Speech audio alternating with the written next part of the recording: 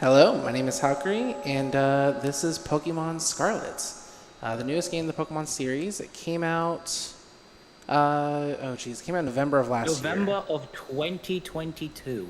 Yeah, and I do have another And this, commentator with me to help bring you this Pokemon action. If you want to introduce yourself. hello, I am Chrysosaurus. I am the disappointed voice that you are hearing right now because I'm actually not at Pace. I am actually at home all the way across, well, I guess what you guys say the pond, but Across the pond. whatever, it doesn't matter. It doesn't matter. Anyway, we're gonna get started in this game. There's a lot in this game. We are here for like the next 5.5 hours, and there Get is a comfy. lot of Also, of my audio in my headset is very loud for me, like hearing myself. If I can do it down a tiny bit. Okay. And I'm ready to go. Let me know when you're ready for the countdown. All right, 3, 2, 1, go. All right. So there's a little bit before this. Crisis, if you want to explain, why the timing is the way it is, All right, so Hal prefers to have an offset for when starting the game because the timer doesn't actually start when you go into the game. So this is what we call house timing, where the timing actually begins when you first are able to move the character in here. Mainly so that this just skips a 3-minute cutscene that we don't have to watch every time we want to reset this category, which helps. Right here, we're going to be changing some settings. You're going to keep autosave on because this game is notable for many unfortunate crashes, but hopefully we'll see none here. that But as well as the game has a lot of issues being a game at times. yes, but To the point where halfway through the run, we're going to need to close the game to save, lag. yeah, we'll get to that. But most Pokemon runners or anyone who actually experiences Pokemon might actually notice two settings that are actually not in the settings menu, and that is battle animations and battle style. They are both, thanks to Game Freak's blessing, turned on and cannot be turned off. Meaning this is actually one of the first games since, well, I guess before Arceus, since Colosseum and XD: A Gale of Darkness, where we are forced to watch the animations of all of the moves, which means that actually not only do we have to consider move animations in terms of what moves we want to use, also the move's power, but mainly the move animations. If two moves can now kill, we actually want to use the faster one instead of the slower one instead. So that actually makes why we pick a certain Pokemon later as our main. The primary reason is actually animations. But another annoying thing about this game is also the battle style set to switch and not set, and that is done by default. That means that for the entire game, it is actually beneficial to only have one Pokemon in our party. There is going to be a case where we're going to have more than one, but that only happens 3 hours later, so we'll get to that when we get to that. But it is beneficial for us to keep only one Pokemon in our party for the most part. The beginning is actually a very big exception, but Yeah, you may, if you watched Pace last year, you'll probably remember that I ran Legends Arceus, or you won't probably remember. You might remember that I ran Legends Arceus any percents for that event.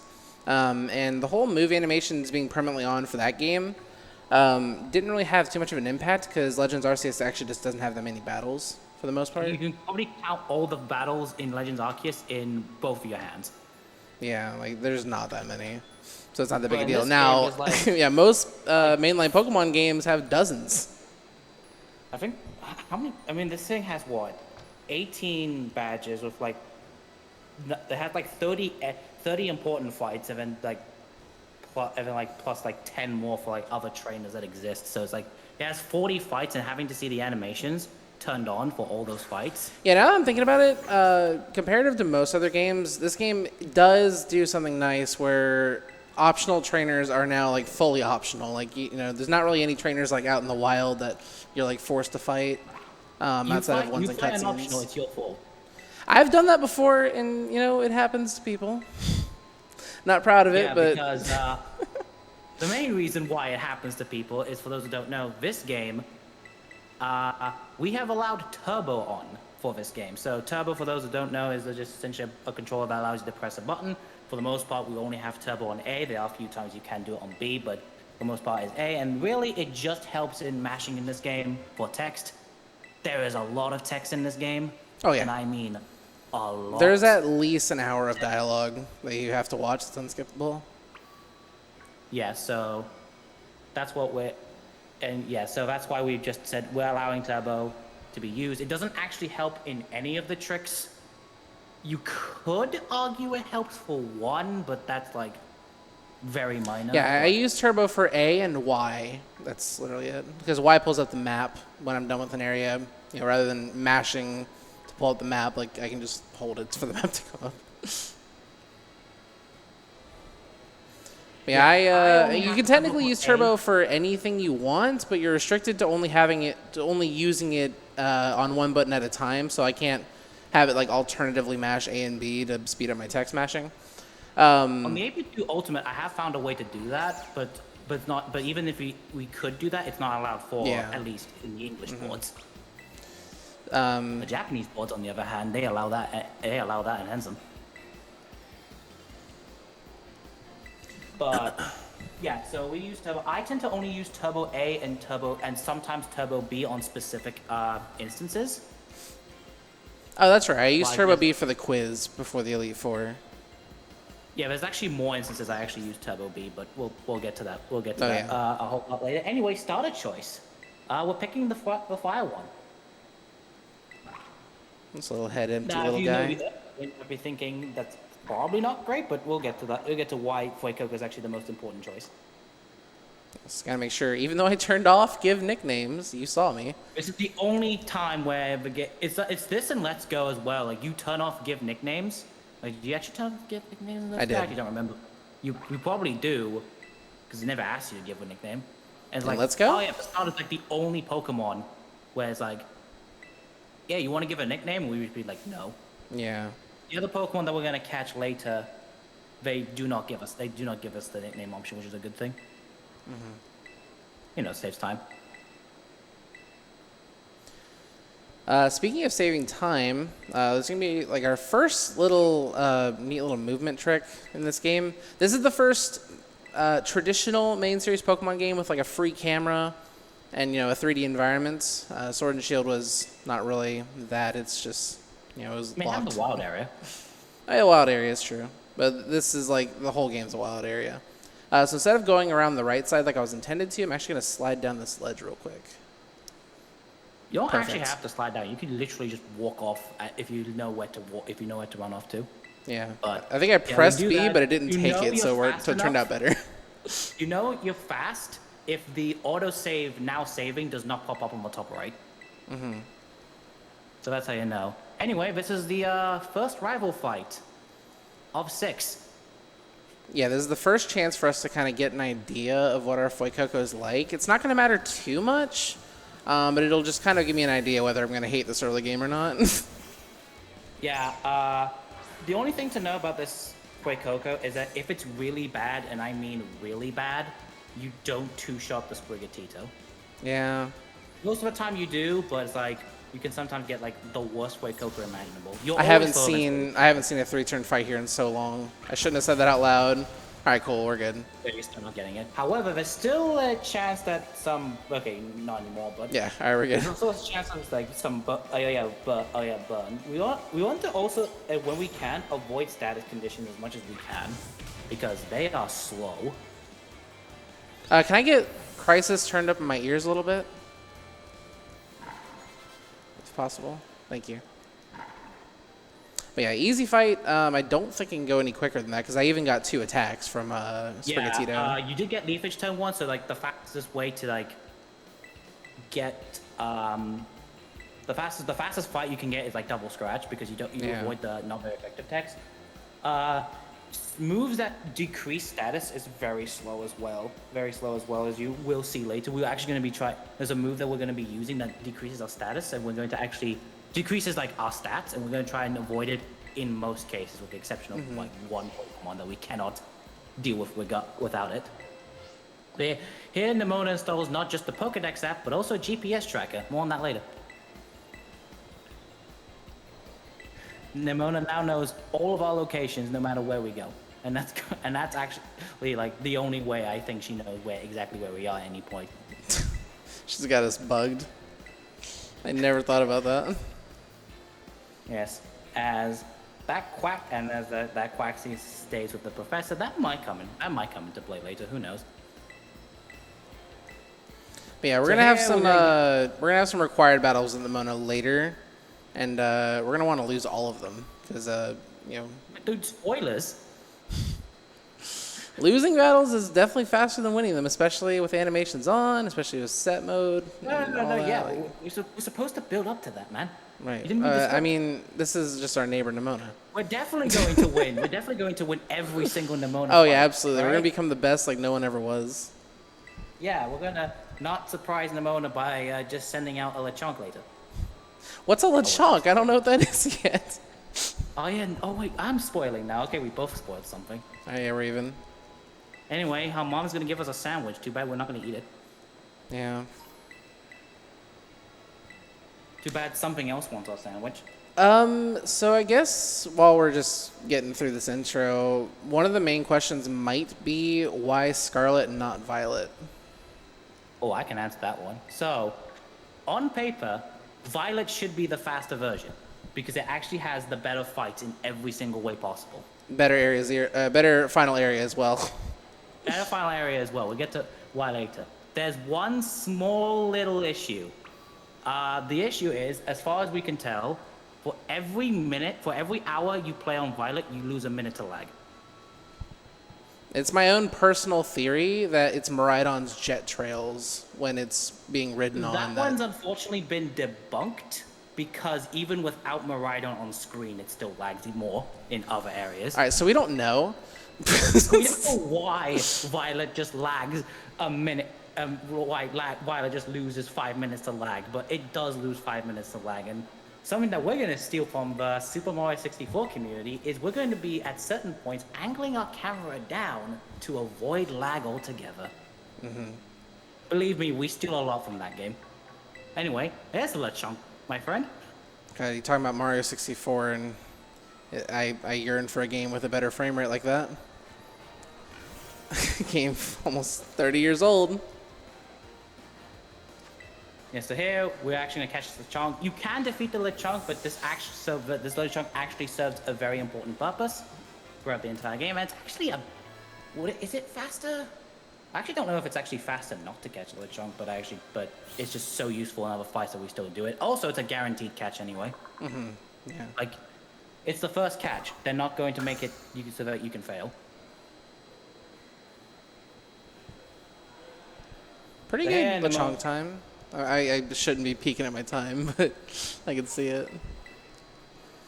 I think my goal there is an 11:15, so I got an 11:16. So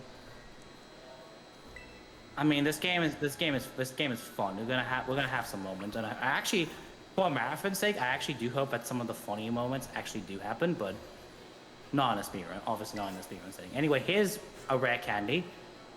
Here's a fun little idea, chat.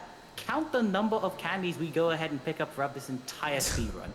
I was gonna say take a drink for every candy, but I don't want to kill anybody. No, It's a terrible idea.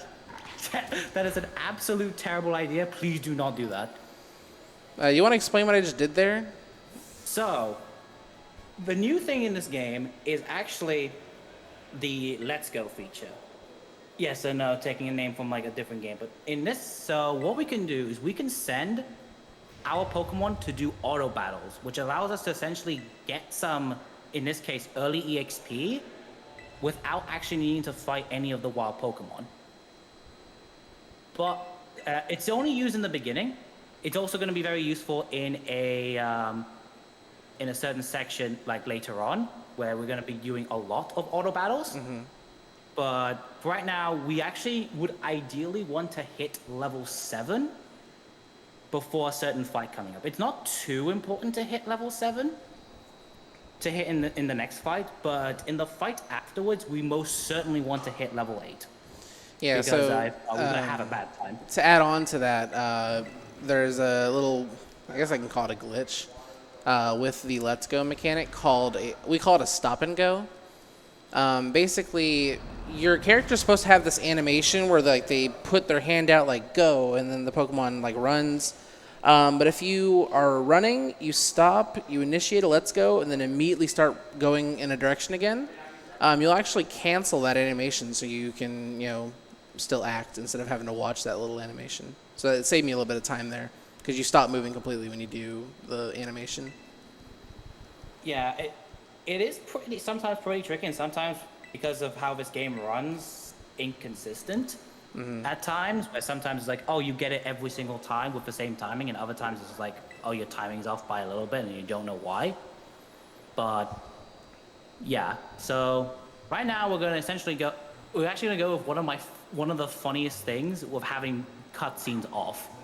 So normally when you play this part of a section, you see after Koraidon eats the sandwich, Koraidon like transforms into his battle form. But because we have cutscenes off, you're gonna see my favorite thing of Koraidon just doing that anime disappear and reappear in a different place. It is actually It's so jarring. Like, this game was not quality tested at all. But it's like, I guess they didn't expect us to have like movies turned off, despite the fact that they gave us an option to do so. Yeah, like, I don't know. I think So, that like, definitely is would it have been right on? that would have been a It'll be part like- of QA, is making sure movies turned off. It's a seamless transition. It is. I would And not call this this is- seamless. Like, It's like that. It's so suddenly battle form. Oh, I love that. Anyway, we're actually doing a little bit of an interesting thing in this movement where we're actually not. If we run too close to Koraidon, we actually lose our ability to run. So what we're doing is we're actually standing behind him a little bit, and then when we get to a certain cutscene trigger, we're then going to start to run towards it. That was like perfect. We then don't have to. I saw do that. Koraidon's tail like right as soon as I got this. And I believe that having the camera already angled toward Nimona makes it faster. It seems like it. I'm not sure if it is though. I also angle the camera, but I angle it like a little bit later than when you do it. Yeah, I think I do eat a little bit of I'm lag. gonna destroy a rock because of Oh, course he watch is, this. and Watch then- these hound hours. They're going to go into the floor. And they're before gone. they go, Hound hour used I dig. actually did not know that until Halq showed me one day. It's so silly. Yeah, so here we're gonna get like a little bit more EXP because we do want to be level 7. So we're gonna knock out these youngest. These youngest and the Diglett here is consistent. Because of how the Let's Go feature works, we know that they do. We know that type effectiveness means something, and the typing of the Pokemon does mean something. But we also believe that the stats do mean something. It's just that we have no idea how the stats play out. Yeah, there we go. There's level 7. Yeah, you get to level 7. I think I lost a little bit of time because I could have activated this cutscene a little bit sooner, but I wanted to make sure I got to level 7. I probably should have just skipped the Diglett because I didn't need it because I did kill the Lechonk before I came into this cave. You can get to level 7 with just the Pokemon here, but it is so much helpful to like KO Pokemon on the route just beforehand because... Dealing with that Diglett is literally a 50-50, I'm pretty sure.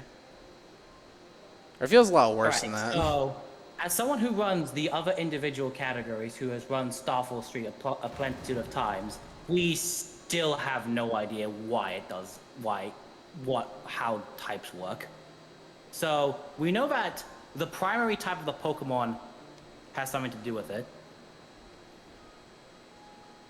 And but we also believe that the stats may also have something to do with it, but we just don't know to what extent. Well, so the way the Let's Go feature works is first and foremost, I'm pretty sure your Pokemon's just going to use the first move in its moveset. Oh, that's not true. It only uses its type. Its types are the only thing that it matters. So okay. Fuecoco, so if you send out a Fuecoco, it will only do fire-based damage. Well, Whereas my Diglett will Fuecoco's use- broken. It's just doing go back in the Pokeball. So yeah, so how this is definitely going to be mentioned more on later sections, but how's the battle? Oh, movie, by the way. Oh yeah. I think this is a Fun movie. fact- This looks like a movie to me. Yeah, this is so despite the fact that we have skipped movies on, some movies are unfortunately unskippable. Because, Now, you can actually count the movies that you skip on one hand. I'm pretty sure. Yes, that is actually true. You skip. Wait, actually, do you? You skip. The You skip the intro, first one, you skip the announcement of the treasure hunts. Yep. You then skip some later skip on. One of the other ones. You skip one of the. One of the other ones, then one of those other ones, yeah. We're trying to count while not spoiling anything.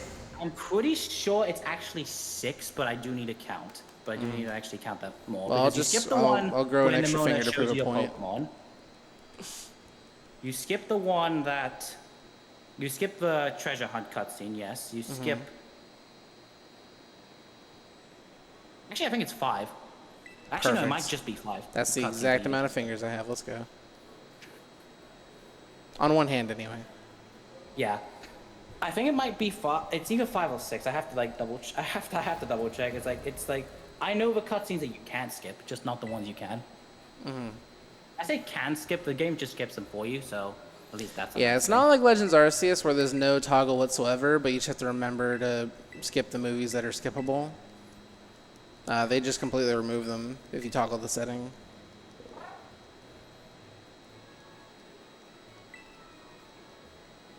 So yeah, now we're gonna introduce ourselves to another character who's also gonna be important to the main overarching story of this game, and that would be Arven.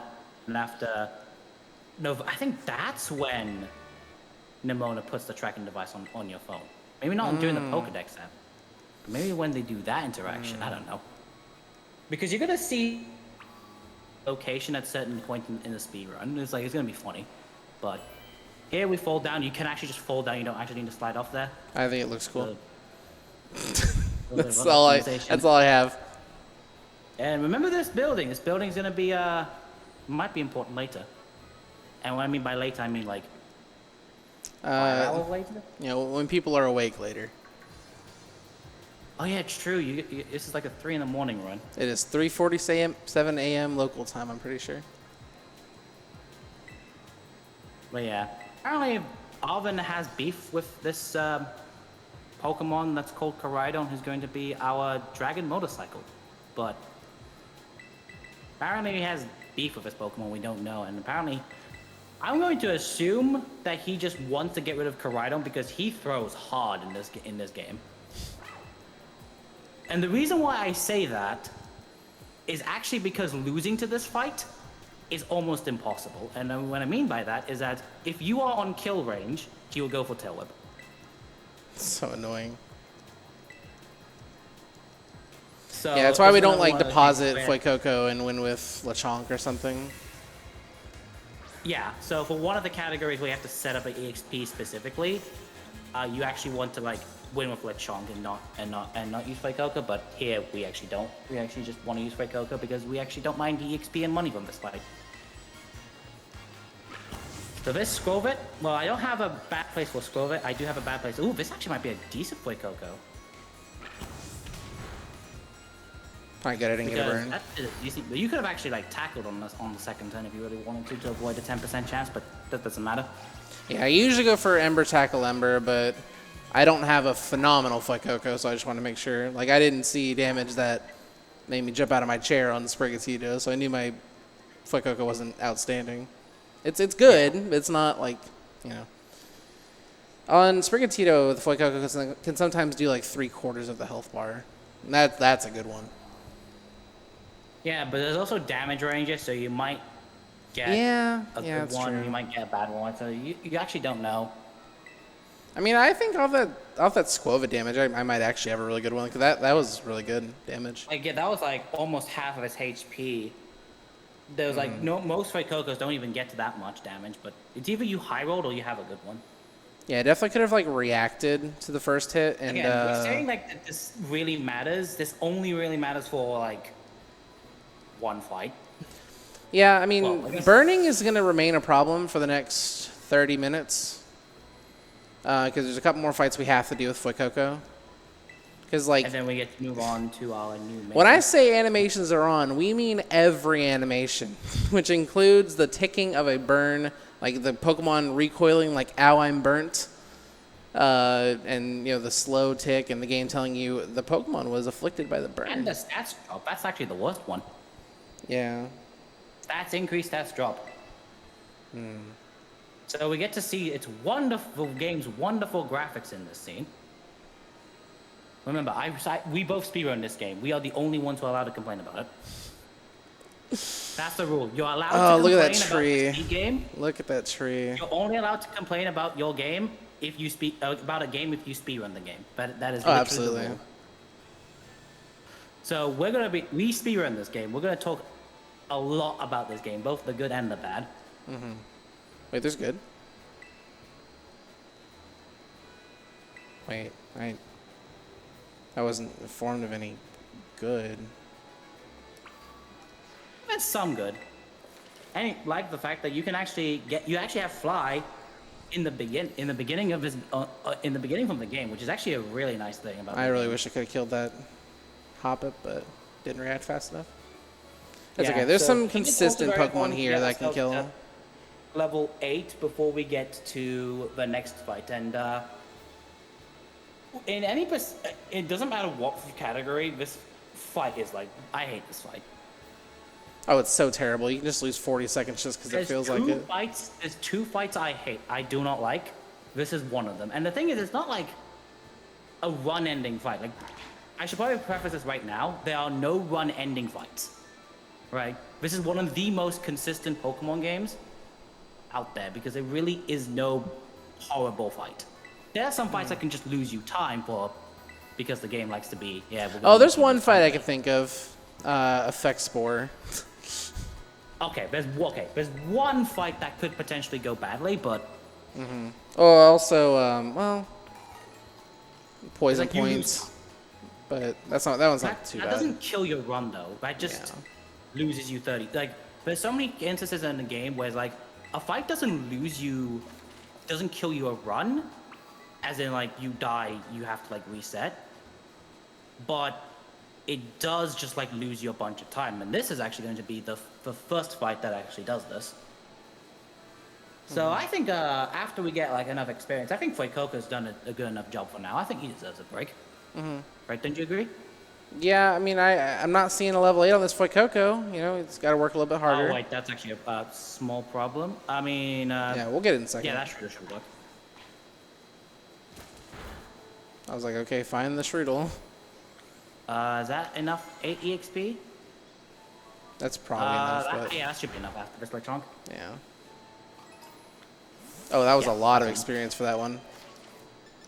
Yeah, but as long as your Lechonk is not level 5, that's good enough. No, yeah, that's perfect. That'll work. So yeah, we're gonna put Fuecoco in our box, and we're gonna go to this door. Yeah, Box Anywhere, I think that was in Let's Go. It was first introduced. Really welcome Let's Go change. first introduced box everywhere, and it's been a staple ever since. Although They took it out for box RCS. everywhere in certain locations is kind of broken because you can do it in the Elite Four.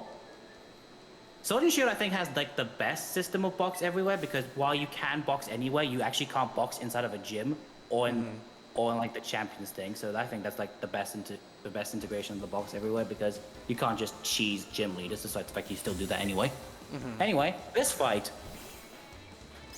we want to lose because it's faster, but this Sprigatito can be a bit of an annoyance. The best thing you can do is have a 2-turn fight, but you can have like 6-turn fight here. Okay. So that's a good start. I've definitely had a 1-turn fight before.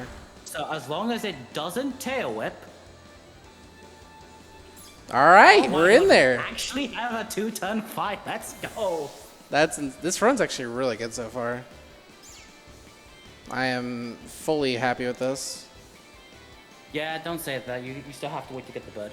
Oh no, I'm not attached yet. Don't worry. I know the next 2 fights are coming. I'm going to Burn City. I am going to Burn City for sure. I'm just going to say this right now. Anytime I speedrun like any percent, I am not attached until the second to last fight. Yeah, you can't be attached that far. I always say there's a certain Pokemon that now lives in my nightmares.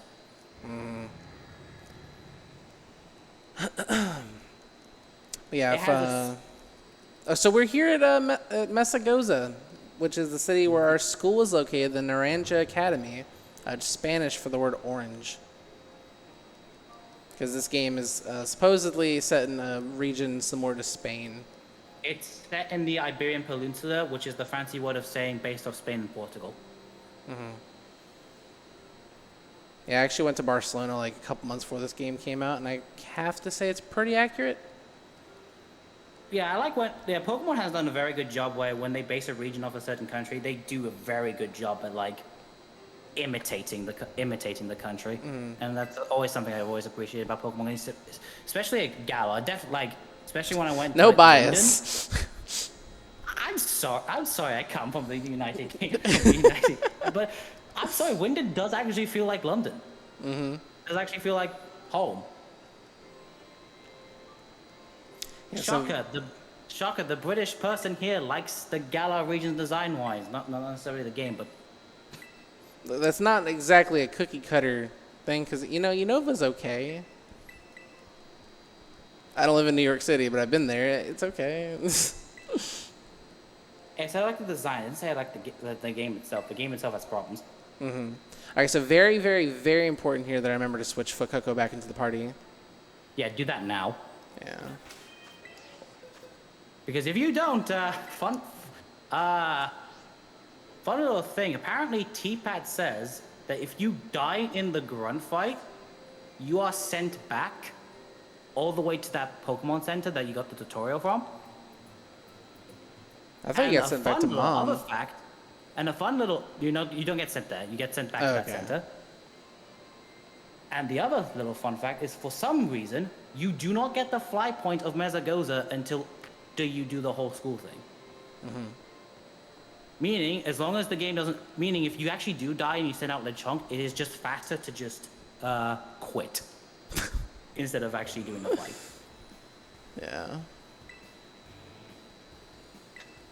I mean, by now, I've usually figured out, oh no, I didn't switch, and they give you a yes or no option.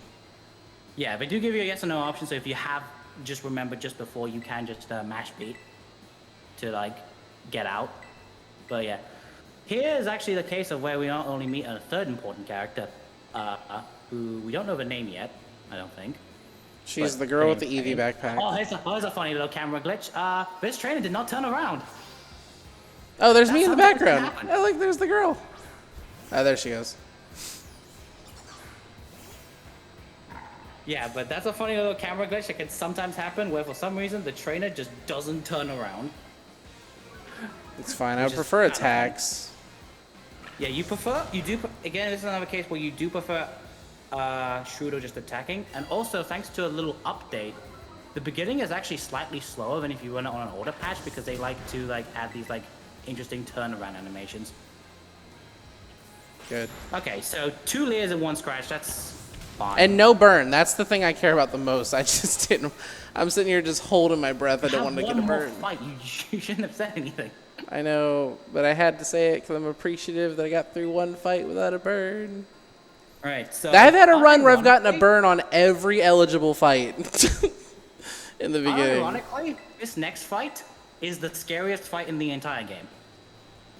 Yeah, I could technically speed tie this next Pokemon. Basically, okay, we haven't really explained stats. If you're new to Pokemon, the way turn order works is it looks at the 2 Pokemon's speed, and whoever has the faster speed gets to move first.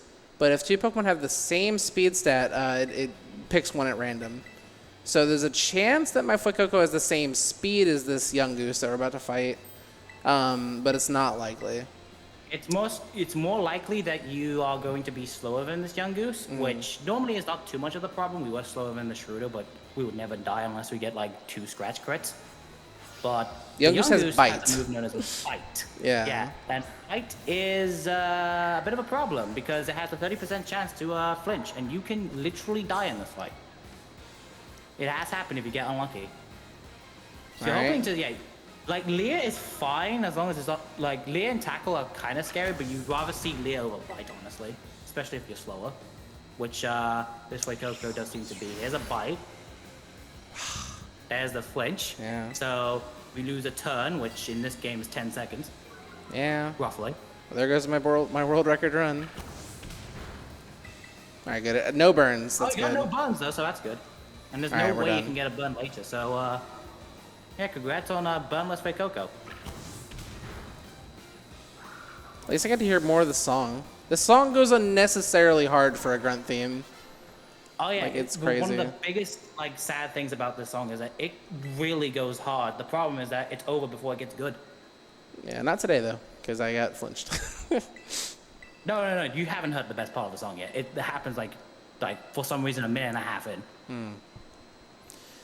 Well, anyways, okay, so we're done with fighting with Fuecoco, which is good.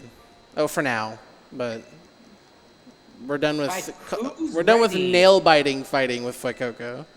Yeah. Now, who's ready of 14 minutes of just dialogue? Oh, I'm so excited. I had my monster. I'm pumped up. I'm not kidding. I am literally not kidding. There is 14. We have to do this whole school section where we have to talk to characters to start. Oh, okay. I want to give a viewer discretion warning. If you're sensitive to jarringly low FPS images, I heavily suggest discretion coming forward. Our classmates are not gifted in the frames per second department. Yeah, that is absolutely true. But we have just be advised. But we have to. But essentially, we have to like talk to people and do this. And in fact, actually, you know what? I'm gonna open. I should have done this before, but I wanted to do it just for fun, just to time exactly how long this section takes if you do it optimally. Mm-hmm. And it takes at least 14 minutes. Are you gonna open up my stream to see if it's done optimally? I don't know if it's a good idea, Chief. I'm gonna open your stream. I'm gonna open one of my runs. Oh, okay, perfect. There you go. But again, I have to go and find like where the run is and. I have done any percent of a slightly different. Well, you know what? I'm now realizing that one turn of bite flinch is actually okay because I did get a 2-turn Nimona, which is well below par. Oh, yeah, there's our classmates and their 5 FPS glory. Thankfully, we do not have to see them for very long. As this whole system where you can try and graduate school. Where they have all of these like tests and questions that you can answer. We do none of that, by the way, because why would we do that? Yeah, apparently one of the Elite Four members is a teacher. I didn't know that until like a week ago. Actually, with the exception of Larry, only one of them is a teacher. Mm-hmm.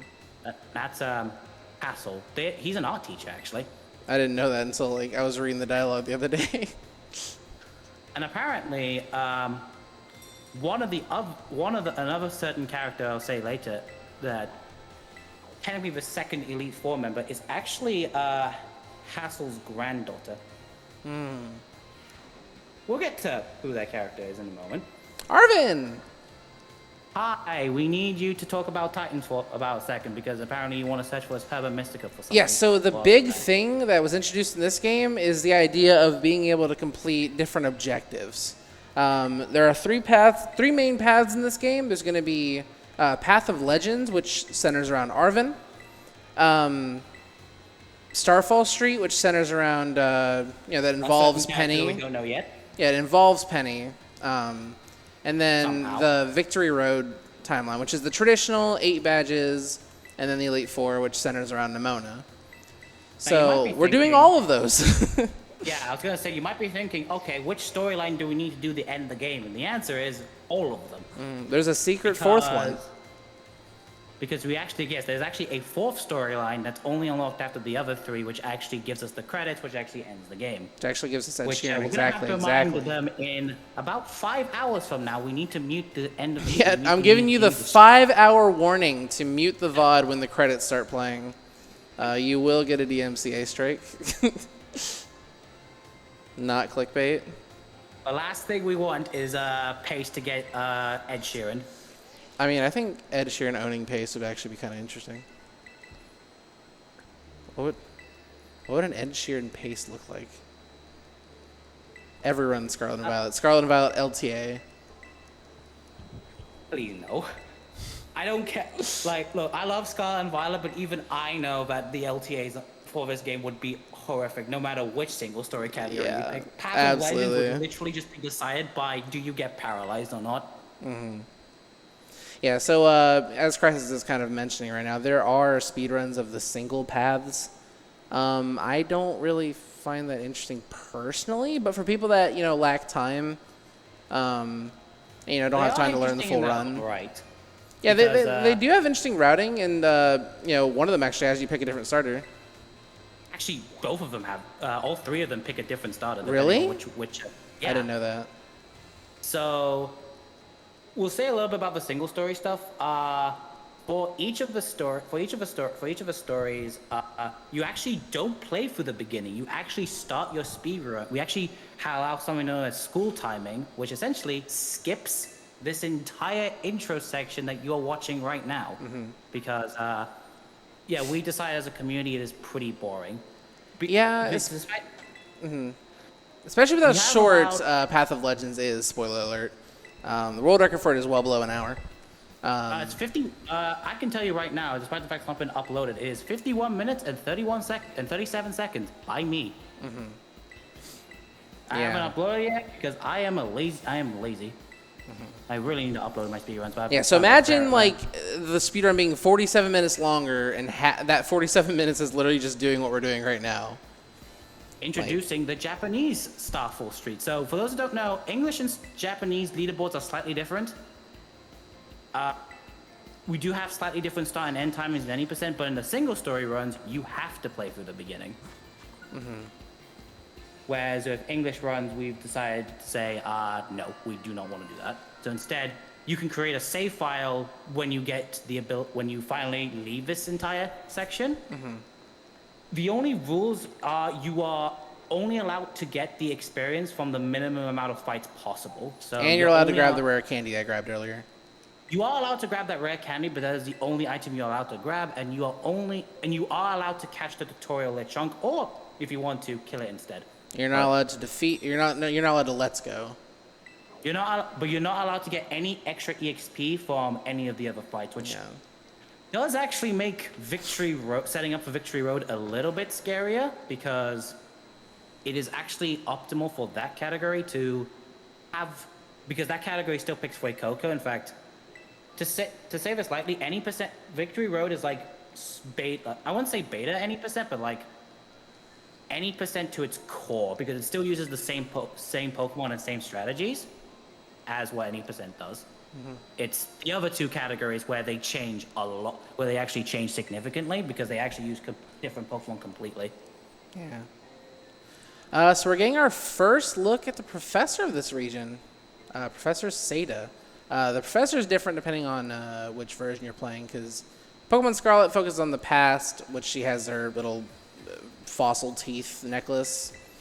And in the other game, it's Professor Turo, and that game is more focused on the future. You also have, depending on what version, the worst mother or the worst father in Pokemon series history. Although, actually, is it the worst? Because for worst father, you have to compete against Getsis. And he's pretty bad. Is Getsis a father? He's technically the adopted father of N. If you think about it that way.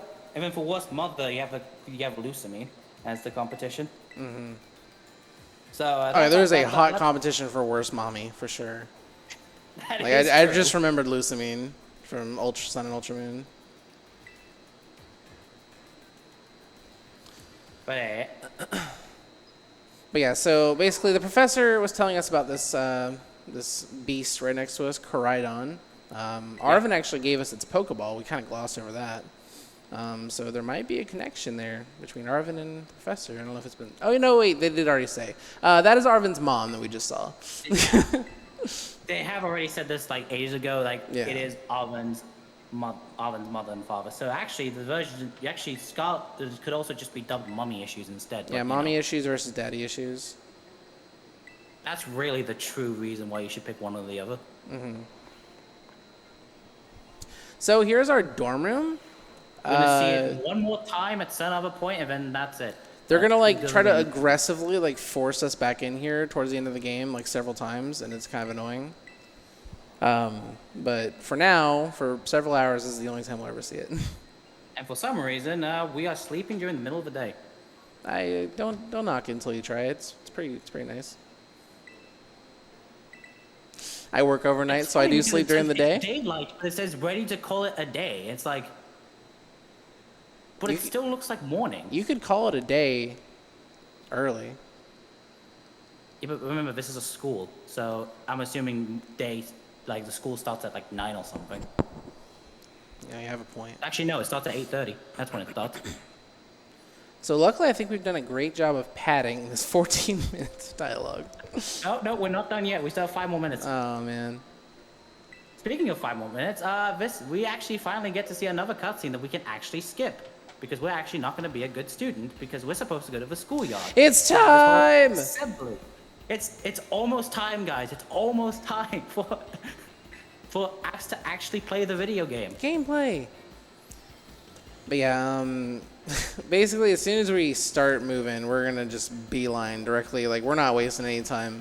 And I'll probably try to focus. So I saw the auto save just like flickering in the corner there during that loading transition. It does that sometimes. But yeah, once I get the chance to move and everything, I'm gonna focus, and I will let Crisis kind of explain what I'm doing and why I'm doing what I'm doing. So yeah, essentially when we finally get the ability to ride, we're gonna have to play a game called Can You Dodge All the Encounters? It's a Pokemon Dodgeball, where you have to dodge all the encounters that sometimes move and sometimes doesn't. Oh, and the fun little stipulation too is even if you dodge them, even if you're nowhere near them, you can still get encountered. It's the most ridiculous thing. I have like 5 ridiculous clips. It's absurd. I have 17 or something along those lines. I'm jealous. I have like I can make a whole compilation of like dumb encounters of this game, but I'll do that another time. But I mean, like at least a recap of literally what just happened. At least with some of those encounter situations where they're just nowhere near you, I have had some explanations given to me that make me feel better, and it feels like avoiding what I'm avoiding helps. Like we said, we're gonna get a chance to ride Miraidon in a second, and for some reason, sometimes when you bump into a tree a certain way or some kind of collidable object, it like increases the size of your hitbox to wild Pokemon. And as long as you avoid bonking on like trees or anything like that, like I've avoided that pretty much since. That's the first time I've heard that theory. Yeah, I told Shenanigans actually. Shout out to Shenanigans. Shenanigans. Right after it happened, I went into the chat and told him what happened to me. He's like, "Oh, I think I know what you're talking about." And then he watched my clip. He's like, "Yeah, I think it's the tree." And I'm like, "Huh, okay, I'll try to avoid trees." And then I haven't seen it. I haven't seen it done. Different theory.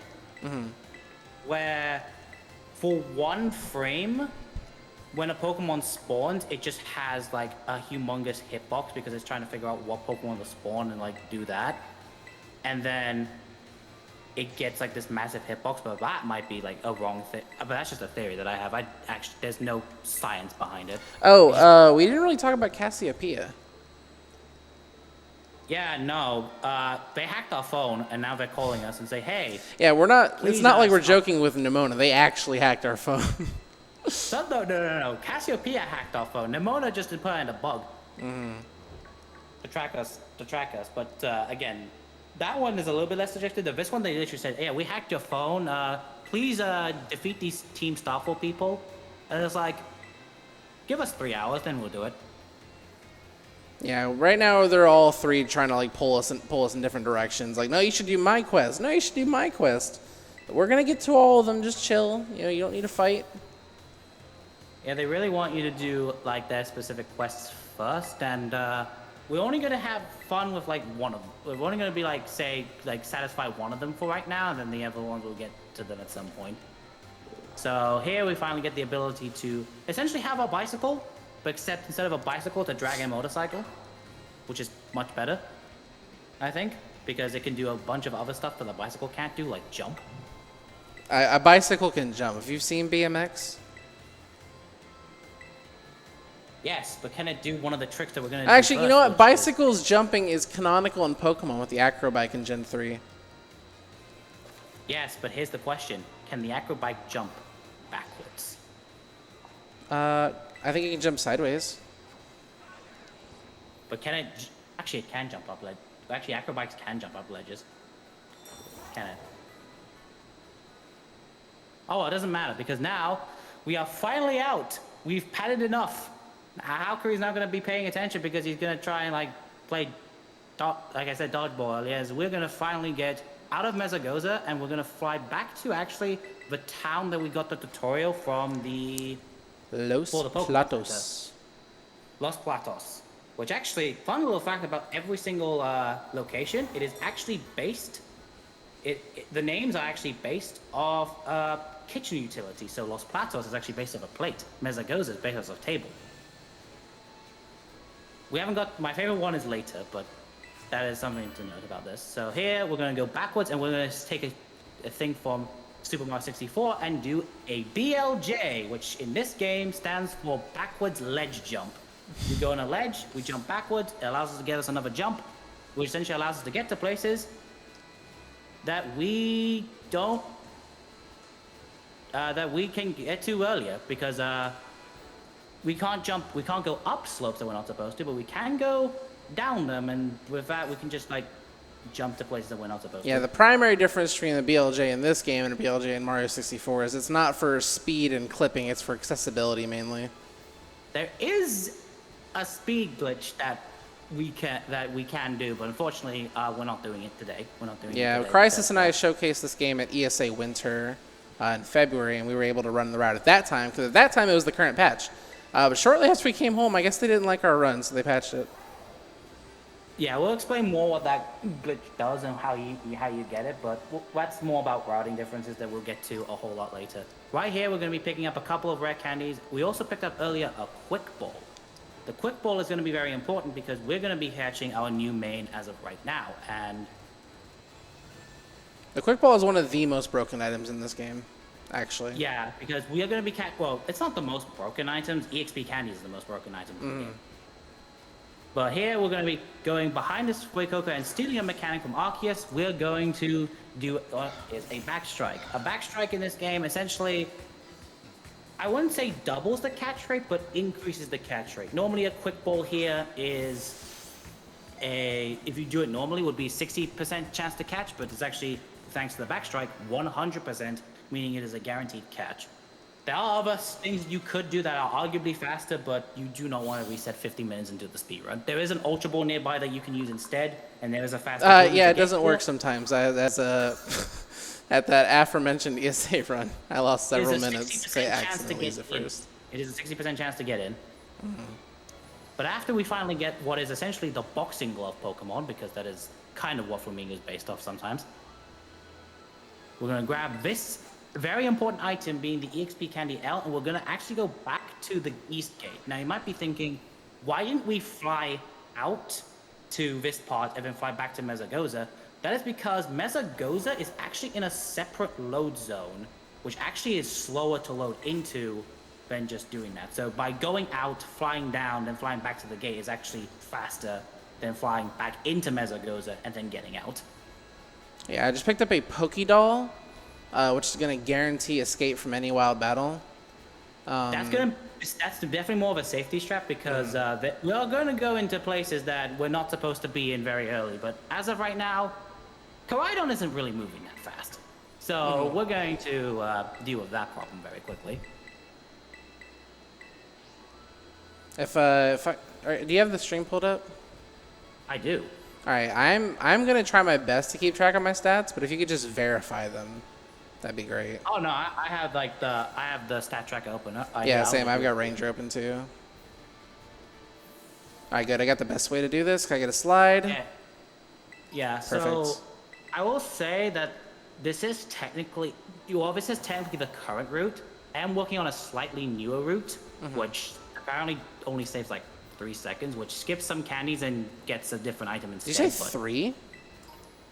It doesn't say it. I actually double checked the amount of time it saved. It doesn't save that much time actually. That's hype. I'm so excited for that. Which changes the, well, optimally it saves like probably a little bit more, but we're going to be going into what is the first type. And there's actually a fancier way to do this fall. You can actually fall on that rock thing right next to it. It is a bit more tricky, and it just doesn't always work out, but it always works out. And here is where we're going to figure out what is the stats of this bird. So here we're going to go give ourselves the EXP L candy to Flamigo, and then we're going to also relearn a move being located. Scrappy at least. 59, 53, 59, 53. And I'm reverse naughty, okay. Okay. I didn't mean to do that. Whatever. I just screenshot your stats anyway. So. Perfect. 59. It's minus. 53. 59 minus. That's actually. I've got 14, 17, 12, 15. That's pretty good. Yeah. That'll be fine. Evan stats 4 to 7 HP. Defense is. So Crisis said earlier that this game is like extremely safe to run, like from a finishability perspective. Like no fight's gonna kill you. That's because you can literally run any Flamigo. Like the way the route is currently structured, any Flamigo is viable and can be made viable. You're not gonna like this. Guess what your special attack IV is? 30 and 31. Yep. Oh, perfect. Yeah, I only copied down my attack and speed since those are actually literally the only two stats that matter. Like, Yeah. just not even exaggerating. The other stats actually just never matter. Yeah. Attack is literally the only stat that really matters throughout the entire game, and being minus attack nature is a bit of a pain. Yeah, but I'm at least like minus attack and like 14 IV minimum. So do you want to explain IVs? All right, so the only thing to know about IVs is that every stat has a number between 0 and 31. The higher the number, the better the stat.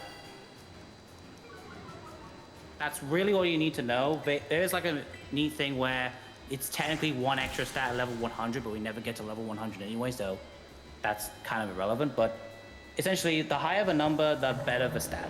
And this bird is what we call fine. The only thing that's a little bit sour is its nature. So every Pokemon has a nature, which can boost one stat by 10% and decrease one stat by 10%. And unfortunately, Halq did get a little bit unlucky and get himself a minus attack bird. So he is going to have a 10% deficit to his attack stat. But it is temporary. Yeah.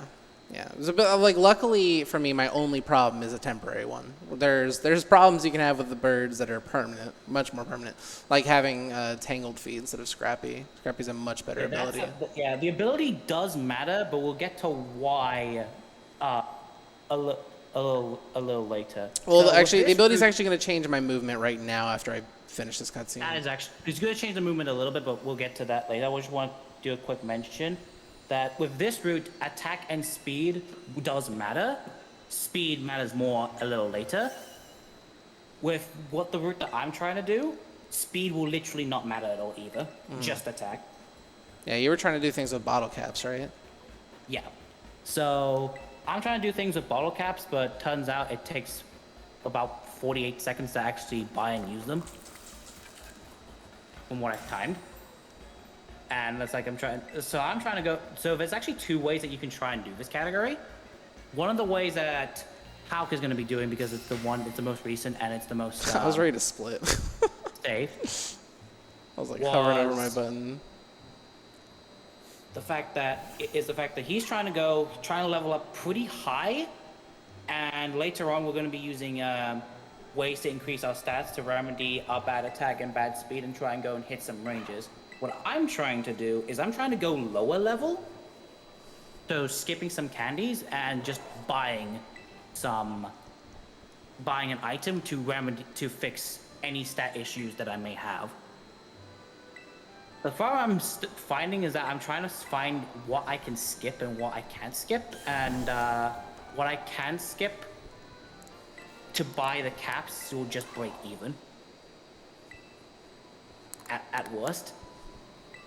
It does make the end game a whole lot more, because we are playing most things that we do are very much safe, and so I'm trying to add a little bit more risk. Shout outs to my Maryland Jockey Club's branded water.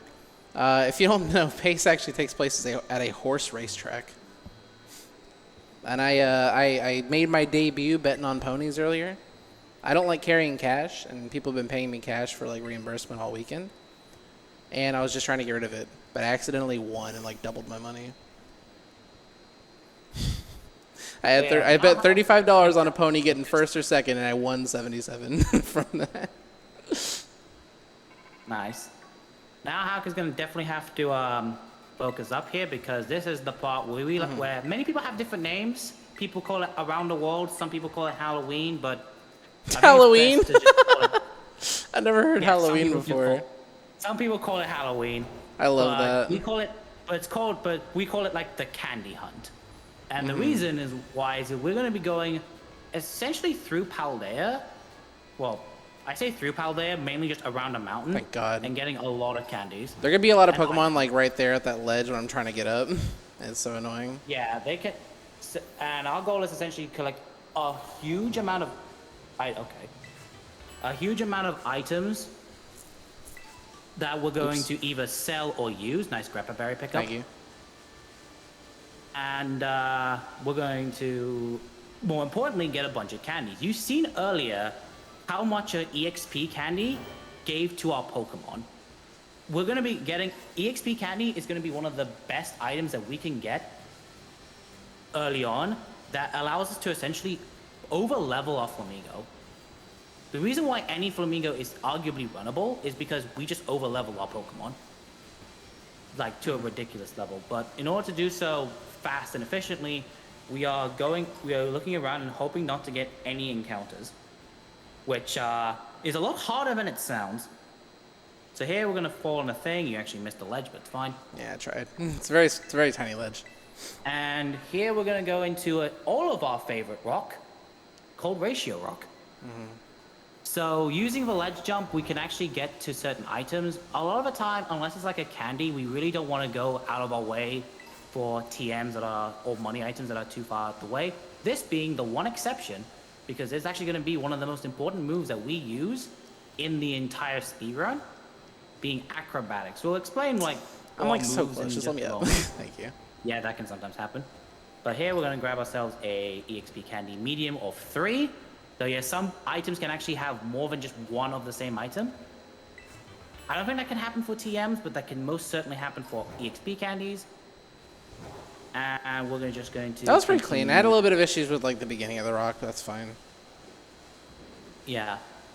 So yeah, the difficult thing is that these Pokemon can just spawn at any point and at any time, and they can even spawn right in front of you, so you're going to have very good reflexes, and sometimes having good reflexes is not good enough. Yeah, luckily I have that Pokédoll in the bag, and I'm about to actually get another right here. Yeah, so you do get some Pokédolls. There are some Pokemon that I know for a fact that you can run away with. Oh, like Gravard, yeah. Yeah, Greavard, some of the slower ones, like Low Kicks is also another one, Mudbray is another one. Sneasel, Satoto is also another one you can also do. And then, yeah, we're going to be still collecting, like, a lot of candies, and I do mean a lot of candies. I think, if I recall correctly, we should have about 20 mediums, 4 larges, and, like, 6 rares? Yeah, by the like end that. of it. The most dangerous Pokemon are actually Pokemon that are spawned underneath trees, because they are, especially near trees of items that we want to pick up, because they are very important. They are very, very important. But they can sometimes be hard to see, and sometimes their hitboxes or something, and sometimes they could just be on the tree, like that Bronzong. Oh, this is like a rare moment I'm gonna want to look up instead of down, because there's a massive underground network of tunnels actually right here. And I feel like if you look down, you kind of load that. I don't want to do that. No. I mean, I don't have any evidence for or against that, but sure. I didn't see that Pokemon until it was almost too late. Good lord. Yeah, here we're gonna grab. I almost hit that Bergman. Dude, I literally can't see. Oh my god, I literally can't see. Yeah, welcome to snow in the middle of a day where it's actually kind of difficult. At least it's not Blizzard. Alright. Yeah, and ice Pokemon, famously white or near white colors.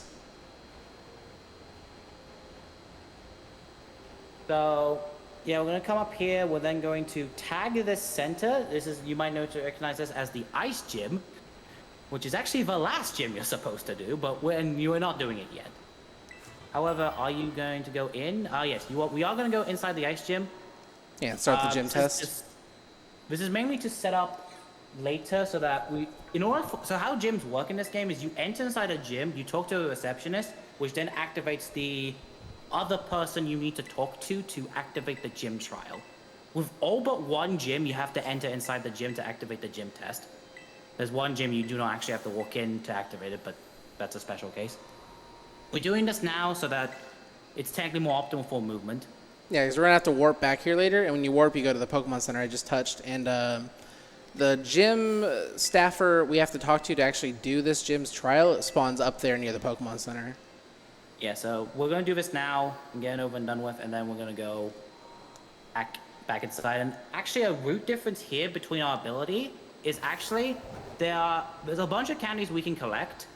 Because of our ability Scrappy, we don't need to collect them all yet. We still have to, but right now we're only going to go this way, and we're going to collect some of the candies and get ourselves another center.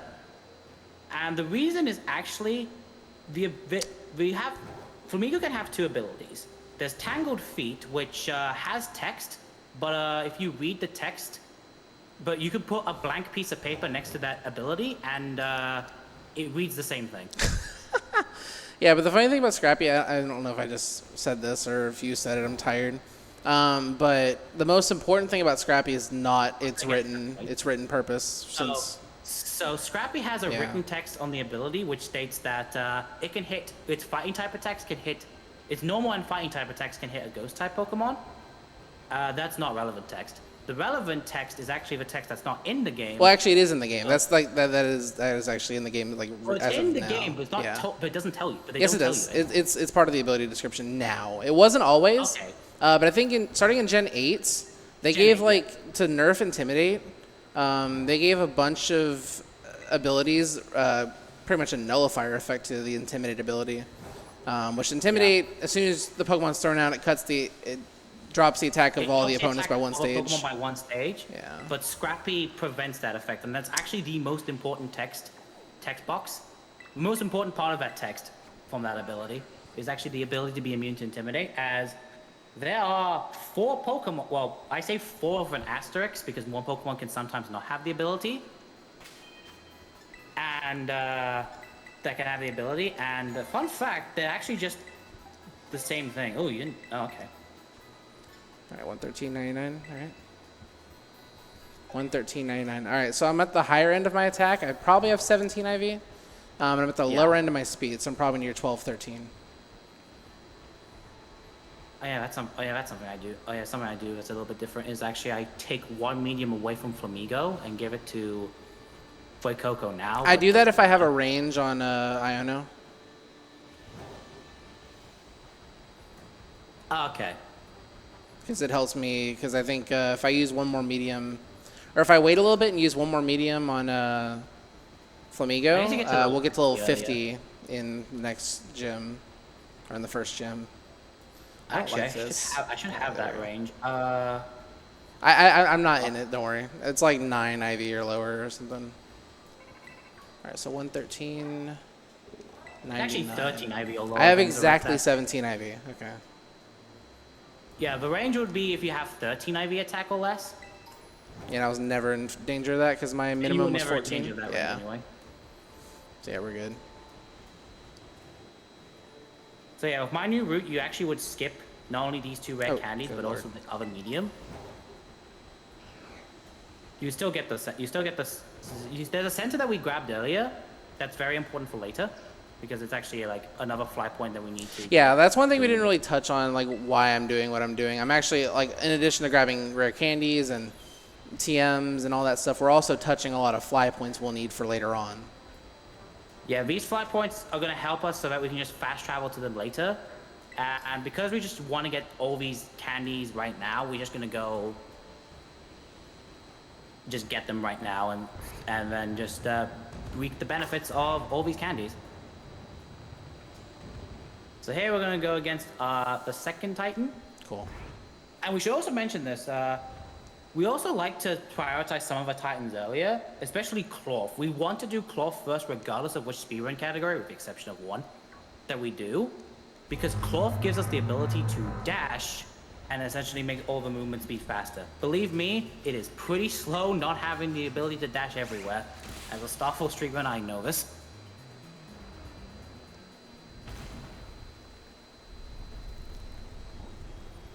Alright. So yeah, because we're so high level, this Steel Titan is just nothing. It's just nothing. I should also mention a thing about Titans. On the first phase of a Titan fight, it's just the regular Pokemon. There's nothing special about them, aside from the fact that their IVs are all 30. Phase 2, they all get... The only thing that changes is they get a HP boost to their stats. Just a HP boost, that's it. That's all they get. So, with Cloth, it actually doubled their HP. With the Orthworm Titan, it's actually going to only have 50% extra HP instead. Okay. Okay, so yeah, it looks like I'm gonna need to use the hasty mint later on. Go with my speed. So, yeah, we are checking our stats because this is like the second and technically final time we can optimally check our stats. Yeah. And based on what our stats is, we're going to have to buy stat increasing items later. But that's 4 hours. That's a problem 3 hours from now. Roughly. For now, we still have to deal with these stats, and Fuecoco is evolving. Let's go, little guy. To his final evolution stage.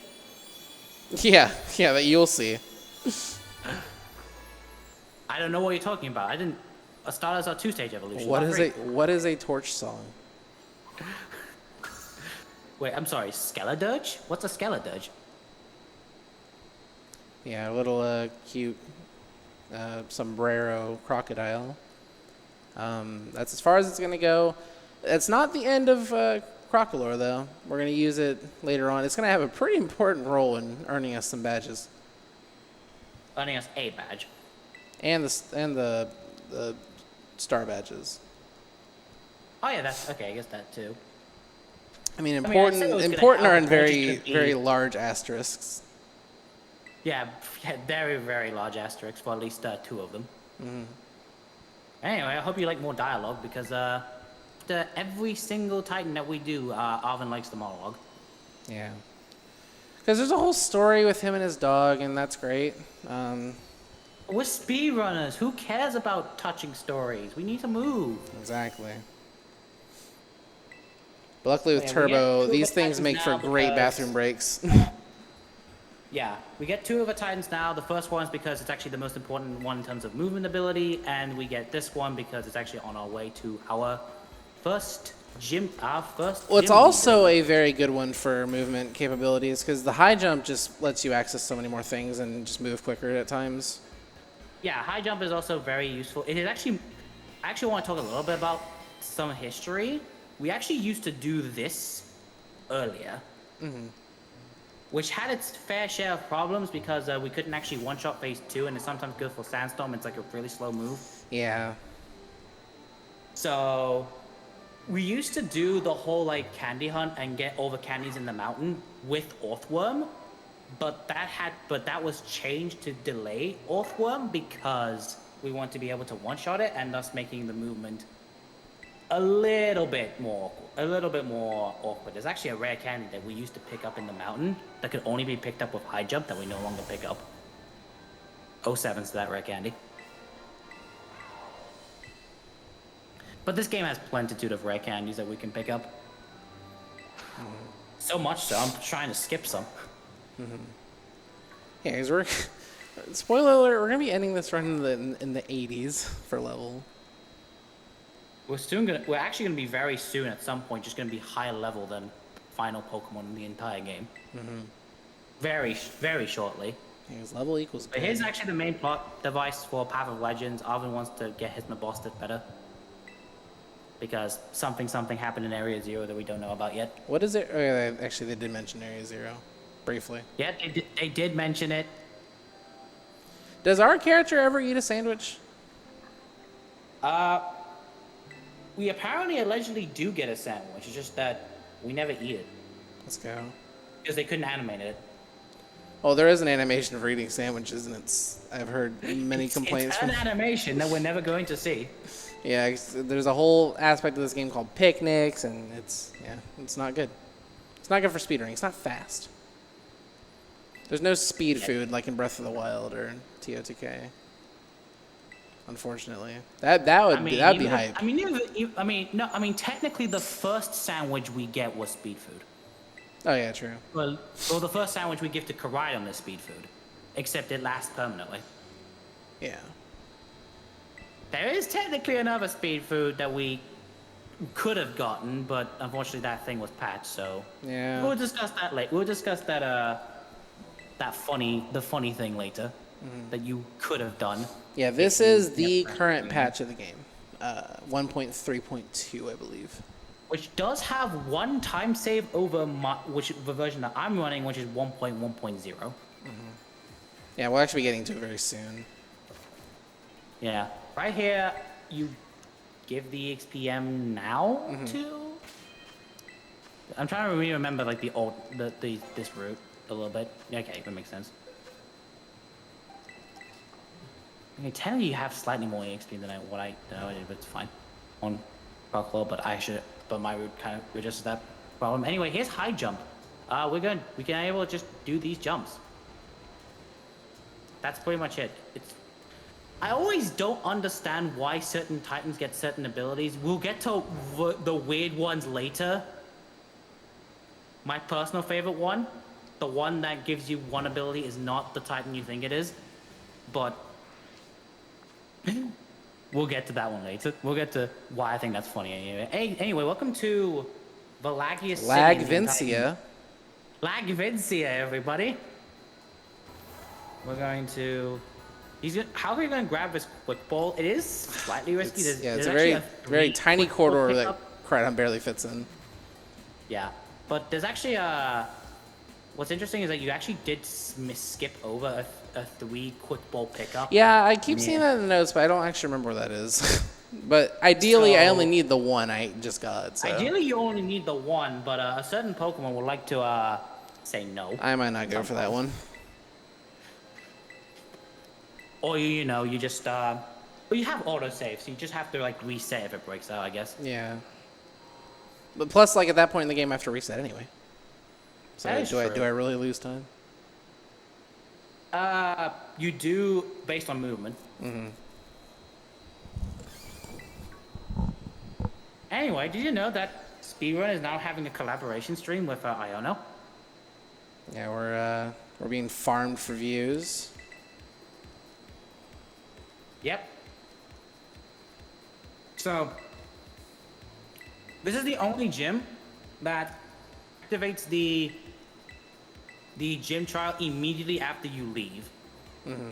So, if you talk to that guy and you activate the gym trial, you have to now do the gym trial. So, do keep that in mind. This is especially important if you accidentally did not box in your Fuecoco before doing this, because if you don't, you are stuck with that in the party, and because battle style is set to switch by default and cannot be turned off, you lose 4 seconds for every time the game asks you to switch. Which Luckily, it's thankfully only is once. Yeah, on the second gym trainer. but it's still 4 seconds. Anyway, we're playing Budget Where's Waldo. Fine, Mr. Walksabout. I see him. He's right there. Yeah. Got him. This one is like not really done, and after you do after you find Clavel or Mr. Walksabout in this case, you have to do a fight against what is essentially one of her fans. Yeah, so we're fighting one of her tier 3s here. And this Luxio actually has a random ability. If it doesn't have Intimidate, we save some time. It's a 50-50 between Cool. Intimidate and Rivalry. It's raining, Pog. Oh no. Okay. So. Now we're in Yeah, Lagvincia. But well, I guess we'll talk about it now. This game has a weather system. It's 100% random. Yeah, and Like- usually rain is bad. There's one spot I think it might be slightly better. In the Fire Starbase, the lead on the leader there. That's like the one place where Yeah. it could be slightly better. Because like I've had it in my last couple runs and it just blocks drought. I'm like, huh, Yeah. that might have been faster. In this game, overworld weather does block ability weather and other weather as well. In this game, which is interesting. So if you try and set up sunny day right now, it will fail. However, in most cases, rain is actually bad because, especially in this town where it's like very, very laggy, rain adds even more lag into the game, and it's not something that we can control. There are places where rain is like, it adds lag, but not that much, so it's fine. And then there are places where having rain is actually catastrophically bad. Yeah, right here it hasn't been an issue so far. Yeah, here it's fine because the game's so laggy anyway. Okay, so no time loss in the gym trainers. That Flaffy had the ability static, which means if I make contact with it, it has like a 30% chance to inflict paralysis. Yeah, and I used to, in routes that I made by myself, I tried really hard to route around that. Like, when the game came out, I tried to route this game with Zangoose. So I had it teach Feint, which is a physical, no-contact move, one of the very few that exist. Yeah, I was trying to avoid that paralysis. But then I found out, yeah, because as soon as you enter a gym battle, like by talking to the guy after we finish this, they fully heal you anyway. I didn't realize that. Yeah, this game is like very generous with its free heals. It gives out a lot of free heals, and I mean a lot of free heals. You beat a Titan, free heal. You enter in a gym, free heal. You enter a Starfall base, free heal. You enter the Elite Four, free heal. That's the one that surprises me the most. Anyway, we finally played Where's Waldo, so now we talk back to the receptionist to actually activate the gym to actually do the gym fight, which, shall we say they're kind of slow because they all have an intro text that they like to do.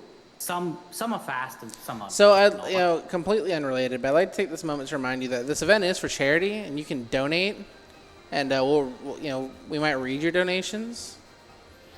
Not related to what's going on at all. Not like this gym leader's about to get a dono. We're gonna have a random NPC who's gonna donate a lot of money to this streamer for some reason. Yeah, so she's streaming right now. I guess the rain went away. Yeah. Maybe it'll be back. I don't know. From what I recall, if I remember, weather changes has a random roll to change every 3 minutes, I believe. That's more information than I had. So, when a weather changes, you are stuck with that weather for at least the next 3 minutes. Because for those who don't know, this game. Yo, Electro King with 5,000 Poke. Hey, yo. Based. Quick note about weather: it changes every 3 minutes. It can re-roll the same weather again, and I believe it's kind of weird because some weathers are universal, meaning they affect the entirety of Paldea. And sometimes weathers just affect a certain region of Paldea. It's kind of weird how weather works in this game. But another fun fact about weather is that the effects of weather happen at the beginning. Meaning if a weather changes during a fight, it will remain whatever weather was at the beginning. This is extremely annoying for one of the gym fights where a sandstorm can sometimes be present. So here we're going to be using our main attacks. Wing attack and low kick are our fastest animations in the entire game, both being around 3 seconds. Fun little fact, low kick is faster by a singular frame. And that belly bolt actually is where we save time on this update. Because that belly bolt has an ability called Electromorphosis, I think, where when it takes a hit, it powers up the next electric move that it kind of silly for that to proc when it dies, because it's never going to get a chance to use that. So they remove that in a later update. It's a shame that they didn't do that for a certain other ability that we're going to see later. Yeah. Twice. And then here we go ahead and use acrobatics. And here we're going to see the main gimmick of this game, and that being terrestrialization, where a Pokemon is going to change its type to a different type. What that means is that they also get a boost to that type. We will never be using it because, well, as you can see here, it's slow. It's slow as hell. But you see here, Miss Magus used to be a ghost type, and now it's an electric type. It's actually a really cool thing in a casual playthrough because this is a Miss Magus with Levitate, who's just Terror Electric, so good luck hitting this for weakness. But yeah, that's the first gym. That's the first of 8 gyms. Pretty solid. What is... Actually, I forgot. What you're meant to do? I forgot what the intended order for this. Like, I know this is meant to be the 3rd gym. The first one is supposed to be Katie. First, yeah, I know what the And then first one. I know Brassius, gym, and then but I'm trying to Iono. think of overall order. Oh, overall, like including all the paths? I don't know. Yeah. I'm gonna quickly figure that out. Scarlet. I mean, all you gotta do is boot up the game and zoom out the map all the way. No, that just tells you what order you did it. No, by default. Well, actually, I don't know. I think by actually, yeah, you're right. I don't know. I just know those numbers. So yeah, we're done here. That will be our last visit to Lagvincia. Thank God. So normally we did Cloth first, Orthworm second, and Iono third. You're supposed to do Cloth second, according to level. The Steel Titan 8th, and the Levincia Gym 6th. Yeah, but that sounds like going left and then going right without dash. So forget that. Yeah, you do KT without dash, and then you do the Stony Cliff Titan with that. Then you get the Titan. You're also then supposed to do Artisan early, which is a bad thing. Also, say hello to this rare candy that we, for some reason, pick up and just not skip for some reason. Yeah. It's 10 seconds. There's probably better rare candies. Surprisingly, actually, that's like the best one. Whereas I'm trying to cut it out because like that's like one of the slowest candies. You know the candy that you fell down to pick up? Oh, good lord. Okay, luckily that's a mechanic. I fell on a Pokemon there. And what happens is the game does this like little recoil animation and it doesn't initiate a battle, thank God. Yeah, because getting an encounter loses you 10 seconds per encounter. More if you use a Pokeball. Yeah, sometimes it can be up to like 15. 15 if it has like an ability or if you use Pokédoll. Are you gonna... Nope, okay. You're not gonna pick up... Okay, so there's an item that you could pick up there, but there's yeah, also and there's a like guard spec, and I'll buy them later. Oh, you buy them, okay. Yeah. I only use one, so it's like, I only need one. I only pick up one and I pick up a later one. So you're noticing that I'm like dismounting Koraidon a certain way, like whenever cutscenes are just gonna make me stop moving. If you run directly into the cutscene with Koraidon, the game just kind of sits there for a minute and then pulls you off Koraidon anyway. So for most of the time, it's gonna be better to enter a cutscene like that on foot. Yeah, and there's actually an interesting thing you can do with a Koraidon that's works better sideways than does forward. I actually did it on the door to the Levincia gym. Yeah, but you can get off Koraidon and for some reason still keep the momentum to either go sideways or even just like forward. Mm-hmm. Forward is a lot more difficult to do than sideways. Wait, like what I think getting off with forward momentum is way easier than sideways. I find sideways momentum way easier to do than forward momentum. Maybe I'm just used to it because I tried to like incorporate forward momentum like everywhere off every ledge. But yeah, so we're gonna be playing hide and seek. Guess how many Sunflora there are? 14? 14. Did I actually guess it? No. Oh. There's 30. 30? Yeah, 30. Wait, valid Sunfloras in Artisan? I didn't know that. That's a lot. There are 30 Sunflora. Like, when you do this in post-game, they say, hey, there's 20 more Sunflora that you can get, and if you only get 10, that means there's 30 Sunflora that you can find here. Obviously, we're just going to be picking the fastest 10, because that's all we need. And so we're going to head this way. Essentially, there are other Sunfloras that you can pick up. There's actually one Sunflora that you're going to see that we're just going to skip entirely. And you might be thinking, wait, why are we skipping a Sunflora? It's right there. And the answer to that is that some Sunfloras fight you. And there's actually a Sunflora, well, actually a little bit more to the right that we skip. Despite the fact that it would be a closer Sunflora, but that Sunflora fights you, and yeah, that's just slow. We don't want to fight any Sunfloras. They're the weakest Pokemon in the game. We don't need to do them like that. You can't say that about Sunflora. Sunkern's like literally right there.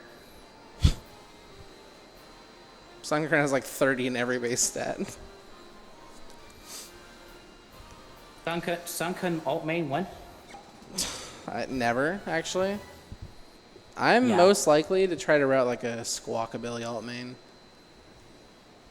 It's on the erratic curve and it has hustle I honestly aerial think, ace. surprisingly, one of the starters could actually maybe have a chance. Like, I think if Quavo actually could get given another chance, I think it could actually be decent by itself. Like, for those who don't know, there have been like two other variations of this route before we finally got to Flamigo. The first one was starter plus level 75 Lucario, Oh god, that where route. we rush all the gyms as fast as possible, and then get ourselves a level 75 Lucario, and sweep the game with that. And the second route used to be similar to this one. It was actually a Hawlucha route, where we used to use Hawlucha. The main funny joke that we like to do is that Flamigo is just Paldea and Hawlucha, and you're not wrong. It uses most of the same moves, but Flamigo actually learns one more move that's actually very important. And it's actually the move that we're going to use in this gym that Hawlucha just does not get access to. Yeah, Flamigo's basically just a Hawlucha with Zangoose stats.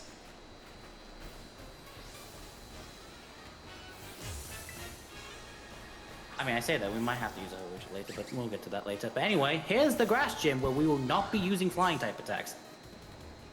Because super effective text is slow. Well, we're gonna get Except super for effective smaller. tech on the second Pokemon, but Yeah, because... Yeah, it's we don't have a unfortunate that, choice. We only have flying or fighting.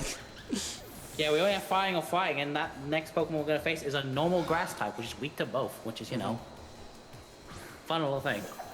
So here's a Smoliv, and there goes a Smoliv. But the most important move that Hawlucha does not get access to is Double Kick. You're Yeah. thinking, wait, why does a 30 base power move important?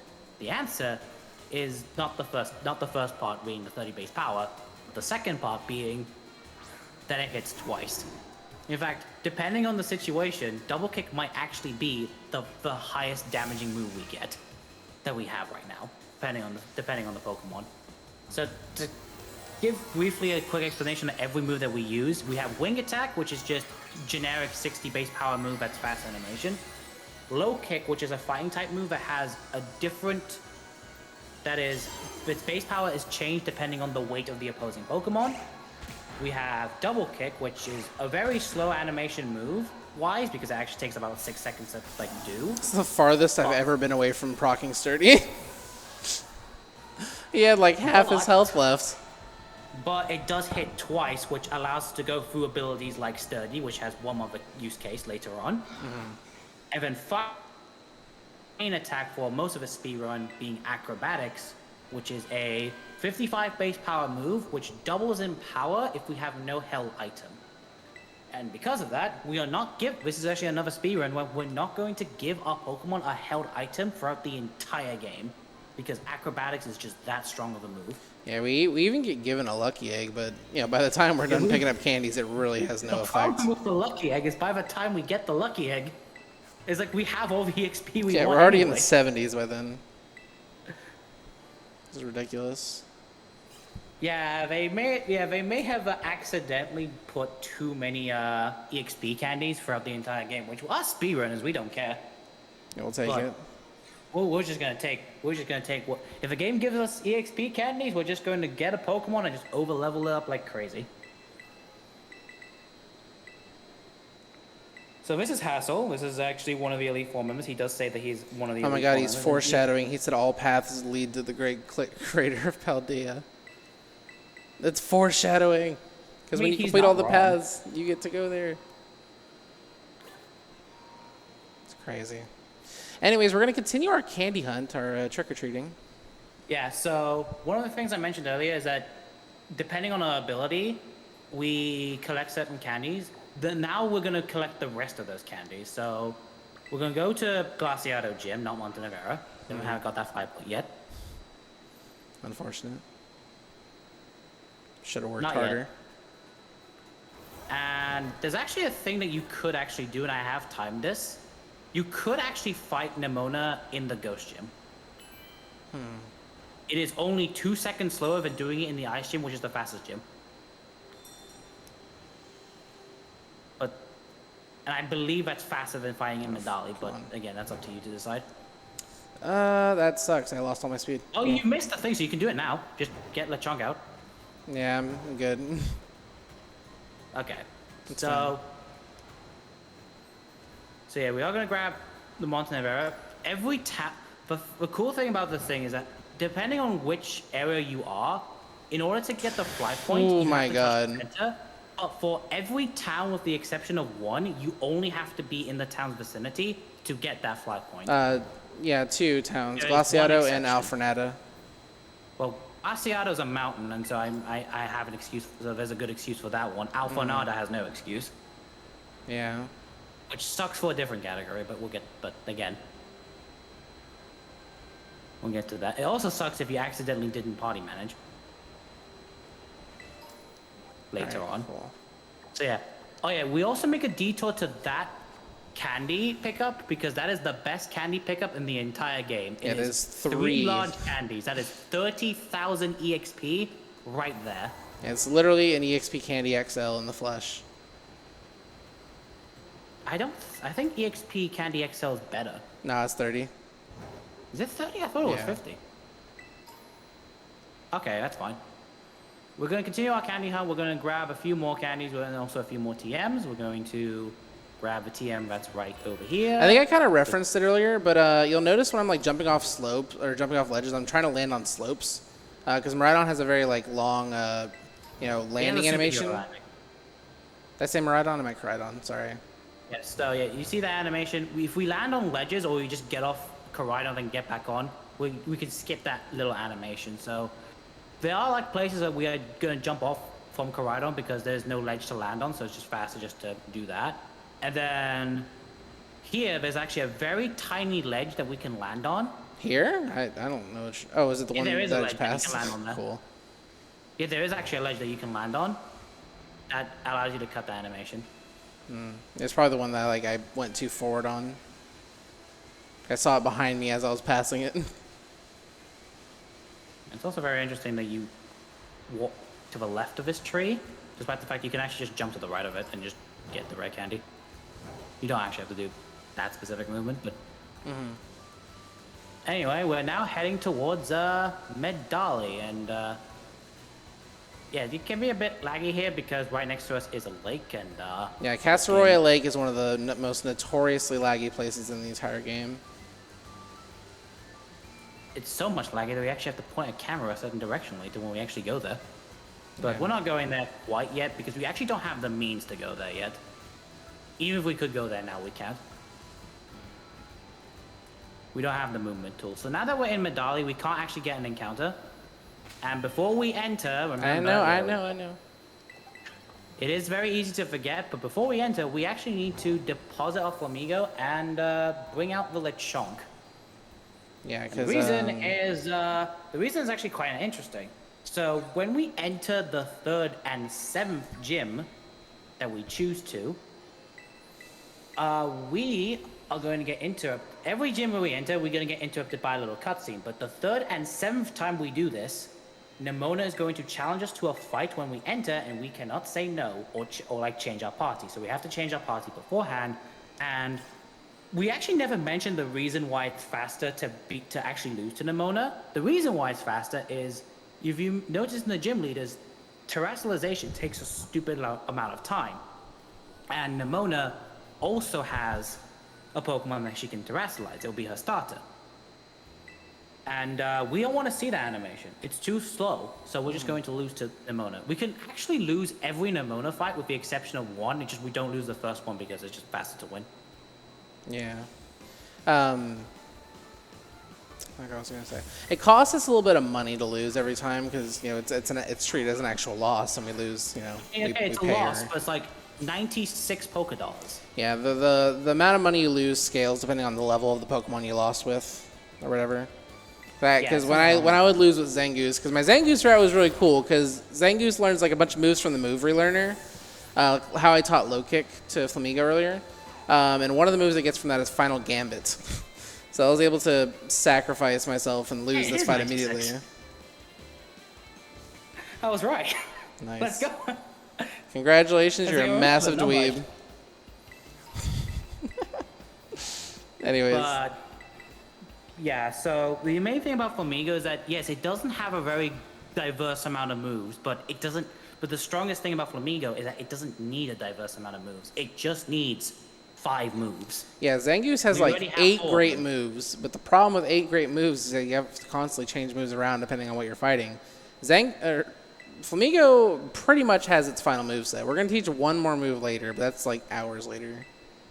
Yeah, we're going to teach it to the point where Wing Attack isn't going to quite cut it anymore. Because Wing Attack's damage output's too low for the amount of damage that we need to do at that point. But right now, we're going to give ourselves some EXP, some more EXP. I actually don't remember how much EXP we give. We know we use all of them to get to 57. I know that much. This goes to 57. Yep. And then you don't work out. Okay.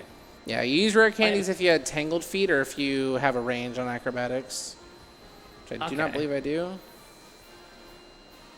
Yeah, getting a momentum dismounts for this door specifically is very hard, in my opinion. Yeah. And now, normally for this gym, you're supposed to like answer specific, beat up trainers and actually like get the puzzle. But if you just answer the first one, then it's down 1, up 1, and then down 1. Yeah, 1, 2, 3, 2. That also works, but I like memorizing inputs better. Because especially if you run this in not English, as someone who only speaks like 2 languages, helps just memorizing the inputs better. Yeah, I run Legends Arceus in Japanese, and there's a part where you have to like answer a bunch of riddles with rock, steel, and ice. And I don't read Japanese, so I have to remember which options are what. Yeah. So a difference. I'm gonna say this right now because I'm actually still working on this. A slight root difference. What I'm working on is that regardless of which ability, you actually rare candy to 65 here with my route. And the reason why is actually there's an L candy that we can pick up, and if we only go to 65, the amount of experience that we get here plus that L candy will then get us to level 66, and then we use all the rare candies afterwards, plus another item we're gonna get later. On that. Are you talking about the L candy after the 3XLs or the 3Ls? I'm talking about the L candy in Porta Marinada. Ah. Essentially what I'm trying to do is I'm trying to minimize, hyper optimize the amount of EXP, because for those that don't know, the EXP that we have here, it's gonna get wasted. Because we're gonna rare candy at a certain point. Yeah. Absolutely. That's one of the things I don't like about this route currently. So what I'm trying to do is I'm trying to hyper optimize the amount of EXP, so very few EXP goes to waste. Yeah, later on, like, it is pretty tightly routed, like when we started getting into the star battles. Yeah, scrappy blocks are intimidate, which is why we don't have to rare candy. Yeah, and also a cool thing about my route is if you go to 65 here, with Scrappy, you can wing attack the Kamala and just acrobatics both with the Dunsparce and the... You can do that with this route at 57, but I don't have good enough stats for it. Oh no, you have minus attack. That's like the well, big, yeah, the big like issue. I mean, but even like acrobatics on Kamala at 57, you'd have to have 22 neutral or better. And then low kick on the Dunsparce, I'd have to have 6 neutral or better. Or acrobatics on acrobatics on Dunsparce, I would need to have a... I still probably think like just leveling up even more might just be better, because it just saves time here on this fight, because you can just use a wing attack on the first Pokemon, acrobatics on the other 2. Yeah. But again, that's the thing about...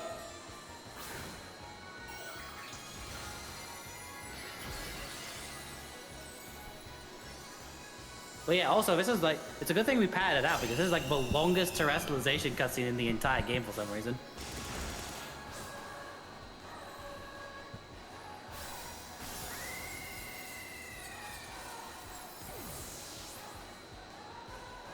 I mean, people can tell, like, I know so much about this game. I I'm gonna say this thing about this game. Despite its many problems, I still love speedrunning this game. I like it more than I'd like to admit. Like this game, like despite its very many problems, and I do mean a whole heap of problems that. Yeah, game's bad, Crisis. We get it. How bad is the game? Sorry, I didn't quite hear you. Is the game bad? Very bad, but oh, okay, thank you. But it has like it's like the movement in this game is something that I've never seen in a Pokemon game. Well, aside from Arceus, but in a mainline game. I guess Arceus is a mainline game. Yeah, that's the problem for me. Like, because I obviously am very passionate about Legends Arceus, and it just feels like every aspect of this mount feels clunkier. Like everything in Arceus is so buttery smooth and does exactly what I want it to do. It feels like I'm like sometimes fighting the game to get get the mount to do what I want it to do. Yeah. Like I said, this was their first attempt at a 3D open world free camera environment, except for Arceus. Yeah. The first time they've done it in a traditional game. So, yeah. Now we're gonna be heading over to next objective being Cascaroffa. Cascaroffa. But before that, we're actually gonna do some ledge jumps. Shout out to this game. This category actually having these ledge jumps way easier than Victory Road. Oh, you don't have the We don't have jump. high jump in Victory Road. Right. We have to do that jump like 5 times. God, and that even sucks. this one's actually even worse in Victory Road. This jump is like, wait a minute, this one you just jump once, jump twice, sold. That one, the other one you have to like jump 5 times, and you can sometimes just fall off. What wall? All right. Yes, that is a wall, by the way. Thank you. I couldn't see the wall. That's my bad. Skill issue. Yep. So here's like the other laggy town in the game because again, water just isn't great. And as I mentioned earlier, this is actually one of the only gym puzzles that you don't go in a gym to activate, mainly because Kofu wants to go get himself an item, and guess what he forgot? His wallet. So apparently, the assistant is going to trust a child with his wallet. Surprisingly, we don't just spend his money, but you know what? Yeah, when they're at the desk, they're like, "Oh, let me get you registered for the gym, challenge." So they write down like your name and everything and your ID. But they don't do that there, so we're just a random stranger. A random stranger that just has an old man's wallet. So we're actually gonna do the Pokemon League Yep. fly point. If you want to explain this. Okay, so this one's a little bit interesting. So normally we would actually we could normally come back to Mesagoza, and we would actually go to the fly point below to grab a rare candy, and then come out. Oh, that's to too get low. The... Oh, I've never messed that up before. There you go. You have high jump, you're fine. Yeah. That worked out. Whatever. And what we normally do is grab a rare candy and then head to the bug gym town. But what happened is that in Victory Road, we actually found out that while this is slower going to the bug gym, it actually ends up being faster to get the fly point of the Pokemon League early and then fly back to it later on. So Yeah, while this does lose time now, it does save time later. Yeah, because the Pokemon League is wanna actually say a little disconnected fun from Mesagoza. Yeah, because the Pokemon League is actually actually shared with the load area with the main game. That was bad. But and so it's actually just faster load times just to get the Oh, fly no, points. no, And no, then, no, no. hey, No, the no, one no, no, glitch no, they no, didn't no, no. patch. That's fine. There's Is nothing I that can do about that. Yeah, I'm just jumping Can you across the actually jump water across here. this? Yeah. You should jump across this. Oh yeah, you have a high jump. You're fine. That was silly. That's a silly thing that can happen in this game. Sometimes you just get stuck in like permanent fall. One of the upgrades we'll get later will fix that immediately, but I don't have it yet. So the only way to get out of that state was to fall off the ledge. Yeah. Surprisingly, of all the movement glitches they could have patched out, that's not one of them. Yeah, God forbid we get to fly fast. Yeah, no. Sadly, that's been going away. Yeah. Anyway, we're gonna pick up the most very important item, the adamant mint. So Oh nature God, mints are something is it the big. most important item for me right now, with my Yes. nature? So nature mint, for those who are unaware, a new mechanic in this game is nature. Oh, actually, not a new mechanic in this game. It's been introduced in Sword and Shield. Was nature mints, where you are able to change the nature of your Pokemon when using when you use a mint. Okay. However, in Sword and Shield, we couldn't actually use them because they were a post-game item locked behind BP. In this game, not only can you buy them later, you also don't you need the X attack, or you're just going? Oh, you're going for the range. Never mind. But yeah, so you use the adamant mint. So by using the adamant mint, we can now change our nature to adamant. So our minus attack nature that we had, our calm nature that we had for the entire time, is now going to change to adamant, which boosts our attack by 10% and decreases our special attack by 10%. We don't actually need our special attack because, again, I don't know, man. My special attack's pretty good. There's one fight that I thought that could have a use, but it's actually just bad, so don't do it. But aside from that, the adamant is like one of the most important items, especially if you have, like with Halq's case, a minus attack bird. Being able to go from a 10% deficit to your attack to a 10% benefit to your attack is going to be so much better. Yeah, obviously it's not a very important item for somebody with a adamant Flamigo. You'd probably actually just skip the mint. If you have adamant, lonely, or is it lonely? No, I don't think it's lonely. Adamant. I should probably check what natures they are before I actually say. Adamant, naughty, or lonely. Yeah, adamant, naughty, or lonely. You can actually skip that mint. If you have brave, unfortunately you cannot because you do need the 10% deficit not to be on speed. All right, so once again, I'm gonna advise viewer discretion. If you are sensitive to skill issues, I do recommend you avert your eyes. Take whatever precautions you need to take, because this is not going to be pretty. So, have you ever heard of a concept called physics? No, what is that? I play Pokemon. Well, neither does this Olive, apparently. So Yeah, look at it. It's defying physics right now. It's standing straight up when it probably shouldn't be able to do that. So, yeah, so our main goal is to get the Oh, Olive good lord. across to the other side and to a goal, and it's just wonky. It has one of the most wonky-ass physics in the entire game, and the direction that you want it to go, sometimes it just will not go. That's actually not that bad. That was pretty good. I'll take that. Now, don't soft lock.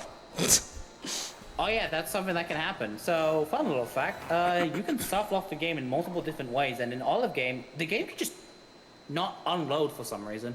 Yeah, you'll just be stuck on this black screen forever. It's happened to me. It's happened to Truly28. Those are the only people I've ever seen it happen to, personally. Yeah, I haven't seen that, but I have seen some other ridiculous things, like the Olive clipping into the ground. Yeah, I almost got the glitch where you're permanently falling. I had it for a minute there. I was so scared.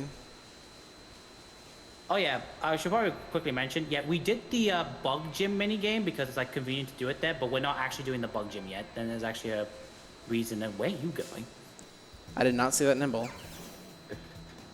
It's fine. It's our first encounter. Also, I have some headcanon that getting an encounter unloads some things, so it makes the game lag less. So maybe that's the case. I don't know.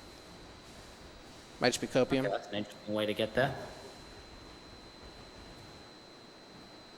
Okay, that's actually the first time I've seen someone do that movement. I just kind of improvised it. I don't know if it's faster. It is slower. You said it's not? Yeah, it's slower. Oh, thank God. All right. No, what you're doing is slower. Thank you. Don't worry. We're gonna come up here. We're gonna grab. Thank this God rare you're bone here to because tell it's me. funny. Yeah, so rare bones are very valuable items. And we're gonna be fighting up the next Titan. But before we do that, who's ready for some boulder RNG? I have not been hit by these boulders in quite a bit. I have I have done multiple attempts of treasure hunt recently. I have been hit by a boulder every single time. Sounds like a skill issue. I mean, it would be a skill issue. I mean, it is a skill issue because luck is a skill issue, but these boulders can spawn randomly. And if they just spawn funny, they will just hit you. Yeah, these are the boulders. They apply mostly the same physics as the olive. And they also can just apply the same spawning thing as Pokemon as well. So yeah, good climb up there. No hitting of boulders. I don't know if it's my movement, but I usually just don't get hit by the boulders anymore. Maybe it's my path that I take. I don't know. All right, and here's the saddest Titan of all of them. And the reason why is, as I mentioned earlier, in the second phase, it gets a HP boost. But this Titan, for some reason, only gets a HP boost by 20%. Yeah, the other ones get much larger boosts, if I recall correctly. So the other Titans, Cloth gets double, Orthworm gets a 50% boost. The next Titan we're gonna face gets double, and the final Titan gets triple its HP. But it's just that Bombardier is the only Titan that gets 2. And right, so we said that we have the that we can get the ability to like fly/glide. Do you think the Bird Titan gives us that ability? No, of course not. It gives us the ability to swim. Because why would the Flying Titan give us the... Nice crit, by the way. Oh, thank you. Just have to lose all that time. Non-negotiable. Why would the Flying Titan give us the ability to glide? No, of course not. It gives us the ability to surf. It's the next Titan that gives us the ability to fly for some forsaken reason. I don't know why. I mean, it makes a separate category fun, but...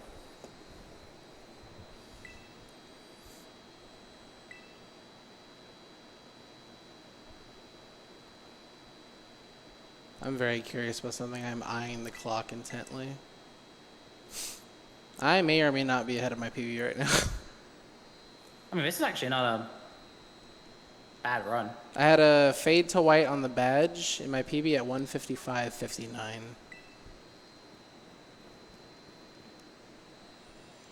I mean, this is like either on pace or like a little bit ahead. Yeah, the only really mistake or like major time loss, quote unquote major, I've had was getting that encounter. Yeah. Nothing like too big so far. I think I'm slightly behind actually. Yeah, I think you are going to be a little bit behind. That's fine. Yeah. Although, I was streaming some practice before I came out here, and I was doing like treasure hunt, which is basically the category where you do all the 3 main paths but don't do the final path. And I had lost a couple minutes on beating Tatsugiri, which is the final Titan. And I didn't know why, but it turns out in both my treasure hunt and my old treasure hunt PB, my current 80% PB, I caught a second Flamigo. Oh, you're trying to do double Migo strats. Yeah, because I was so used to it with the super glide route. Yeah, I guess we can now finally mention the other any percent category of this game, which is the glitched category. So we mentioned this a lot, that Halq is running on current patch, I'm running on patch 1.1.0, and the reason why I'm still sticking to 1.1.0 is actually the next Titan that we face is the Ground Titan, which gives the ability to glide. And there's actually a glitch associated with that, which allows you to go super speed, and essentially fly across the entire map very, very fast, which does change the order that we do things, including the fact that we actually would do the Great Tusk, well, the next Titan, the Great Tusk Titan, a whole lot earlier in that route compared to when we do it now, which is like slightly more convenient, but again, we don't get the funny glide thing, so. Yeah, it saves well over a minute with that route, I think, over any percent regular. Oh, yeah, it should save over a minute if the game didn't have some funny moments at the end of my run. Yeah. But, you know, I mean, that just I think it's just a testament to how spotless the glitchless world record is. which I will be beating at some point. I'm planning to do so. Yeah, the current world record for this game is 5:23:12 by Saiyan Sync. Yeah. And that's been the world record since New Year's Eve. Yeah. No one's have been able to beat that world record yet. And I'm not kidding when I say it might be the most perfect RNG I've ever seen in my life. Like, not a hair out of place for anything that went on in that run. And on top of that, Saiyan's just a fantastic runner, so like it was just over on arrival. Not quite. Again, I mean, I don't want to talk too much about myself, which I've done throughout this entire stream. But I have been planning to. I am working on getting the world record sweep for every single category in this game, Including the glitchless? ones that no one runs. Both Yo. English and Japanese. Glitchless?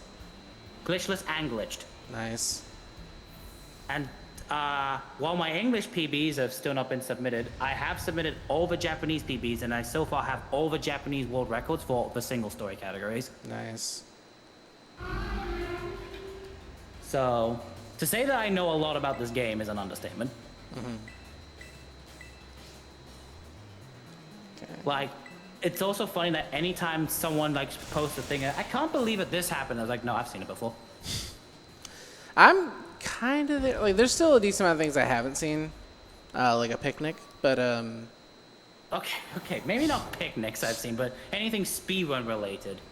Like, if something happens during a speedrun, it's like, I can't believe this happened. And it's like, I can kind of give like a rough explanation as to why it happened. yeah. So oh my God, a sandstorm just started. Oh no, you're gonna lose 8 seconds. Okay, Unless so I crit. this is another one of the weather effects that can ruin the game a little bit. And the main thing about sandstorm is that you just if it happens, That sucks. it sucks. You lose because of the animations being turned on, you lose every turn you lose a tick, and a tick is you take a tick of Please damage. crit high roll. Please crit high roll. High roll doesn't kill. You need a crit. I know, I said crit high roll. Just to make sure. Skull Villain, Yeah. you betrayed me. You could have used Fire Fang or whatever. Razor Leaf actually has. Razor Leaf, whatever it is. I would have killed actually, but nope. Yeah. Skull Villain, it's not programmed to do so, but I like. meant to use Wing Attack, but I forgot. You could have actually used Low Kick, I think, it would have killed. Is that the fastest move? Well, without super effective, yes. Also, fun little fact, Low Kick is actually faster by Wing Attack by 1 frame. Interesting. Alright, we're in there. Not too bad. Not too bad. Yeah, but the main reason why we still prefer to use Wing Attack is that Wing Attack is consistent damage, whereas Low Kick is not consistent damage. Because for some Pokemon, it does damage as high as close combat and does 120 base, and for other Pokemon, it only does 20 base power. So that's like the range of like how much damage Low Kick does. Yeah. So yeah, now we're gonna get the gliding ability. And we're actually gonna use it immediately. Yeah, we still, even despite the fact that the glitch associated with the glide ability is gone, we are still gonna be, it's fast. So in terms of like tier of movement speed, running is faster under most circumstances. But if you have a choice between swimming or gliding, it's better to use gliding, and it's also better to glide than it is to fall in certain cases, especially if you want to move forward. But we're going to be using the glide because we actually want to go to a roof of a certain building to grab an item. And so and unfortunately, just jumping to that building, there's not enough distance that we can make just jumping there. So we are going to be utilizing the glide ability. And we're actually going to be heading to a town where you'd think it has no real use to go, but actually it is very important to go because if you remember, we still have Kofu's wallet. and now we're going to return it. Yeah, we're gonna return it and then steal his money. Yeah, we're just going to we just took the scenic route to get there. We decided to do 2 other Titans before actually getting to Porto Marinada.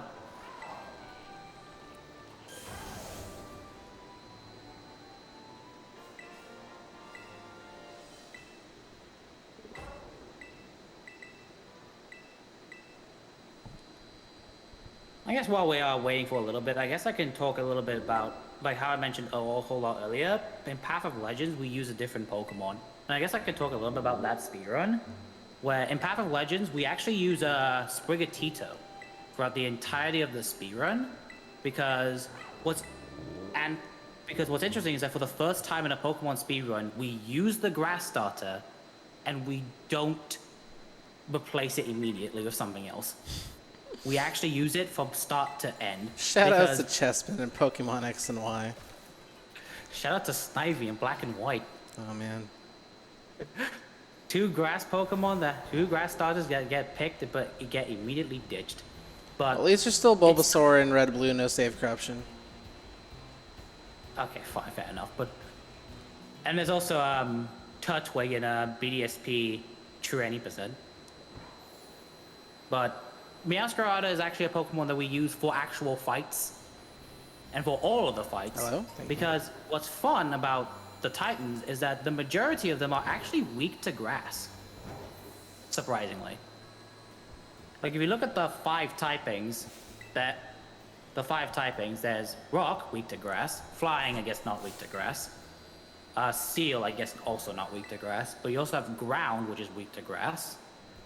And then we have Dragon, which you might think, wait a second, that's not weak to grass. But if you know this game, you know that the Dragon Titan is not actually a dragon.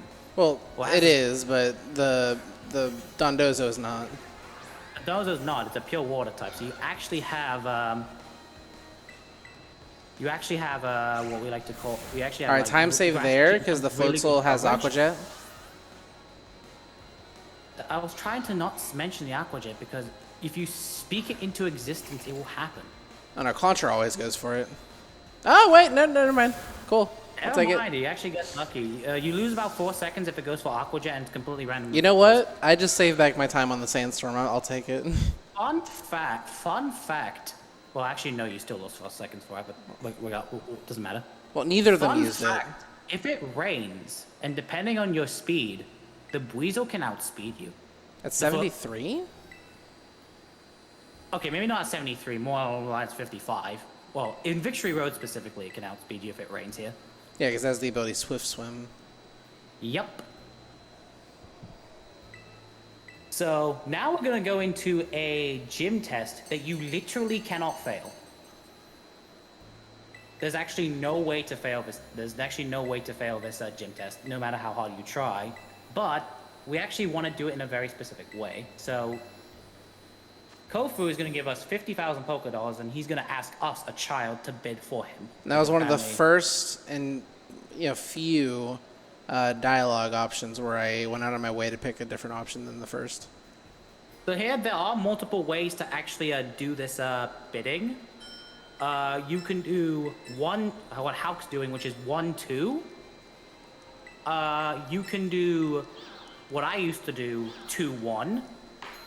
And what I now do, which is actually slightly faster, 3-2. Because if you do 3 and don't bid yet, the text box of you bidding actually doesn't happen. So it's slightly faster. I'll have to try that. But yeah, not too hard. And like he said, we actually get to keep the money that we had left over. So we basically just gave us 15K. Yeah, give us 15K for free, and we're going to steal some more money from him after we beat the gym. But that's not quite yet. We could do the gym now. But it's actually faster to not do the gym yet because of a certain wall that we have to go up. We'll get to more on that wall later, but for now, we are going to go this way. The Sneasels were kind enough to actually get out of your way a little bit. And we're going to be collecting what might seem to be weird to some people, at least for right now, the second copy of Acrobatics. One wasn't good enough? One is not good enough. We are getting a second one. But there's actually a good reason as to why we're going to get acrobatics, and that is actually related to another Pokemon we're going to catch later. I wanted to grab that TM for more money, but I messed up. I think for this route, you should be fine without that TM. Yeah, for sure. Fine copium. And then we're going to point the camera up, and then we're going to start, I guess, gliding across to the other side, across to this island. We want to look up because if you look down, that's laggy, and we want to avoid lag when we can.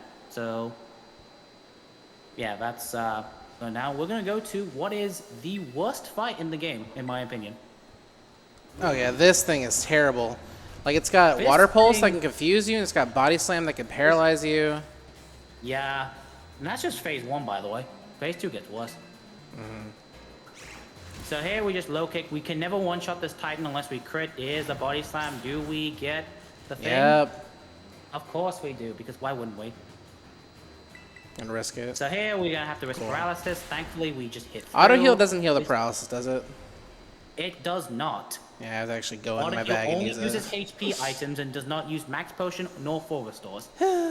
Cool. So I have to. Nor any of the roots, by the way. It doesn't actually use any of the roots. Because of that, I literally have to go in here and use a full heal. Thankfully, Nemona does give you a free full heal, like 3 full heals for free. Like when we enter, I think it's when we first challenge the rival. Also, there's Dondoza, by the way. Hi, bye. And there's actually a very yeah, you're gonna do like the safer way to do this, but there's actually a way where if you activate the cutscene and get Koraidon from the water to the land, you can actually like have like a faster way to dismount. It's kind of like a very precise thing. I'll need you to send me a video of that later, because I have no idea what you're talking about. Yeah, I'll send you a video of that, but there's like a very fast way to actually. Also, if there had happened to have been a Flamigo on this little, alcove that I'm standing on right now, I would have caught it. It's not worth it. I mean, it's Not for this it's category. quick ball. It's got already The chances registered of in the getting it dex is actually not boost very on likely. it. It's actually not worth it, actually. I think it's okay. Like it's not worth it to look for it for sure. But if it's literally right in front of your face, It's worth it in the glitch category specifically because you actually do Dondozo so late in that a category. good category of the nerve. Don't confuse them. Cool. Oh, that's Tail, I don't you know if I'm gonna actually kill. get a good, actually good thing. Now, if it actually goes for takedown, you could actually like take this down right now. So close. Yeah. So let's see if it goes for takedown. The nice thing is that you do get healed It afterwards. missed. It does go for takedown, but it misses. That is such Cool. unfortunate. So you're gonna have to accept the 3-turn. It is something you're just gonna have to accept. Unfortunately, that this fight is just bad because you can try and get a 2-turn fight. I almost but it's got just so one, hard to do. but I just didn't get the rolls to kill it. It's like with your attack, it's very unlikely you get the rolls. You have to be like much higher attack or just higher level in general just to get the rolls that you want, just to get the good rolls. This one's a little bit better. Here's Tatsugiri. You just acrobatics, and as long as Greedent does something, you should be fine. It missed. Let's go. It missed one Pokemon. Oh, wait. Yeah, it missed the Greedent, and it needs to hit its move. Please tail whip. Oh, I missed tail It whip. missed anyway because of the accuracy job. Thanks, But I guess buddy. you're getting a Appreciate 3. it. It could be worse. They missed again. It missed the Greedent this time. Thanks, And you man. get- Appreciate it. Man. Yeah, 1 turn too late, Greedent. Greedent. It has a special. This Greedent has a special place in my torture chamber. I'm just saying that right now. Look, this Greedent it leads a very unfortunate existence because usually with all the Pokemon you fight in the game, they give them some IVs and stuff to make them a threat. That Greedent has zeros across the board on all of its yeah, IVs. this Greedent actually has the worst stat in every stat possible, just to make this fight a lot harder. I think as well. I think the next time we fight Arvin, it's gonna have like 252 in HP or something like that. But yeah, No, it's it doesn't. IVs. It doesn't? Nope. It literally has 0 in all stats. Dang. And Unfortunate. it's still the worst Pokemon to fight in the Path of Legends speedrun. Yeah, so I mean, like that was just an extra turn on each of those fights for no reason. Yeah. So, to give an explanation as to why so when we fight Arven, which is going to happen in 2 hours, we don't even need to set up anything. We can just go and sweep. But with Meowscarada, because we're actually under-leveled for that fight, we have to set up to +4, so we have to use 2 X attacks. But the green is going to go for Body Slam, which means it has effectively, thanks to laws of probability, a 51% chance to paralyze you. That means you do 49 minutes of that category only for it to end because you got paralyzed. Especially if you go for full restore skip. I'm curious. It means it's just awful. 2, 13, 24. This is actually the final Titan, and the reason why we did this Titan before we did the Water Gym was actually for one of it's a final ability that we get, which is the ability to climb wall. This actually is the reason why we have to do this. This is actually the reason why we do this Titan, is because in the Water Gym, how to get there is that you're supposed to take a lift, but by getting the ability to wall climb, you save 10 seconds not taking the lift. The lift is just that slow.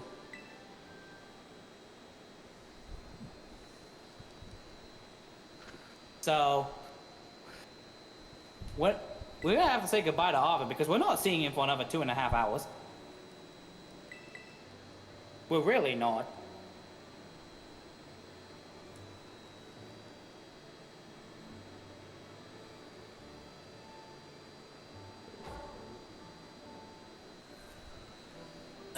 Yeah, we're gonna finally get a lot more information about the professor and about Area Zero here in a second, because now that we've basically completed this path, we're kind of due some story.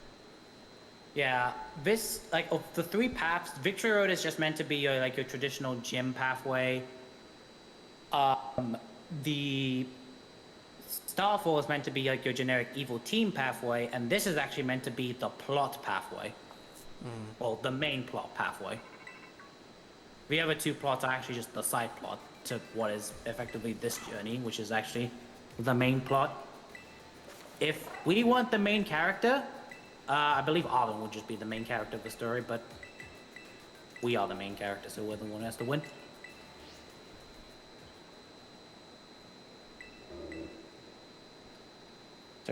So we now finally see the longest cutscene of the Path of Legends. We actually also skip a movie.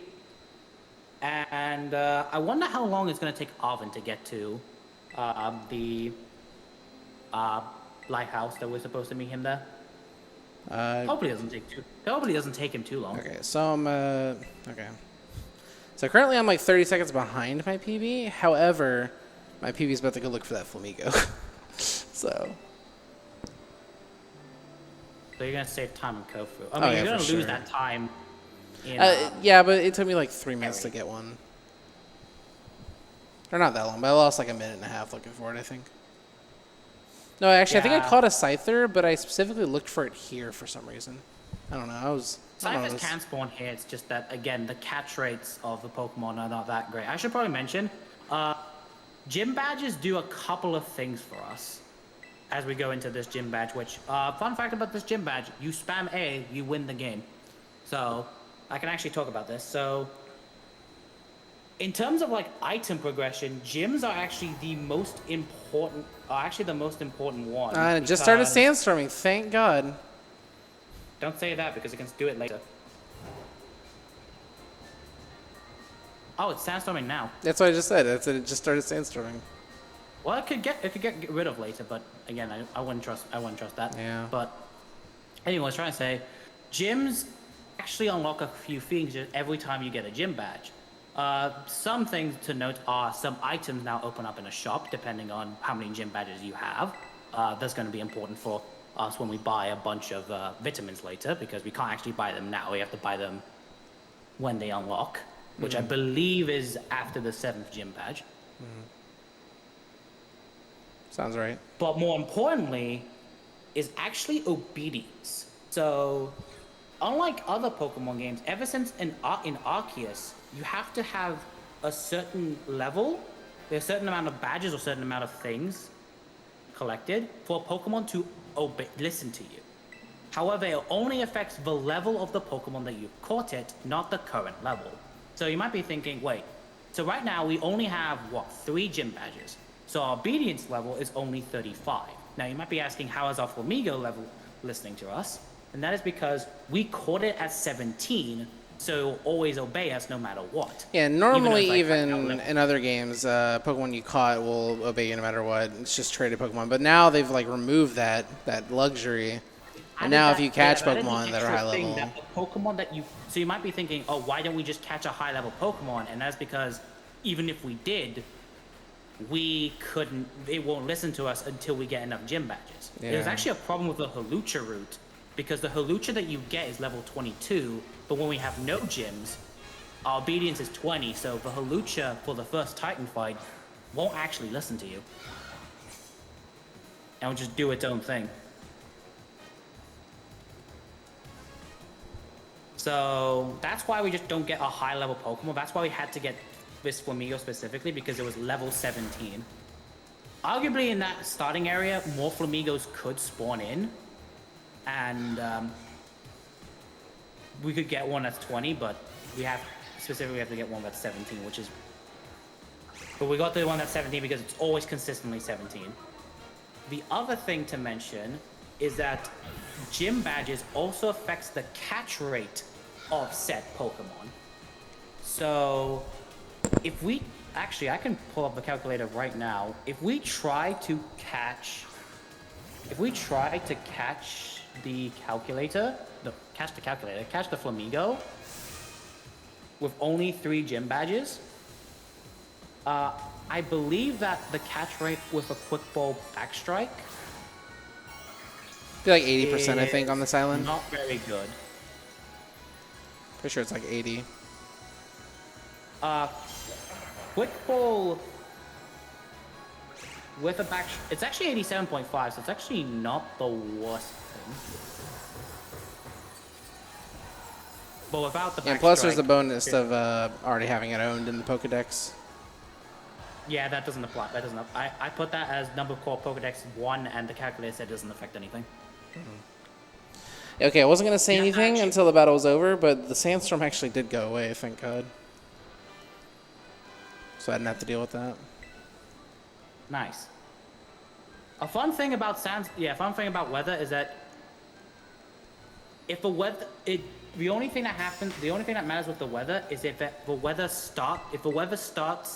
you start the fight with a specific weather effect will remain for the rest of the fight. Meaning if the sandstorm goes away in the middle of the fight, you'll get this really funny thing where there's no sandstorm, but you still get buffered by a sandstorm. That's my favorite.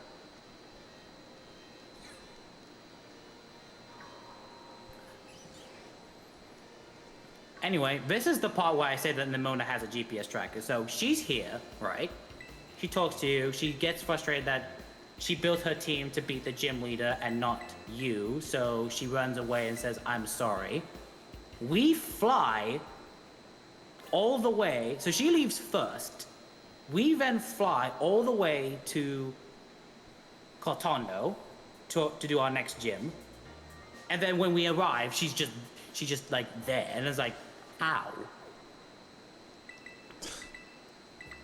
I guess that's how you accidentally set a destination and lose a bit of time. And I had to turn it off because it's just going to bother me the whole run. Because like when you warp, I think it automatically turns your character to face it. It's just really, really obnoxious. It's actually not that obnoxious if you actually do it in the right direction by accident. So yeah, here we're going to give ourselves... wait, never mind. Sorry, I already... Okay, yeah, I'm good. I just forgot. The notes say... Oh, no, I didn't. That's what I meant to do. Thank you. And that's what you meant to do, yeah. So we teach Incinerate here because it's a stronger fire-type move. You can Ember the first 2 Mons. Incinerate's really only for the Teddy. Yeah, so the notes say use EXP Candy M1 if necessary, and thank God I didn't use that L. I mean, I had one I could probably get as a backup, but it would have been annoying. Yeah, there's a backup in Monte Nevera if you ever screw it over. Yeah. But yeah, you don't want to use that L on Fuecoco. You don't want Right, so this is where the fun routing begins. You might have noticed, like, why are we doing this gym with Fuecoco? Doesn't Flamigo beat the gym as well? And the answer is, yeah, it does. But you have to be big brained. You have to think after the fight. So Nemona 4 is interesting because she fights you after the 5th gym. Before you get a chance to change your party. Before you have a chance to change your party. So we had to think, we need to use a Pokemon that beats the gym, beats a gym, and then loses to her immediately afterwards. And so the reason why we delay the first gym that we're supposed to do, or even just the first objective we're supposed to do up until now, is because we want to actually just lose to Nemona immediately afterwards. So that's why the reason why we picked the one of two reasons why we picked Fuecoco is because of this fight. There is actually another fight that picking Fuecoco is actually important because we'd rather deal with one Pokemon than another Pokemon, but that's a later fight that we'll deal with. That's why we use Fuecoco. Also, okay, I was gonna say this until afterwards. Here is the absolute second to worst place to get rain. Oh yeah. Because of random weather, running fire-type Pokemon in this game is actually just bad. It's a problem in Arceus too. But the fire-type starter, Cyndaquil, in that game just has too many advantages. Yeah, so we have to run the fire-type. And in this game, I mean, technically, if we catch a Rufflet, we could just do the exact same strategy. However, catching a Rufflet, it wastes time because we have to catch another Pokemon that we're just never going to use. So, nope, I'm not doing that.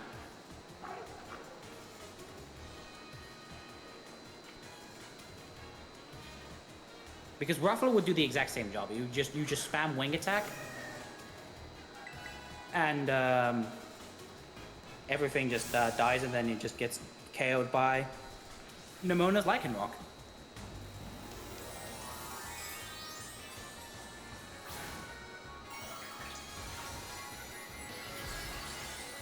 Alright, I mean, I guess I can tell a little fun fact about Katie. So, as we mentioned, every single Pokemon that we fight has IVs associated with it. This game takes kind of like the lazy approach and just gives important trainers like set stuff and their aces like other stuff. So every single like Pokemon that we fight, if it's like a random trainer, it's just like 10 IVs in everyone of their stats. If it's a gym trainer, they have 20, with the exception of their ace that has 25 in every of their stats. But also against specific ace Pokemon, they will also have 252 EVs in their stat. Effort values is just like stats that you can give to your Pokemon that just allow you to just boost their stats. And for gym trainers, their ace that has 25 IVs in every one of their stats also has 252 HP EVs in their HP stat. But Katie is the odd one out. For some reason, the ace, which is Teddiursa, does have 25 IVs in every one of her stats, but not the 252 HP. Tarantula, the Pokemon before, has 252 HP EVs in her stats. That's not the only mistake they've made with distributing IVs. Well, actually, I don't know if what I'm thinking of is a mistake. In one of the later fights in the game, one game has the fight completely, pretty standardized in terms of IVs and stuff. Then the other game, in the same equivalent fight, they gave more than half the Pokemon random IVs. But you know what the most interesting part? But in this game, there's actually gym leader rematches. And in the rematches, they fixed it. So they just, they just made a mistake early on. Didn't catch it. It's just so interesting. It's just so interesting that this was a mistake that they've done for only this gym fight. The other gym fights, they did not make that mistake, just for specifically Katie.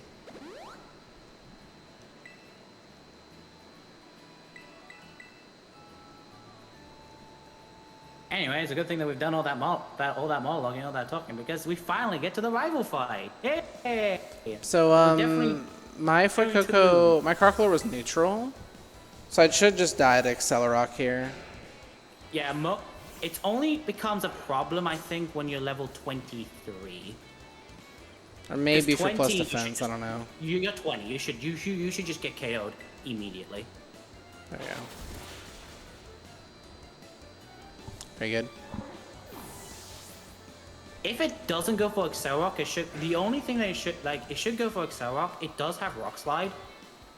I've never seen Rock Slide in this fight. I've seen Rock Slide in the next fight, but for some reason, but yeah. So that's Nimona 4. That is the 4th Nimona, and the 3rd time we've lost to her. She probably thinks that we suck, but she knows we didn't get 5 gym badges with a Lechonk though. I think she's wise enough to know that. I don't know about that one. Anyway, now we've done that, we need to remember to change our party members. I have forgotten to do this, and this is like one of the worst places not to change your party members. Yeah, absolutely. The absolute worst. And then we're also going to go and give ourselves and actually say the other reason why we did Dondozo so much, like pretty early, is actually the fact that Wall Climb allows us to get to the next gym so much faster.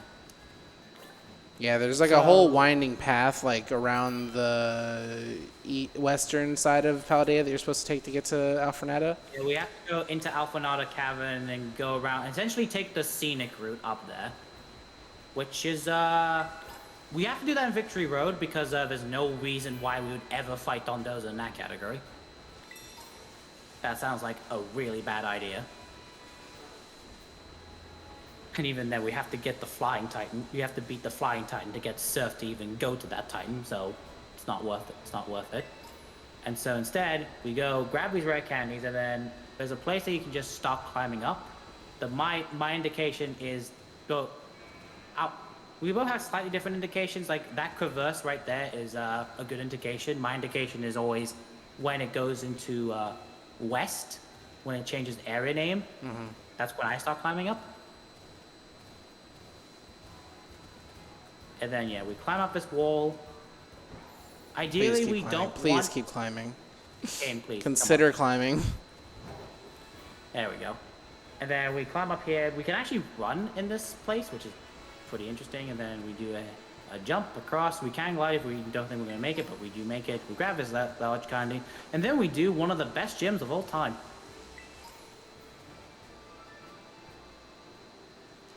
Okay, it's not the best gym of all time, but it is certainly a gym of all time. I thought I wouldn't have landing lag. Oh well. I think looking down is not that bad. You are picking up this money item, which is just a safety thing. We normally don't actually have to pick up that bulk up TM, but it is not. It's a nice 3K right there. Oh right, lucky egg. Yeah. So after you beat the 5th gym, in the 6th gym that you enter in, you get the lucky egg. I mean, thanks for the 2.5K, I guess. Yeah, recently I've been selling the Hasty Mint for extra money because, like, I actually have never ever in my life have had a run where I've needed to use the Hasty Mint with Flamigo. I've just been able to avoid it somehow. I've always had to be using the Hasty Mint, and with the new route that I'm trying to go, you always have the Hasty, unfortunately. Yeah, I have to use Hasty Mint after the first encounter in Area 0. Or after the second encounter in Area 0. After the first paradox. You can delay it to after the 3rd one. Probably, yeah. Actually, you technically don't need it until before the final fight. That's when I do it. You know what? Yeah, I could do that, and I can also use that moment to do like a much closer safety save. I mean, that like fight's that same not that menu. bad. I mean, there's one thing that can go wrong, and even then there's a backup strat for it. Which I know because I had to do it anyway. All right, let's show some feeling. Let's Show emote. your feelings. Are you actually gonna do the dancing or no? I'm gonna do 2 of them. as in IRL. Oh, I'm so tired now. If I do it, I won't make it. I'll do so extras this in is the like game just to make sure, the just to make spectrum up for thing. it. Fun little fact: you don't actually have to do all of them. So in the first round, you're supposed to technically do 10, but you only have to do 2 for the first round. So after that, Halqery can just literally leave the controller on the ground or just on the table and just not do anything. It's a nice little break from the video game. Actually, this entire fight is just like a nice little break because Live Flamigo reaction. Flamigo looks happy to be here. Because the fights themselves is just wing attack and win the game. A little fun note, though, is that for these trainers, and only these trainers, while their IVs are set, their natures are random. And their abilities are random, like this, well, no, not Gothorito. No. So the abilities are also random because they are based on wild Pokemon, but most trainer fights have set IVs and set natures. In these cases, they all have set IVs, being 10 each. But they have a random nature. While this is not a problem. Alright, save time. Hey, you save time That Curlia has 50-50 to be Trace, which will immediately, upon being sent out, copy my ability and just show text on screen that I don't want to see. So. Yeah. But what I was trying to get at is that in this category, that doesn't really matter, but it's a little fun thing in Victory Road because we're doing this at 73. Victory Road does this at 67. And you actually see all but 2 of the Pokemon that you actually fight here. You see the Gothorito, you see the Curlia, you see the Grumpig. I don't think you do fight a Hattrem, so you actually see all the Pokemon that you actually fight in the gym, with the exception of the Slowpoke.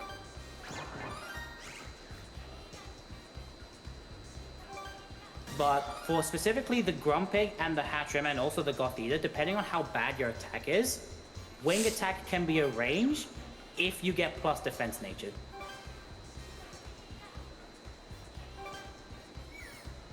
Which is a 4 in 25 chance, by the way.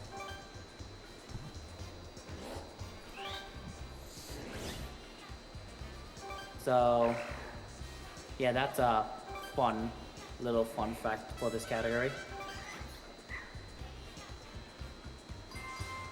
Yeah, but one thing that's interesting about how this game is processed, when you're in docked mode, it will render the entire game at 1080p, all the visuals and everything.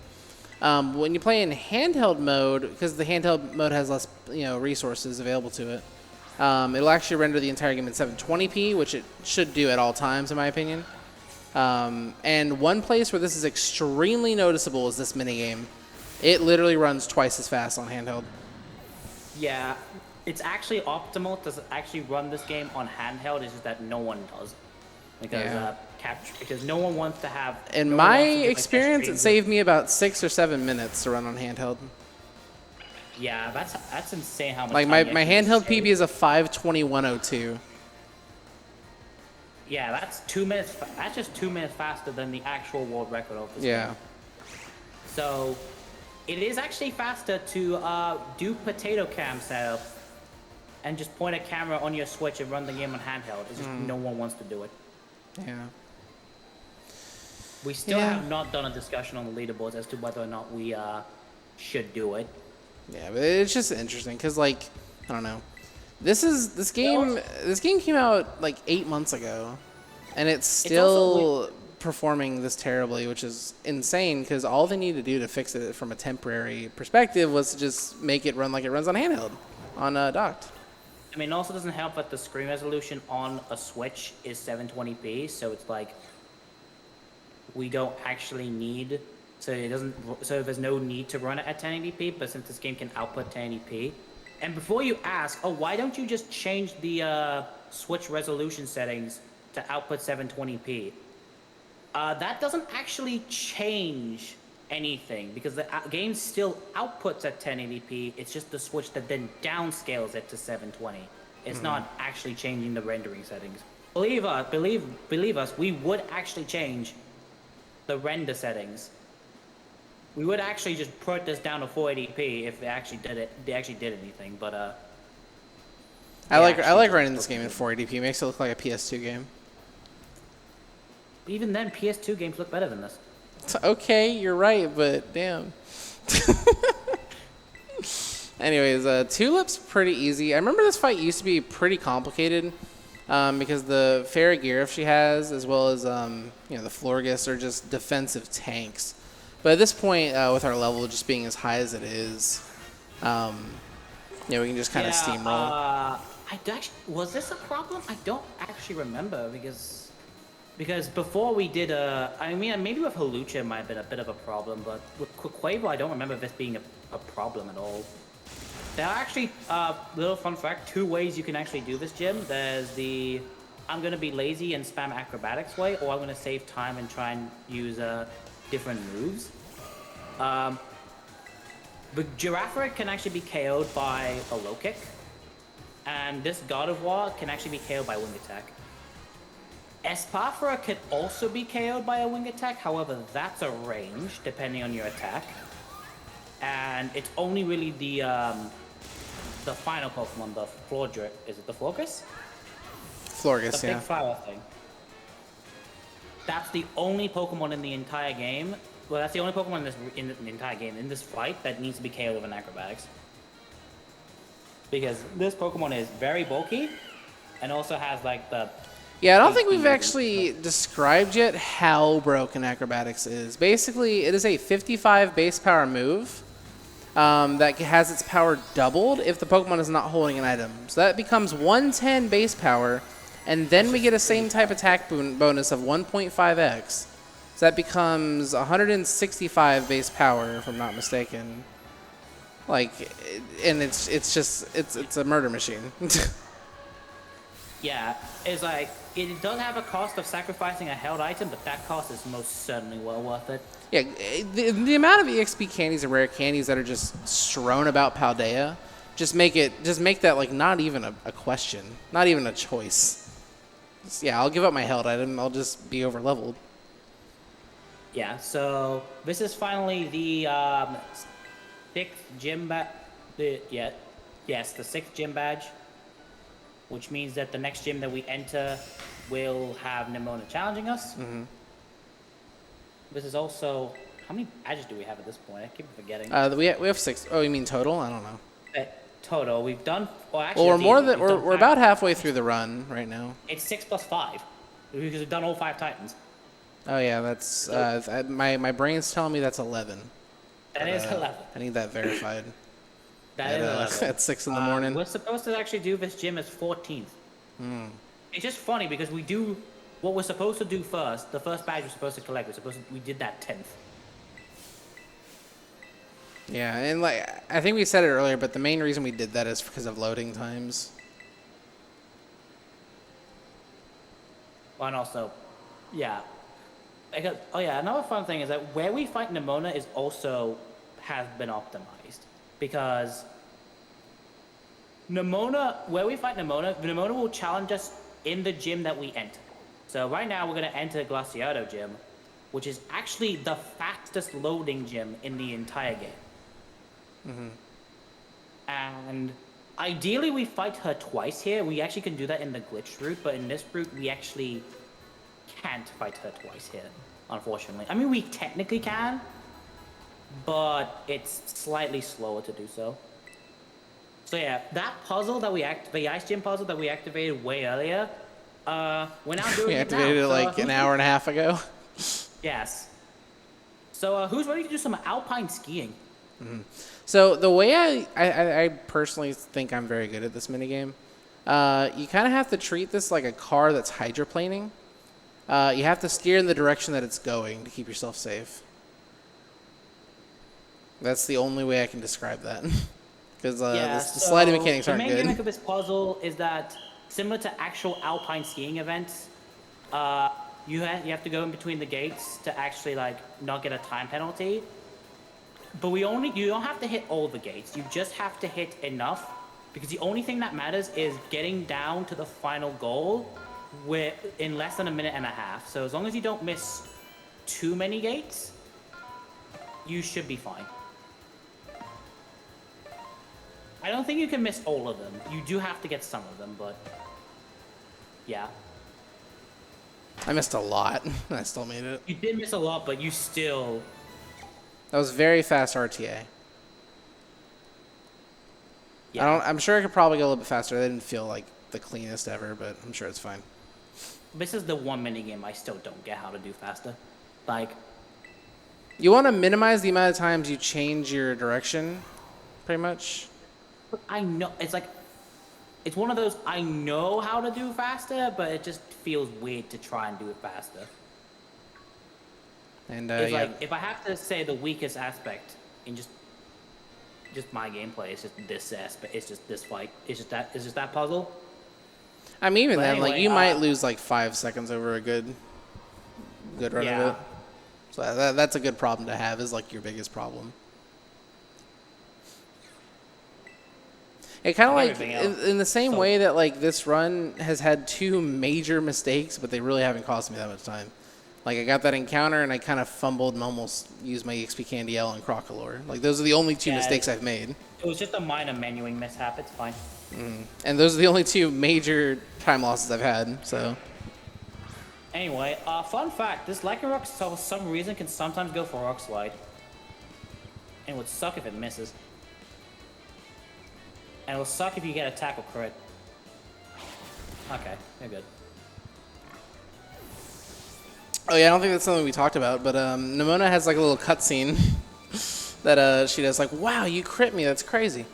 Yeah, when you battle her. She has what we like to call, or at least I like to call it, Hop Syndrome. So the reason why it's called Hop Syndrome is actually because Hop was the character in the entire game to essentially like have this extra things that, oh my god, you did a super effective move, oh my god, you did a critical hit, and just like waste a stupid amount of time for no apparent, for just doing basic things in the video game. Okay. And one of the things that you actually do a lot in the in Sword and Shield is actually avoid using super effective moves when possible against Hop and simultaneously Leon, because they both like doing that. And this game carries over that with Nimona, but also 2 other characters also do this. And God, look at the Citadel. He's so French-shaped. Sorry, go ahead. Yeah, that is so French-shaped. But what I was trying to say is that... Oh my god, what was I trying to say? I'm sorry, I just completely derailed the informative monologue we were having. Let's talk about how, you know, how pinchable the cheeks of this Citadel are. Yeah, you know, it's probably not that important. It's probably not that important. Probably not important, yeah, for sure. No way. Anyway. No way it was more important than Citadel. No, Citadel is like French-shaped, so that's definitely more important. We're actually going to see its evolution in this fight against what is supposed to be I was going to say the final gym leader, but it's actually what's supposed to be the final gym leader, but we're doing it 7th. So this fight, like again, it's an ice-type gym that we, for the most part, don't use fighting-type moves, except for maybe one Pokemon. So here we're going to Wing Attack.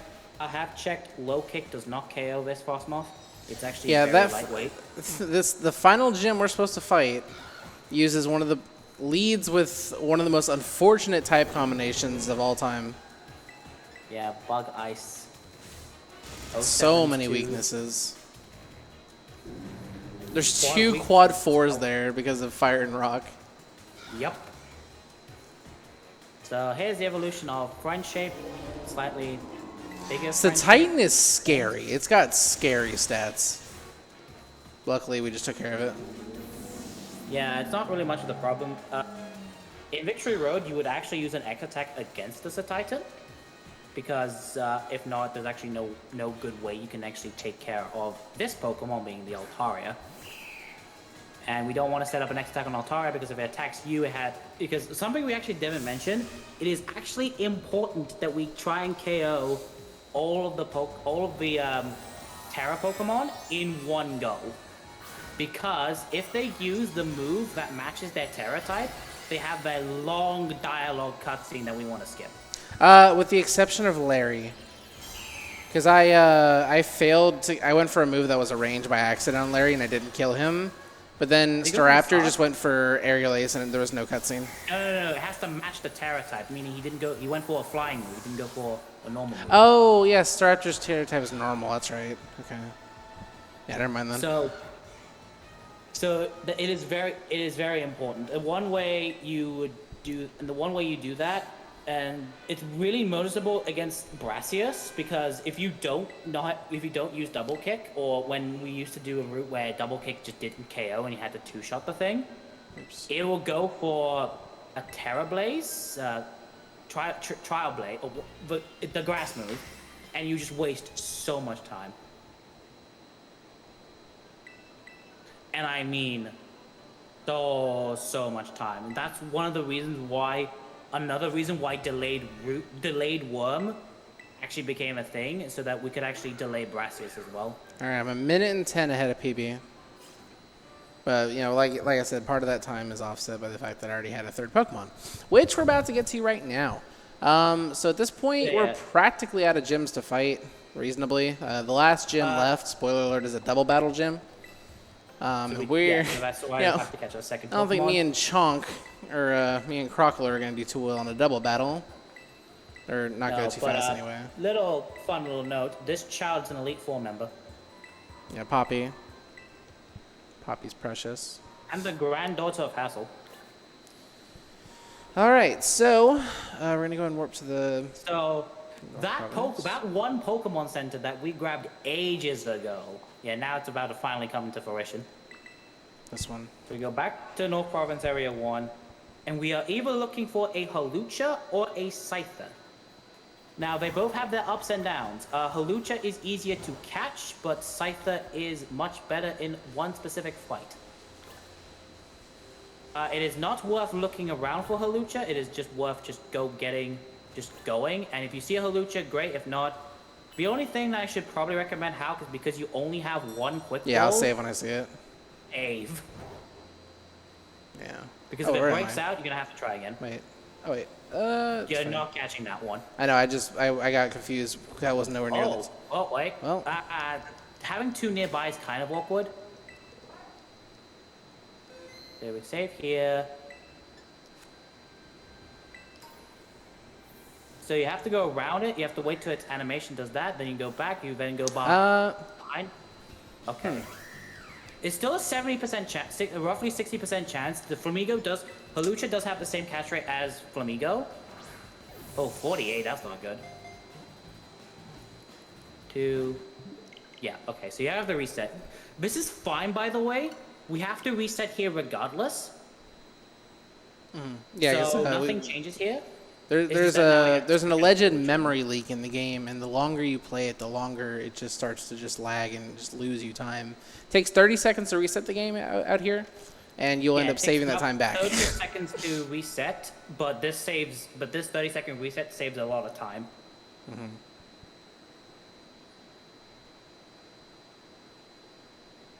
Yeah.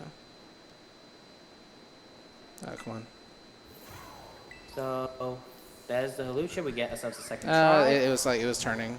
Forget it. Yeah, so we're not going to catch that one.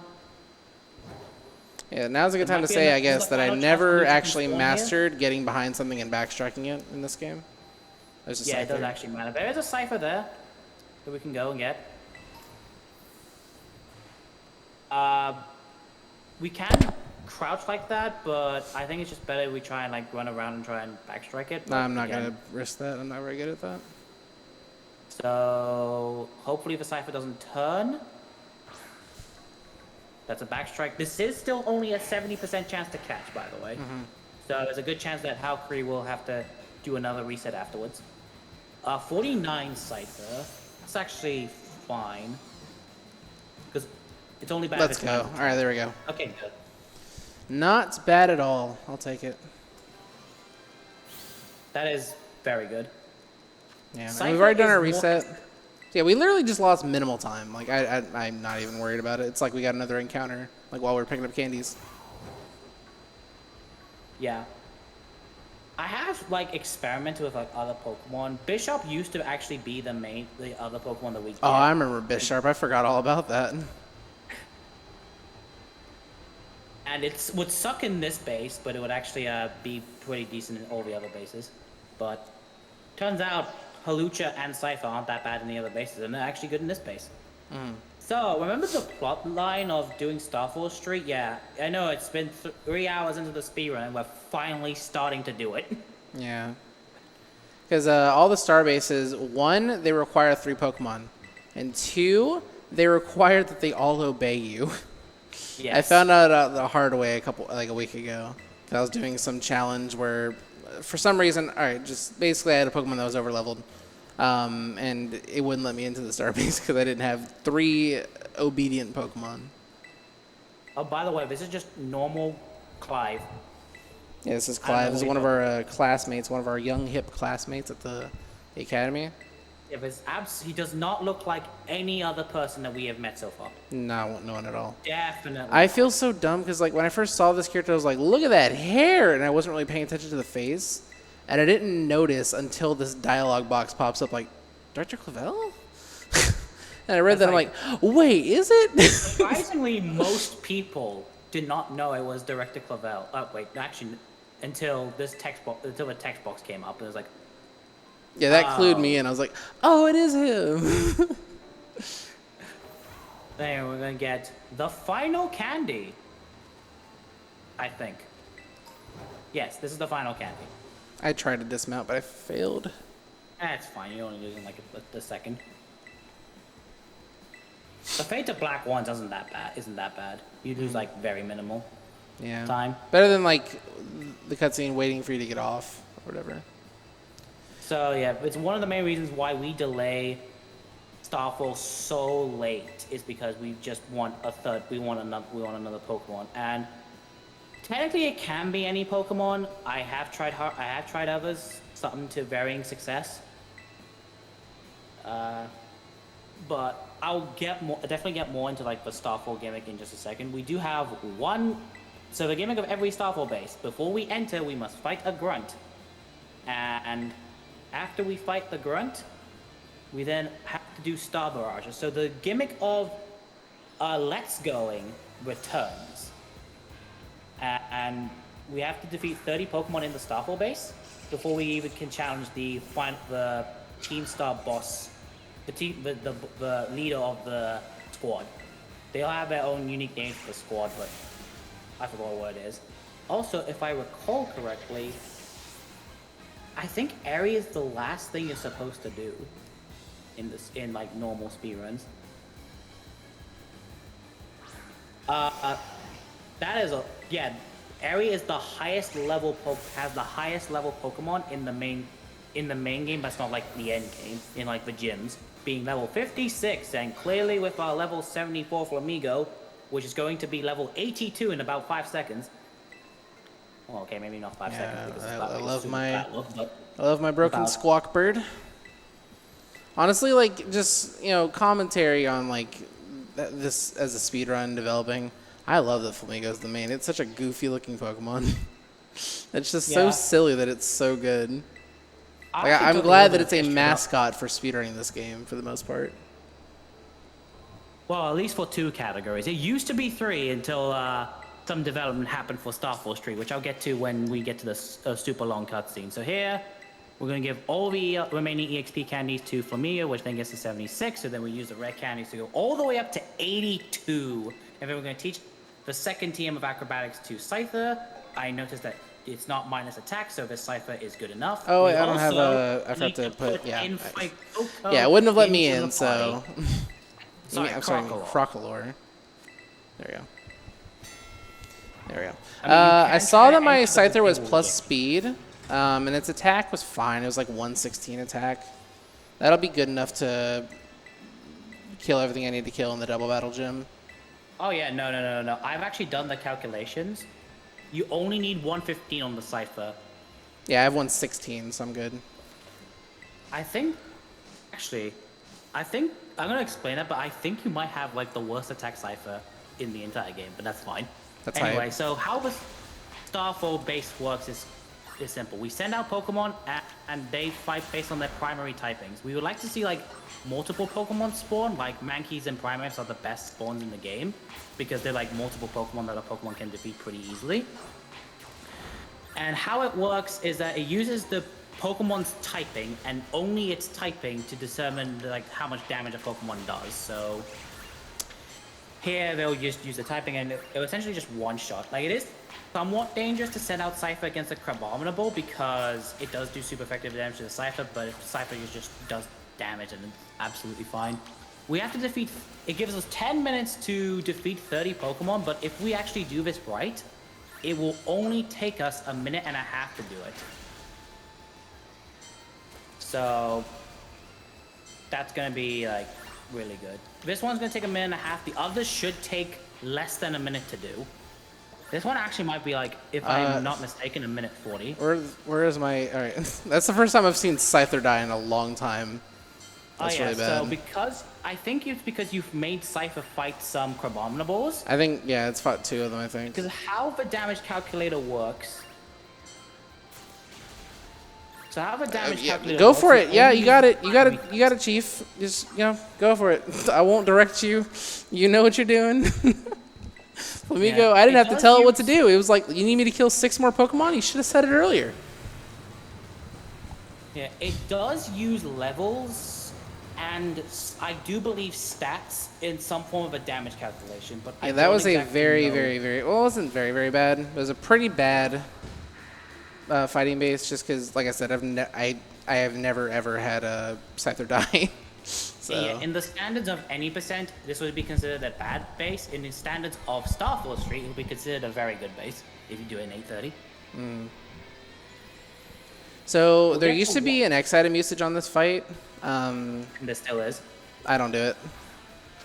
You don't do it because you're going for a range, and I'm telling you, and this range is one of the most interesting ranges in the game because if you get it, you save 20 seconds. If you don't, you lose 10.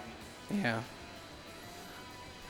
And with your attack, I don't feel confident about this range. I hit it with like 9 twice in a row, like earlier this week. So it could happen. It's probably like a 50-50 with my attack right now. Yeah. This is a range that I never go for. It's always something I accept the 20-second time loss and just say it's never gonna happen to me. I actually don't know if World Record actually went for this range. If only my teammates stayed dead, so I wouldn't have to say press B every time I get to that text box. Unfortunately, you do get fully healed before you do this fight. And an interesting thing about this fight is you may have noticed no EXP gain. Mm-hmm. These fights, these 5 Starfall based fights, you do not gain any EVs or any experience from these fights. Why? I don't know. Ask the video game. So, despite the fact that these are all level 55s, this XP would be really nice on like certain Pokemon. We just don't get any of it. I mean, I think it's a good thing we don't get EXP because I think we might risk Crocodile evolving if they did. It's a case-by-case scenario. It's a case-by-case scenario. Anyway, here's the range that's about 50-50 to get. It's fine. And you missed it. So why is this slow? Well, it's going to have the stamina ability if it's going to use... Oh, okay, so you don't get the worst variation of the fight. If it goes for agility, then you get the worst version of the fight. Well, not agility. It has a speed boosting move, but I don't know what it is. So you're only losing about like 3 to 5 seconds from not X attacking. Yeah. It can be worse. The safer fight to do is you pick up an X attack and you use it on Lucario because Lucario has the fastest animation move in Dragon Pulse. Well, actually, technically, Ice Punch is faster, but A, chance to freeze, and B, because of super effective text, Dragon Pulse actually just slightly edges out.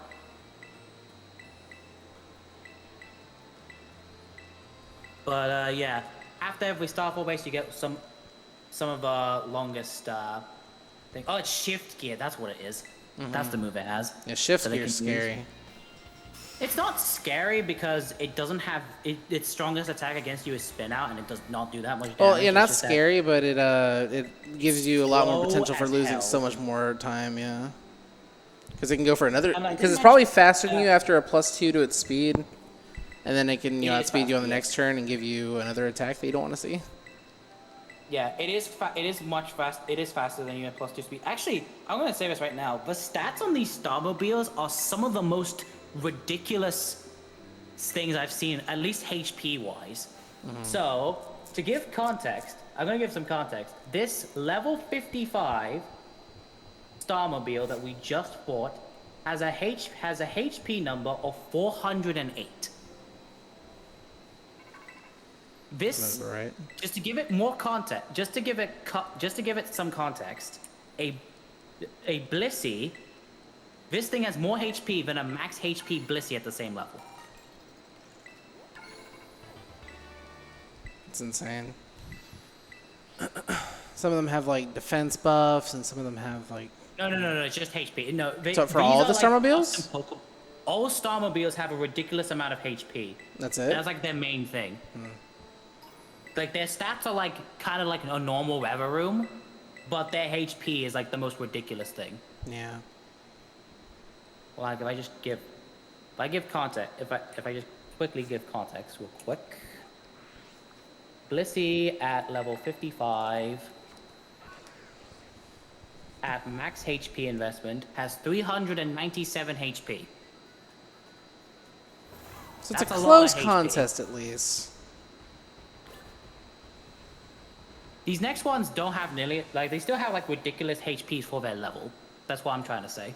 Oh, there's something very interesting with the Star Battle here. In terms of loading. Do you want to explain that? Yeah, so first we're gonna hope that it doesn't rain here, otherwise we will lose 30 seconds. You had to say Because it. of You lag. had to say it. But the second and most important thing is actually, for some reason, for two specific Starfall bases, Poison and Dark, you have to be in a specific place, otherwise the fight.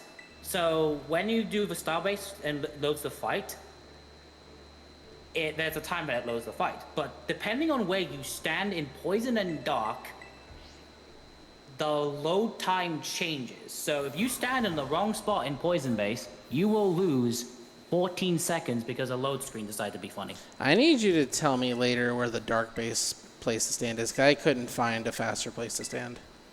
The fast place to stand is near the tent where the Starmobile is supposed to be. Okay. Hopefully, I'll go for it if it's close, but if it's gonna ruin my route, then I'll just do my old method.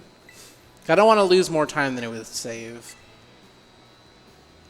Basically, but I do remember where to go here. Yeah. It was first found here, and then it was found later in Dark, where you can actually save time. For some reason, this does not apply to Fairy, Fire, or Fighting. Just Poison and Dark. For some reason. Also, you see here the reason why we like to preferably only have one Pokemon, because every time we lose 4 seconds asking you to switch, but before you ask, why don't you just deposit between every intro fight? And the answer to that question is it takes more time to deposit and redeposit than it is just to sit through this text box. Maybe after a performance update when the box doesn't lag loading. I mean, maybe at some point they just give us the ability to turn off animation at some point. No. That'd be nice. No. You're asking too much. They did it for that one fight.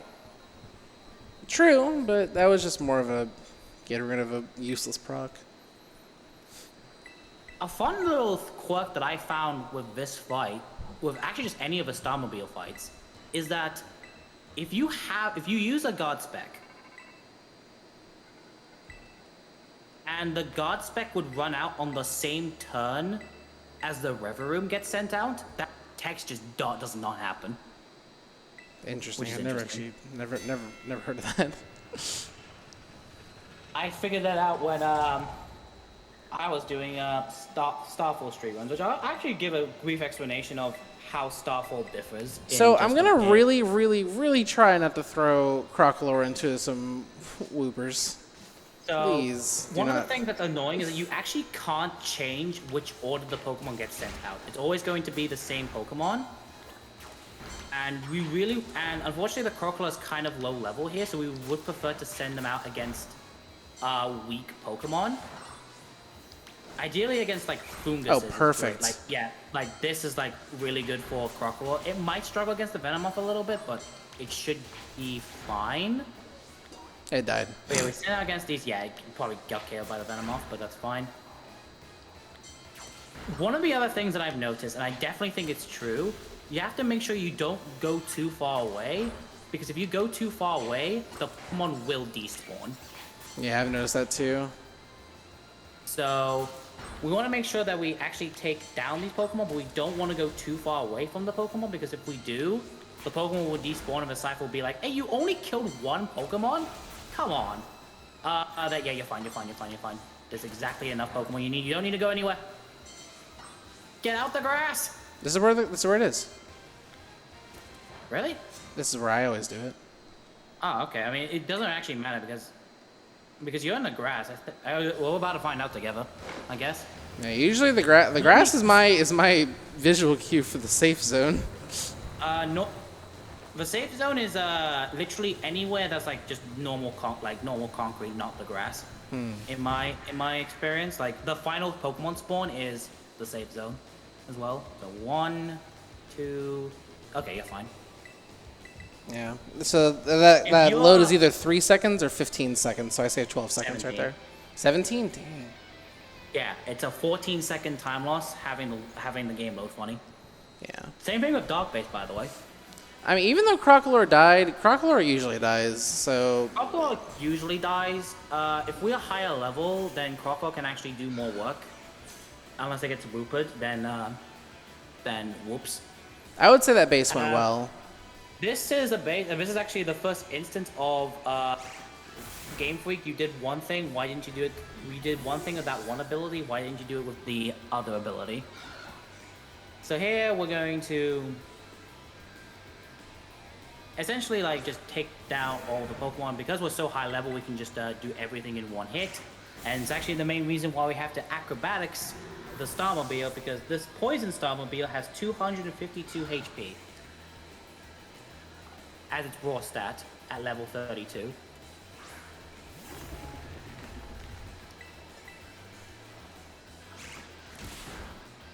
To give the context, a Blissey in the same level with max HP investment only has 235.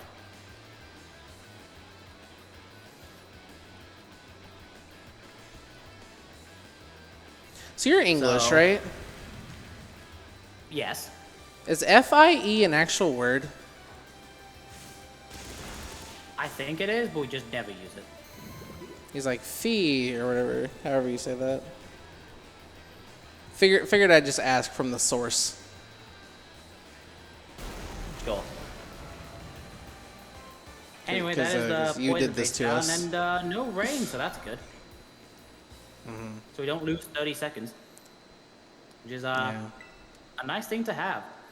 And Yeah, there's one so more let's- time we're really gonna want to avoid rain, but it's not for a little bit. We'll get to that later. I think now is like actually a pretty good time to talk about the Starfall Street side of this run. So I talked about the Path of Legends side, which uses Meowscarada. The Victory Road side uses both Crocolore, well, Fuecoco doesn't actually evolve into Crocolore, and Flamigo. Starfall now uses Quaxley and Quaquaval as its main Pokemon. So Starfall actually has one of the most interesting histories because there have been so many main considerations for this category. There has been Flamigo, Scyther, Toxtricity, Wigglytuff, Honchkrow, Venomoth, but the fastest Pokemon right now is actually Quaquaval, or Quackle. It's the duck. I don't know how you pronounce that Pokemon, it's the duck.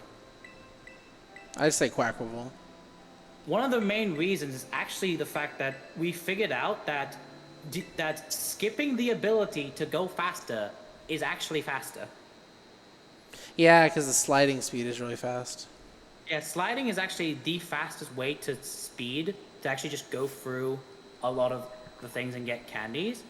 But one of the reasons why Quaquaval is actually considered to be is actually the fastest Pokemon right now is not only does it have is as a starter, so it has what we call the starter advantage, where because of how the save file is prepped, you can actually reset for a very good starter and run the same starter again and again and again. But also,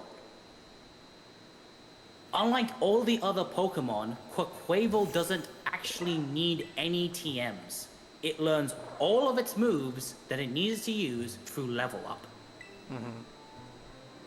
The 4 moves that it uses is Acrobatics, Wave Crash, Aqua Step, and Close Combat, and it learns all of them through level up. Yeah, Wave Crash got a bit of a nerf from Arceus. It was such a good move in Arceus. What do you mean? Its base power got increased from 70 to 120. Well, I mean, it got nerfed in the sense of the battle system no longer being strong and agile, and it getting like a +2 priority. But they made it up for it by giving it like 50 more base power and making it the same power as Close Combat. If I did not look down there before I opened up the map, it would lag tremendously. The map would actually lag. Yeah. Which is very surprising. Yeah, we're almost done. So this is what we call the Starfall cleanup, because we're actually going to be doing 4 of the Starfall bases in a row. Almost got Black Hold. Yeah. What's also interesting about the Quaquaval route in Starfall Street is actually the fact that how it interacts with rain. It was not close enough. I am not in the right spot. Nope. There we go. Yeah, it's one of those weird things. Also, I'm going to tell... Oh yeah, I was reminding the Dark Base, there's actually a faster way to trigger the cutscene I'm going to tell you later. Mm-hmm. That we'll get to. Because what we've gathered in Starfall Street is that there is an intended way the game designed for you to go to activate cutscenes. Well, yeah, clearly I'm not supposed to be up on the cliff to my left right now. No. So they designed the hitbox, well, the activation area for the cutscenes in a very specific way. And one of the things I'm going to tell you to do might not look faster, but it might not at least sound faster, but it is faster. Okay. Luckily, we won't actually feel the time loss of the game telling us, would you like to switch? Because this guy only has 1 Pokemon, so... Yeah, this guy and the next guy only have 1 Pokemon, so we will not have to... Well, Mela has 2, but one of them is the Revavroom, and it doesn't ask you before the Revavroom. Yeah, the Revavroom is very... I think that's the reason why the God Spec text box gets skipped. Yeah, it just throws everything out of the window at that point. Like, it just skips all the text boxes just to set out the Revavroom. So, that's the thing. Right, this is where the Crocodile should do a good amount of work. However, if it sees a Numel, it will die. Yeah. So just like I wanted to avoid Whoopers or anything, you know. It also may have a problem with Houndours as well, because due to how this Starfall works. Charlos! Sorry, go ahead. Yeah. The Fuecoco is only attacking with its fire typing, which means that it's going to get resisted by every Pokemon here. Whereas if it fights a Pokemon like Houndour, or worst case a Numel, it will then be the Houndour and Numel will use their dark coverage, and ground coverage respectively, to use to attack you, and so Fuecoco has a good chance of dying here. It's also the fact that it's just low level as well. Like, level 20 is 20 and 21 is pretty low for Fuecoco to be here. I think most of the Pokemon here are 17, somewhere in the 20s. We actually don't know the levels of the Starfall Pokemon. We're just assuming that it's lower level than the base itself, which is a fair assumption. So, we do see Houndours. There's a good chance that Crocodile just does 07, says 07s. Yeah. Yeah, as you can see, Crocodile is taking some damage. And there's a Numel, so that's... So yeah, we don't want to do that. There's a good chance that Numel just unfortunately... well, no, that Crocodile just unfortunately kicks the bucket here. Especially after those Torkoals. Actually, maybe Torkoal might be fine. You might be thinking, okay, why is Cypher not taking the damage? But that's because Cypher's a level 51 against what is presumably level 20s. So it will not take any damage here. I'm like if I think okay, Cypher decides to have a moment to think. He needs to contemplate his life choices. Yeah, I just didn't have enough Pokemon at the end, so I had to kind of improvise. Yeah, Cypher.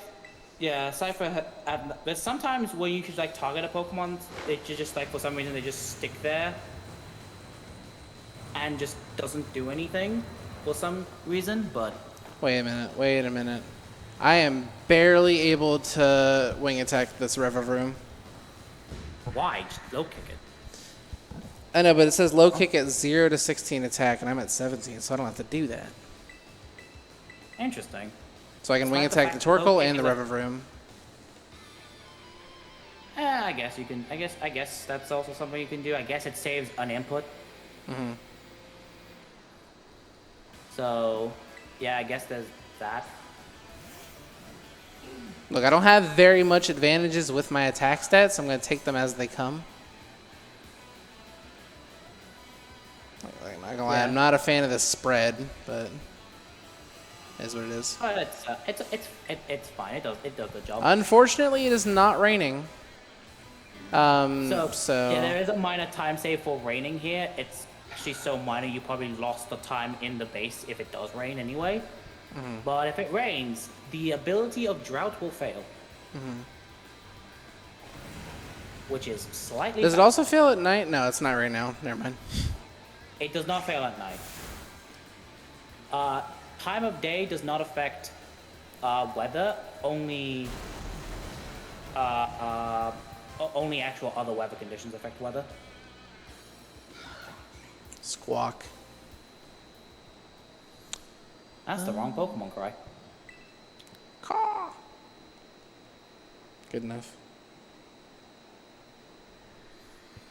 So I'm gonna do another pace check here at pace. Pace says Bella has the most ridiculous boots ever, so that her walking animation is kind of funny.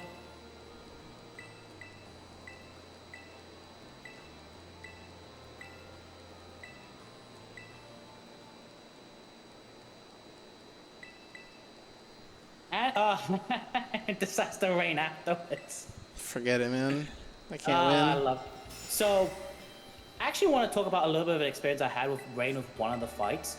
So, I had an experience with Atticus specifically. Okay, sorry, hold that thought. I am only 20 seconds by my PB, even with the Halucha issue. That's crazy.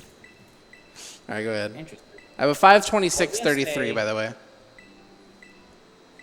So I was gonna say, with what is your PB by the way? 5:26:33. Okay. I have a faster PB in glitched. I mean, I got that 5:25 in Sweden during our practice race. Yeah. But what I was gonna say is I had an experience of like weather where it looked like in the very beginning of the fight that rain started in Atticus, and so when I did the rain strat with Quaquaval, because depending on the base, you can actually do a rain strat, because you're a water type Pokemon and you get a water type boost. Mm-hmm. But what's interesting is that if it looks like it's at what I figured out was that it had to start raining the cutscene before the fight starts. If it doesn't rain at that cutscene, it is not raining in the fight, even if it looks like the start of the fight is raining. So, if you are running this category or even just Starfall Street in general, make sure actually just specifically Starfall Street because that's the only category that matters with rain, make sure it's raining before fight actually starts rather than after. Oh, I need to double check how many proteins. Oh, actually not quite, but I probably should figure out how many proteins. Yet, but you do have one more cutscene to figure that out. Okay, yeah. So it looks like it's just 17-7. Also, you might want to look down here because of rain. Oh yeah. Yeah, I usually hold down on the right stick while I'm pulling up the map. Just the precaution usually.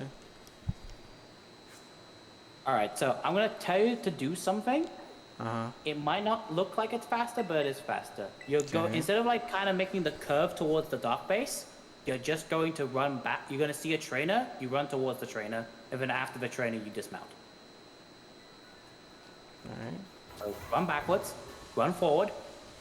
You see that trainer? That one? Yep, that one. You go forward, and then you dismount. Wait, That's where the low trainer- what? I didn't know that was there. Wait, no, I did, because like sometimes they tell you to turn around or whatever.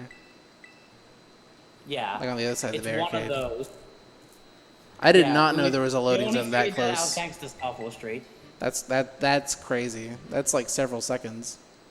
Also, if you want to buy caps, now would be the good time to do it. Yeah, I'm not a caps gamer yet. Maybe soon. Soon, once I figure out how to make it faster. Yeah.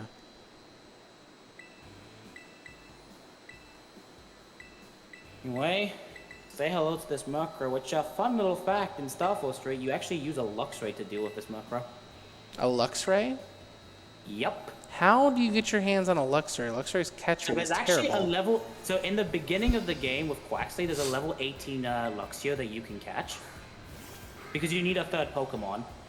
And by the time you do this Dark Base, you've done Fairy, where if you do the normal strat, both your Oinkologne and your Quaquaval should be fainted. Mm-hmm. And because the game gives you a free heal when you enter the base, it doesn't really matter. But you have a Luxray that uses Thunder Shock to KO this Murkrow.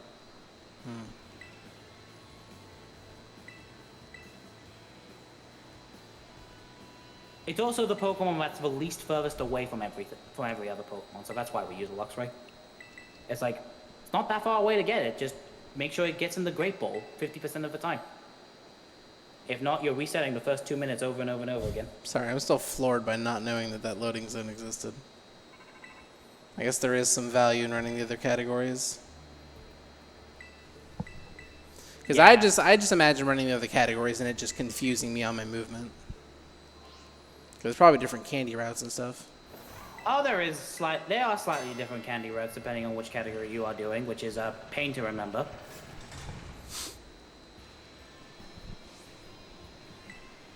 But the thing that's more painful in Starfall is that because you don't have dash, you have to do everything in Koraidon's walking speed.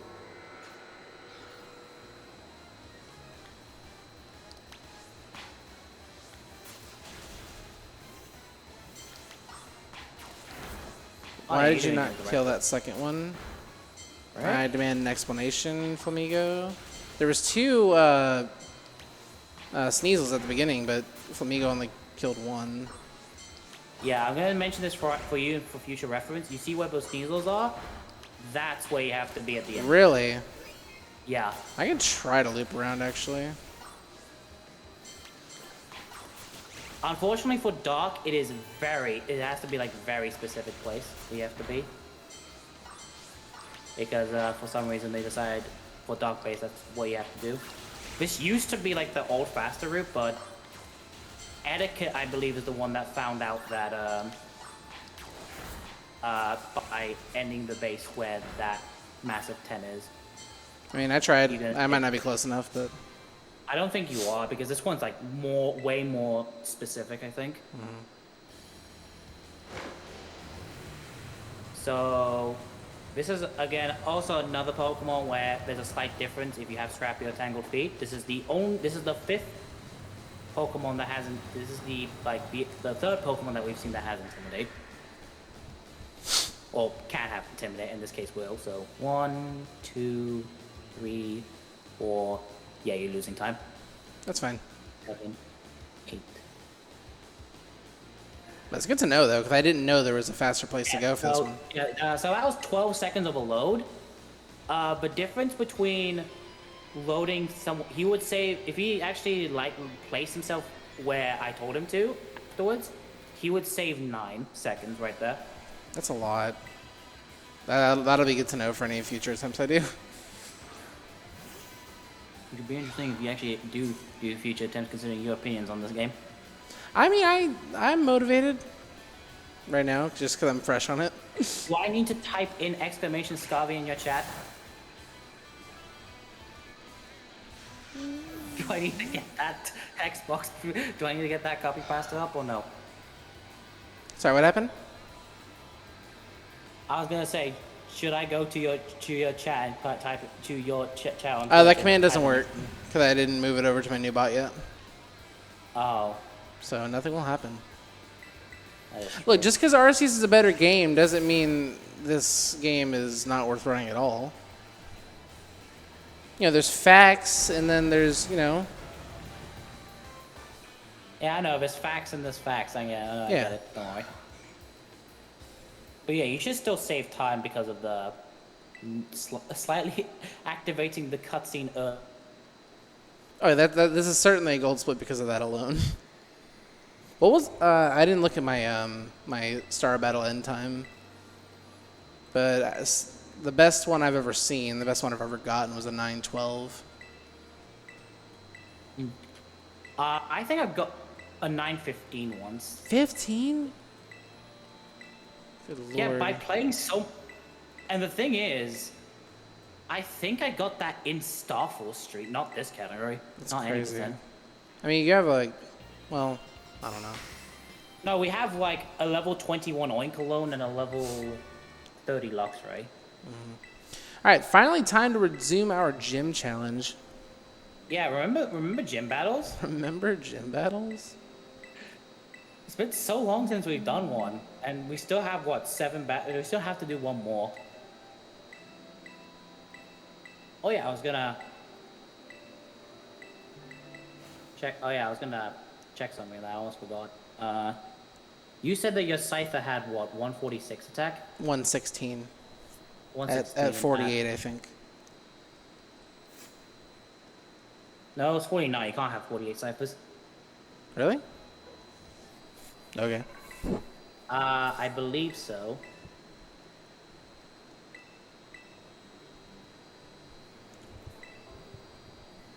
Okay, it's not the war.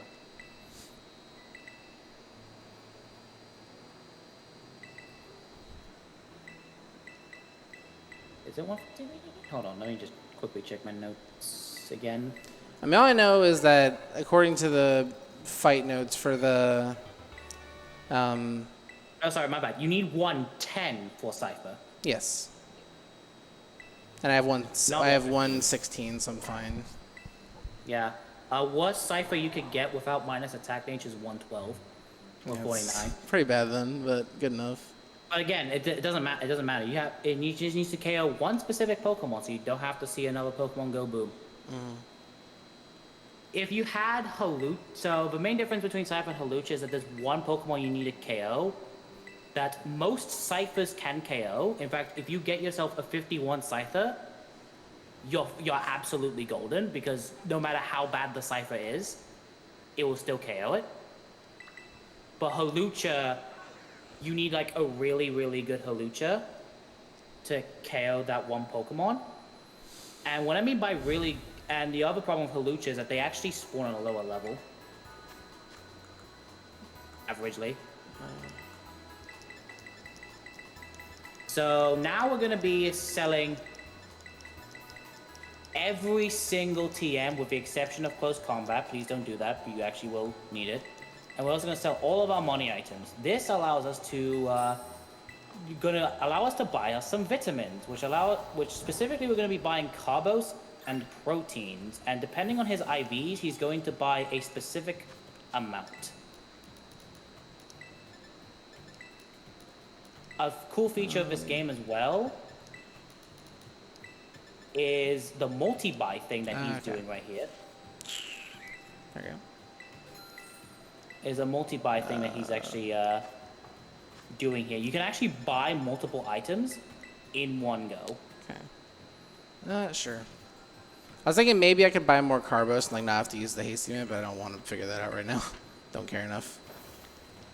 So yeah, There are actually two currencies in this game. There's cash and there's LP, but for the purposes of this speedrun, LP is just a substitute for cash. If you also paid attention, there was actually a guy with an Obama snow behind the Pokemon Center. If you had caps, you'd actually give it to that guy. And a change that they did in this game compared to Sword and Shield is that you only need to be level 50 to utilize the caps. And what bottle caps allow you to do is allows you to effectively turn a stat into a perfect stat. So the IVs that we had in the beginning of the game with our Flamigo, we could actually fix that with bottle caps if we so wanted to. They are expensive, and unfortunately, because this game is cruel, they decided not to put the store that you could buy bottle caps in the town that you can use bottle caps in.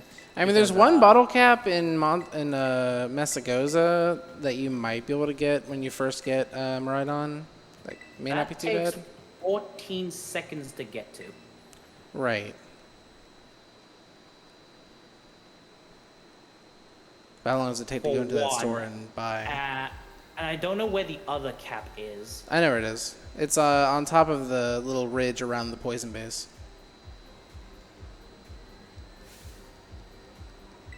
I'm gonna have to look up where that is because yeah, like literally like the tall like gray rocks that surround that kind of encapsulate the poison base. If you ride that little rock wall, the bottle cap's like on top of it at some point around that fence.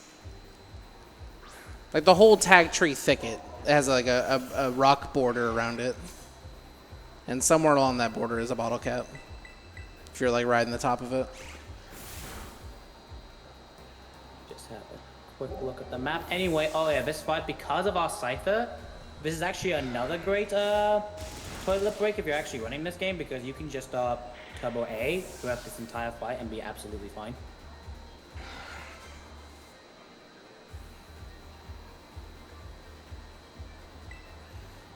Oh my god, I finally beat Tass. That guy's been unstoppable. So that's the first one. Yeah, the whole gimmick of his gym fight is just double battles. That's the gimmick. That's like the And that's why we haven't been able to do this earlier, because we had to wait for our obedience. I mean bottle caps. Apparently it means something else in Australia that I didn't realize. But yeah, we had to wait for obedience to catch up for us to be able to use Scyther or anything else we wanted to use. And on top of that, yeah, we just needed a partner that was as strong as us to compete.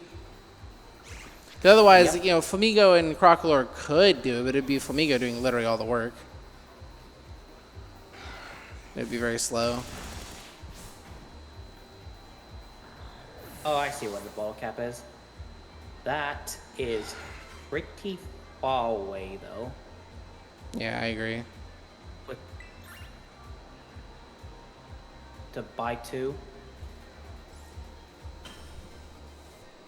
instead of I mean, you can maybe get it during the poison, like on your way to the poison base, but it's a little bit out of the way. Yeah. No, that's way too it's way too out the way. Unfortunately, it's right next. You have to go all the way up to the river. That's where it is. Yeah. And I think the amount of time that you'd spend getting both of those bottle caps, I think it would just be better to just buy them. Anyway, if you didn't have a good enough Hawlucha or good enough Slifer, you would have to wing attack the Sableye, not KO the Drifblim, and make the Drifblim use Explosion, which is self-destruct. Which, fun fact, is its only attacking move. And after that, Halqery just defeat Moist Critical in a fight.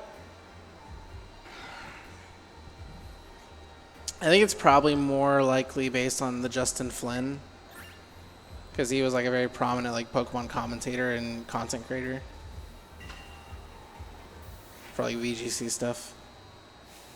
They look alike though.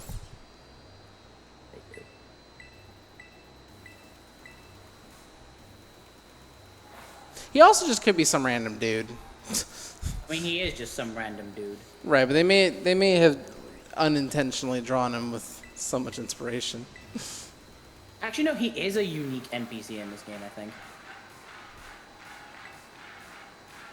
I think he actually might be a unique NPC in this game. I don't know. I don't think there's any other trainer model that uses that model as well. Mm-hmm. So he might be unique.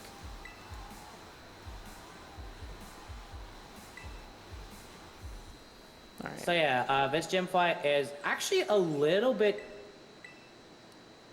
interesting how we do it, because you might think, oh, just double fight, just click the right move, and we actually won, and we actually click. But Yes, but this there's a faster way. Also found in Victory Road, also found in a single story category, is something that we actually do in here, and that is actually the fact that we actually don't want to just KO every single Pokemon immediately. We actually want to keep the Mimikyu alive long enough, and I think it's about time.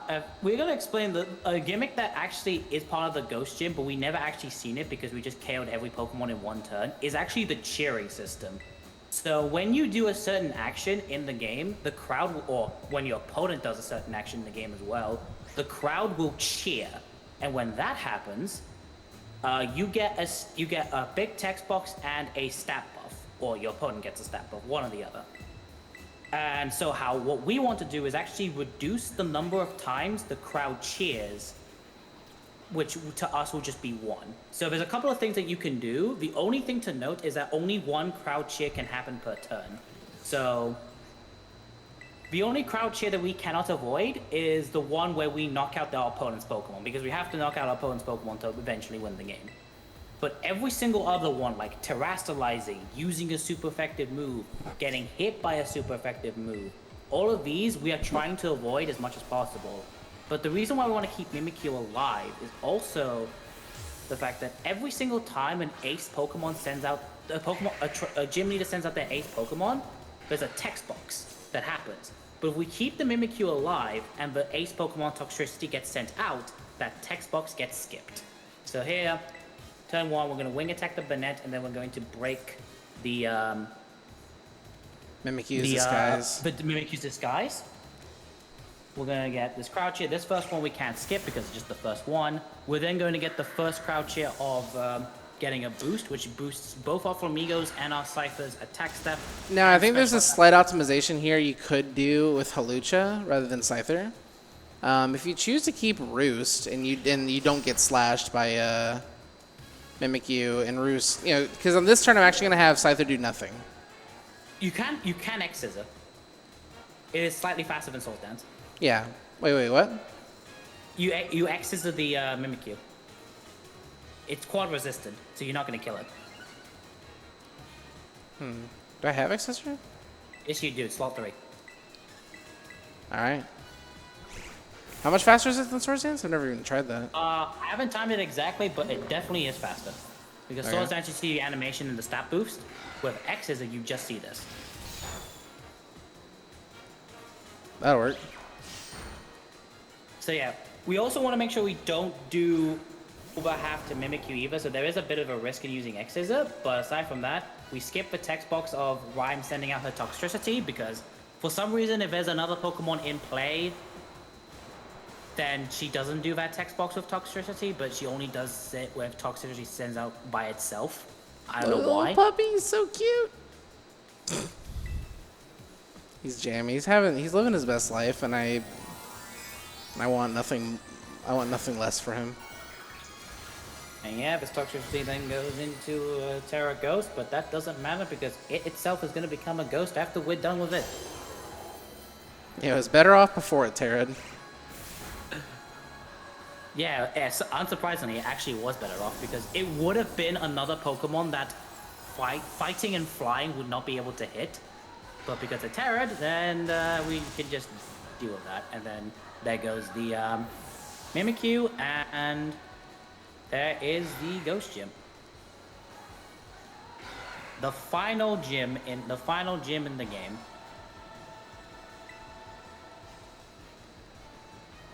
Cool. So we've now done the final gym. We actually have unlocked now the second end game thing that we can do, which is now the Elite Four, which we'll be doing, but not quite yet. Yeah, we're gonna finish like pretty much all the pads at like the same time. We're gonna get them all to like boiling towards the conclusion, and then we're just gonna like do all the conclusions at once. Yeah, that's essentially how the route goes for this game. We want to do all the objectives and get all the badges and then do the end game, because all of the end, with the exception of one end game, all of the end games are near or in Mesagoza, other than being the pure exception, where it's in the Poco Lighthouse instead. But we still have one more. This is still only the 17th badge. There's still one more badge, and if you've kept counting, it is the Starfall base, the final one, and it is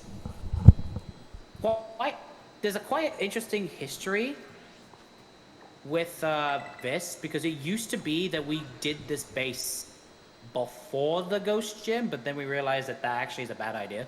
I recalled it being conditional, which one you did first. That's why my Ghost and Fairy base splits are actually to this day still combined.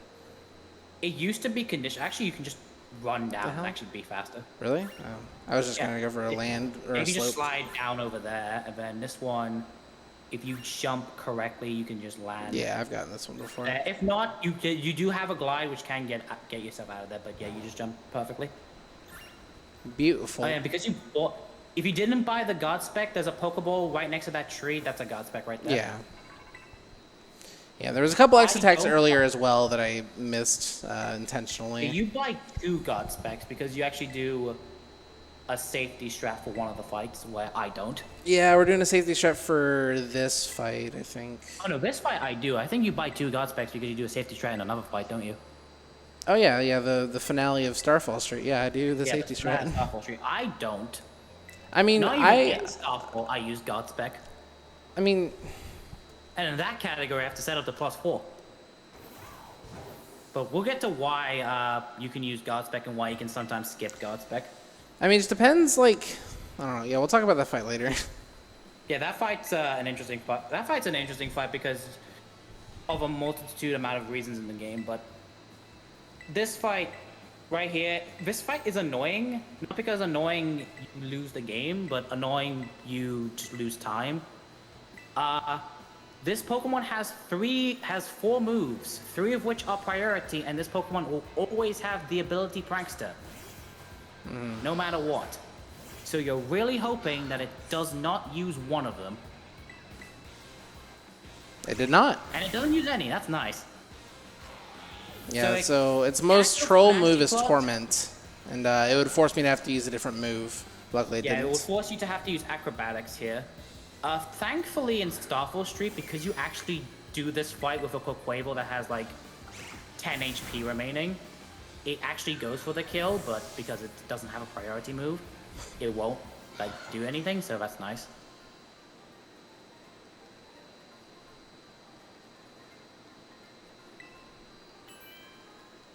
So this is the final Starfall base, and this is it's kind of weird because we say that we don't want rain here, but I feel like rain isn't that bad compared to poison base. I mean, I feel like the star battle, like the battle against Ortega, just lags anyway. Like I feel like I think the worst. Oh, it certainly slows down him. It certainly slows down him walking up to you to give you the badge. It takes like literally twice or 3 times as long. No, the worst part of rain for this base is actually the Harrington fight. So here, we are going to be giving all our proteins and carbos. You can arguably skip teaching close combat now, but then they have to go back into the bag later. So that's up to you. But yeah. Yeah, might as well. You can wing attack after you X attack. You can wing attack the Dosh Bun. Dock Spun. Yeah. I was completely heckled by my German viewers because I was calling it Dash Bun. Because in English, saying it Dash Bun is correct, just because of the way those letters interact with each other. But the breed of dog that it's based on is called a Dachshund in German. Yeah, you're right over that. Yeah. Just accept its fate. Oh, okay, maybe not. Maybe you don't want it. Like, you should let the Crocodile handle that Tinkerton, honestly, but it should be fine. I guess it's gonna take some damage against the Wigglytuffs because normal coverage is a thing. Oh, good lord. Scarlet in our part. I have a Scarlet in my playthrough. I never think I took it to a Starfall base because I actually don't, because every Pokemon actually moves. So another neat thing is that every Pokemon has a different movement speed when you send it out. And for specific Pokemon like Hawlucha and Quaquaval, they move significantly faster towards certain Pokemon. That's the first time, like, that's the longest that a Crocolore's ever survived. That might be my best, like, Starfall time for that area is 9:01. I don't think I've ever seen over 9 minutes before. I think I've done 9:10 once. 9:10? Jesus, I gotta catch up. But that was because I got incredibly lucky and Crocodile never died. And I got, like, every time I sent out a Crocodile, it was against a Tinkertuff stuff. I mean, Crocodile almost never died.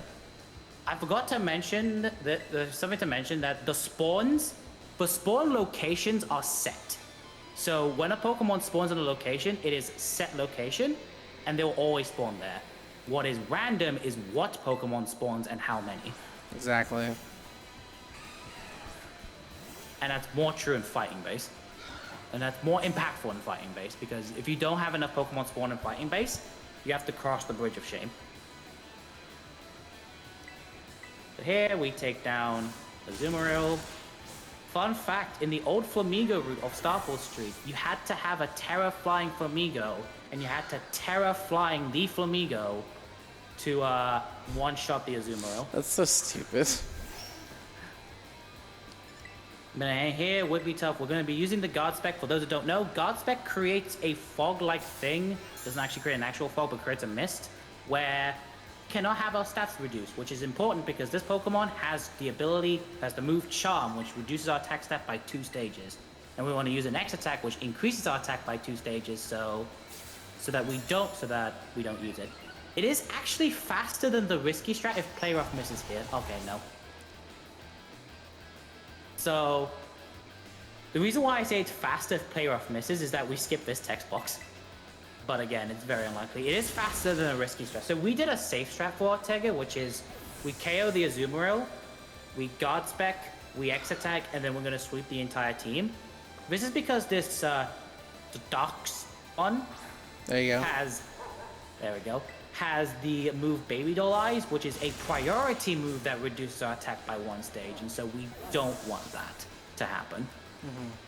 There is a risky version of this fight where you skip setup altogether and you just acrobatics. It is technically 1 turn faster to do so if you don't get Baby Doll Eyes. However, that fight can go pretty badly because this thing has Magical Talk and Confuse Ray, 2 moves that can essentially just have a chance to confuse you. So, yeah, you don't want to deal with confusion at all. So that's why we just Guard Spec X attack. It is I would say it's arguably faster if you get the Play Rough miss than the just acrobatics to fight, because you skip the Ortega text box. I think our sound went out in the venue. It was just so sudden. Oh well. But yeah, that is it. 3 hours, 51 minutes in, and we have finally completed every single badge, collected every single badge, and done all the objectives. Now it's time to begin the lengthy endgame that takes about an hour and a half, yeah. It's not the end game, but it's the beginning of the end.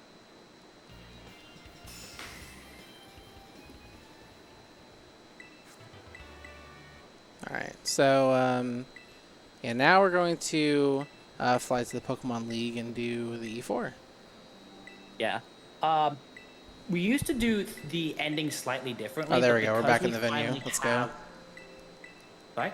The speakers about a couple minutes ago went out, so I wasn't able to hear, like, us booming over this room, but they just fixed it, so it's back now. Ah, got it. Anyway, what I was trying to say is that the endgame used to be a little bit different. We used to actually do a certain other fight first, because I I was gonna say we used to do Clavel. We used to do Clive first. Yeah, we actually have a fight with Clive, but That's terrible. we used to do that first because we wanted to load into because the closest flight point to the Pokemon League, and we didn't get that center, was Mesagoza, and so we went to Mesagoza for Clavel or Clive. Whatever, doesn't matter. And we then went to the Elite Four, but now with this, we fight the Elite Four first. This does have some compromises. It does make the Elite Four fight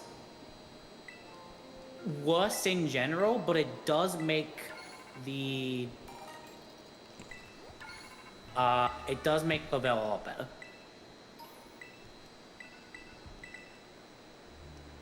Oh, and we also in the menu beforehand, not only did we give our vitamins, our proteins, and our carbos, proteins boost attack, carbos boost speed, we also taught our final move, being close combat. This is our final move set. Powerful move. It is the strongest move we have, being 120 base power, 10 base power more stronger than acrobatics. However, it does have a downside, and that is, it's a slow animation. In fact, it's actually only like a few milliseconds slower than acrobatics. However, its stats drop make it really slow. So here, we give our 07s to Cypher and Crocodile. We will never be seeing them ever again. And we go ahead and go start the Elite Four, and Halqery has to do the most important interview of his life. Dude, one time, so this quiz we're gonna take has 10 questions, and the 10th question is, do you like Pokemon? And I don't. So I tried to answer honestly. And I learned the hard way in a speedrun that that's an incorrect answer. And I had to start over. Well, it's like a minute. It's like, I don't understand, like, why being good at something you don't like is a problem. Like, there's been chess world champions that hate the game of chess. Like, it's you know. I mean, another thing is that the reason why you want to become champion, you can't just say, "Oh, I want to do it because it's fun." I'm in it for the money. There's money. There's brand deals. There's sponsorships. So here is a great place to Turbo B, so you don't accidentally hit the wrong option. Yeah, good call. Especially for one of the questions where it asks which gym leader you take difficulty. Well, you can answer any of them. There is an optimal answer for this. So for this one, it's 1, 2. This is 2 again, and then the next one's 1. Yeah, I have it pulled up. I'm good. And then just 1.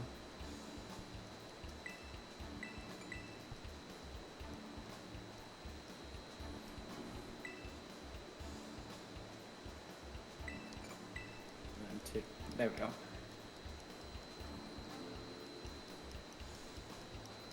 This is so stressful. Yeah, because you lose a minute if you just hit the wrong button by accident. But here, after the Firecroc question, you're 100% safe. You don't have to. You don't have to touch the control stick. You can just mash A and you're completely fine. Yep. So we're good now. Yeah, I think I already said it, but I'm 15 seconds behind my PB, which is crazy. If I get PB here, I'd be happy. That'd be a successful run, I think. That'll be really good, but unfortunately, there's a lot that can go wrong. Unfortunately, I'm trying to think of any other time losses I may have had. I mean, I did that run like 3 months ago. I can think of time losses that you can have. But I can also think of time saves, like one right here. So yeah, so Rika, she is the main interviewer here, and she's going to be our first Elite Four member. And if you've played this game originally, I don't think like she's dressed appropriately for the type that she uses. Oh, I don't know if I got protected by Clodsire in my PB or not.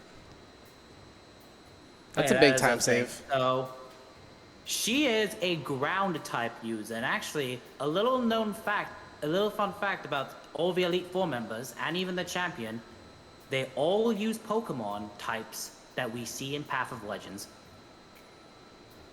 Because What these is four the- members is ground, steel, flying, dragon, and the terror for the champion is rock. Interesting. I never actually realized that.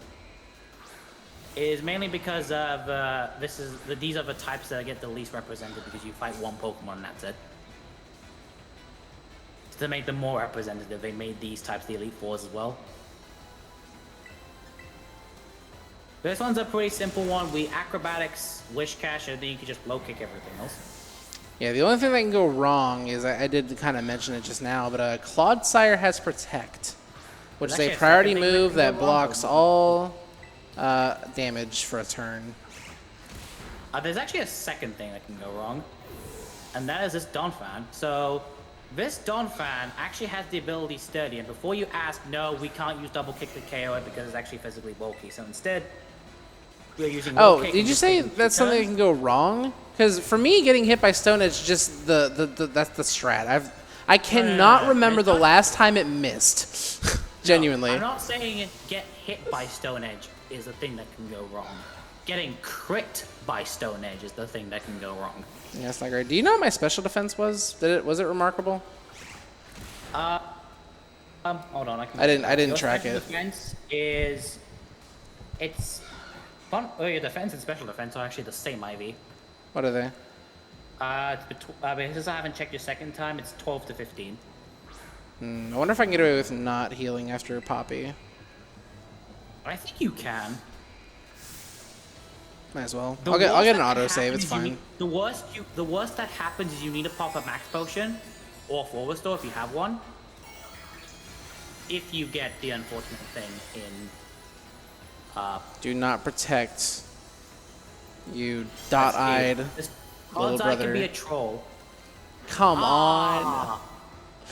Yeah, fine. unfortunately, Odds Eye can use Protect because it wants to. That's actually never an issue in Victory Road because you actually only have like 16 HP left or something. So you should always go for the attack. Also, Reek is one of the few Elite Four members that you can never actually get in Flamigo if you somehow mess up. You can never actually get the text box for it using a ground type Terra move because you're using a flying type. So it will never go for a ground type move. I know this because it went for liquidation once. Okay. Yeah, Rico is alright. So I was just gonna say every Elite Four member and champion that we're gonna do, with the exception of Poppy, will be done in 6 turns. This is the only one that's actually done in 5. That's because it is convenient that we have a fighting type Pokemon against a steel type trainer. I'm gonna need a reminder to use my Hasty Mitt later, if you don't mind. Because like I what? said, I've never had to do it, so I'm not gonna remember to use it. Oh, your Hasty Mint. Yeah, later on. I know me, I'm gonna forget it. Oh, don't worry. I'll remind you. All right, thank I'll you. remind you. There's one. You could use it earlier, but there's like, it's only really useful against like potentially against a certain Pokemon later, but doesn't really matter too much. Anyway, Copperajah. So a little thing is that we thought that when in Victory Road we did this, it had the move Play Rough. We thought if we get the attack drop, the run was over. Fun fact, it also has Sheer Force, which actually means it doesn't actually matter. Because the Play Rough can never attack drop you. Right. That still doesn't mean that if you get crit, you just lose the run anyway, so it's fine. Anyway, this is the only one of 4 Pokemon, 3, we have to close combat. And you're going to see how slow close combat is animation-wise. The animation itself, not that slow. The stat drops afterwards. Huh. I actually noticed a small change from this patch compared to my patch. Like, something I noticed that defense and special defense drop is slightly faster. That's good. Yeah, so you have to double kick this because 1 has sturdy, and 2 you need to die in 1 turn because it has discharge. And that hurts. Yeah, and that will absolutely decimate you if you don't do that. Same thing with the Bronzong. Like, if you don't KO the Bronzong that's coming up, it will kill you. But yeah, actually, I've never seen this game on this patch. I swear close combat, it looks faster. At least the drop animation looks faster. for Yeah, close maybe. combat. Although, I might be going crazy.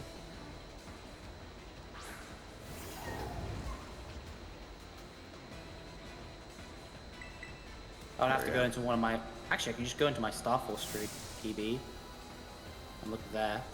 So I had to use close combat in one of the fights I didn't really want to.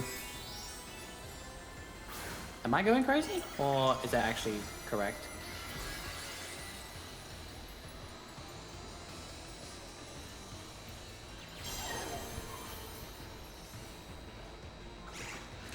Oh, no, never mind. I was going crazy, but yeah. If it's just one stat that dropped, then it will be fine, but because it's two stats that drop, it's actually pretty bad. So we actually want to use close combat sparingly. The only exception is if we use close combat as the final move on the fight, it does not give us the defense drops. Mm-hmm. Which, So, yeah, I think I'm just gonna YOLO Larry. No, Larry's not the thing you need to worry about YOLOing. It's Hassle. I think I am gonna heal to full on Hassle because like poison point's too dangerous. Yeah. Shout out to Pulse Effects who actually did timings on these moves. Acrobatics is 4.08 seconds. Close combat is only 4.12 without the drop animation. Yeah, so there's a chance that Tropius goes for Air Slash, and then I think that's a high crit rate move, but hopefully it doesn't happen. Unironically, that's actually faster than it going for Sunny Day. Yeah, but I mean, if I die, then it's not. If you die, then obviously not, but that's actually something... I've never seen it happen, but it would be very, very funny if it... It won't be funny, but it'd be like very interesting if I've seen it happen, because I think it always goes for Sunny Day unless it sees Air Slash kills, and I don't think with your HP it's going for Air Slash. The Pokemon that you should be worried about for Air Slash is actually the next one, but we'll get to that. Yeah, that's Sunny Day. So this is what we call damageless pass Larry. So we literally take no damage from Larry. The interesting thing about this is that if it wasn't for one specific Pokemon, we would actually be able to skip X attack. And it's not because of its Staraptor. Like, everything dies to +0 or even +1 acrobatics. Well, +0 acrobatics, not -1, except for one Pokemon. And only because of the form it's in. Yes. So we said that we could hit every single Pokemon, well, I actually never said this, but we could hit every single Pokemon for neutral damage, with the exception of two, the Wattrel in Iono's gym, and this Oricorio. This Oricorio is the only reason why we must X attack. No other reason. Yeah, because it's part electric, so it resists the acrobatics. Yep. And then we're going to see a classic old favorite meme of mine, the Spider-Man meme. His is nowhere near as good as mine. I'm just saying. I've curated this baby for success. He's gonna try and wear a fancy hat to become better.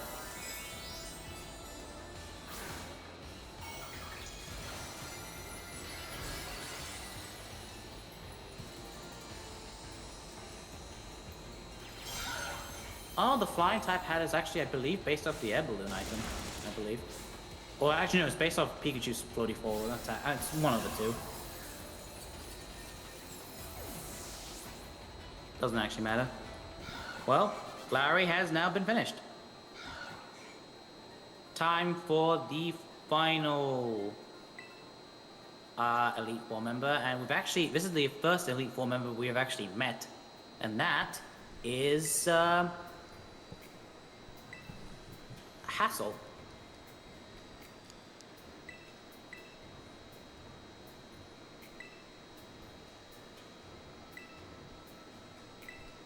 So, Hassle has one Pokemon. Okay, Hassle can have two things that could potentially go wrong.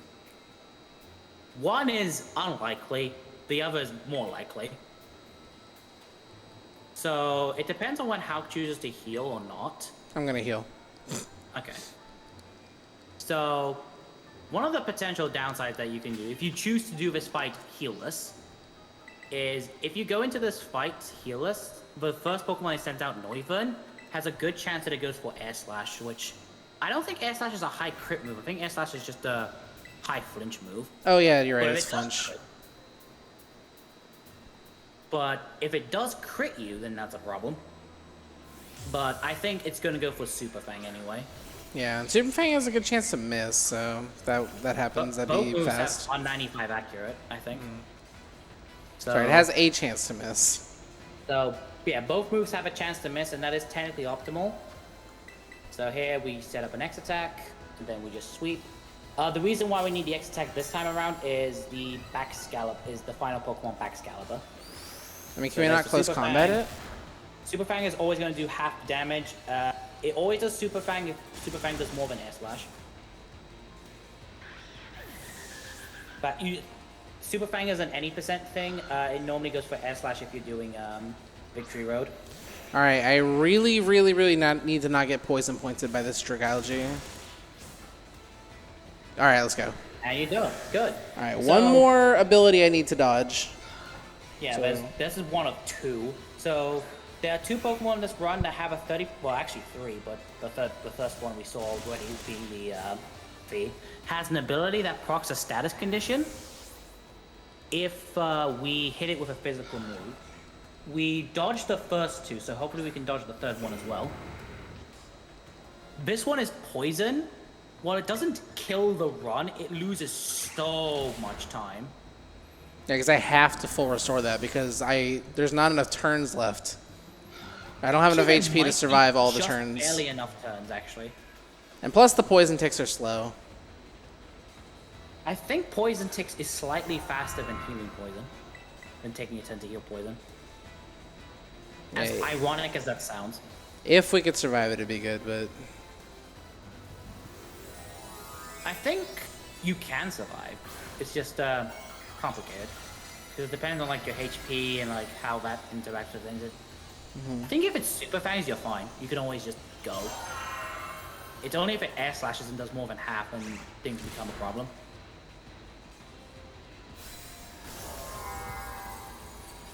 But that is Baxcalibur, and for the first time in Elite Four history, they give you a free heal before the champion. we didn't need it. Like literally because we have enough PP. Yeah, we literally don't need it because we have enough PP, but we'll just take it anyway. At least it saves us from going into the bag and having to heal. I mean, we wouldn't need to heal because like we're never in danger of dying. Because this is a 5-turn fight or 6-turn fight. Yeah, it's a 6-turn fight. It's nice if you get poisoned because then you just get a free heal afterwards. And if you choose not to heal, but you lose like 30 seconds if you get poisoned. It's one of the biggest it's the second biggest status time loss. Or is it no, it's the second biggest. The biggest one is actually the next one. The one I still need to avoid. The one that we still need to avoid. But like I said earlier, every Elite Four and Champion fight only takes 6 turns. And if you know something about this game, the Champion only has 6 Pokemon. Our Flamingo is so good that we don't need a ton of setup. We can just go. Yeah, the champion is interesting. I don't know if you mentioned this. I'm kind of dozing off. I'm sleepy. But the Espathra has Opportunist, I think the name of the ability is. Yes, so... It's people the biggest complain about troll for Team Order. speedrunners. Let's give the champion an ability that copies all stat changes. Yeah. Even in Victory Road, we never set up on Espathra. We still have to set up, but we set up on the Go-Go afterwards.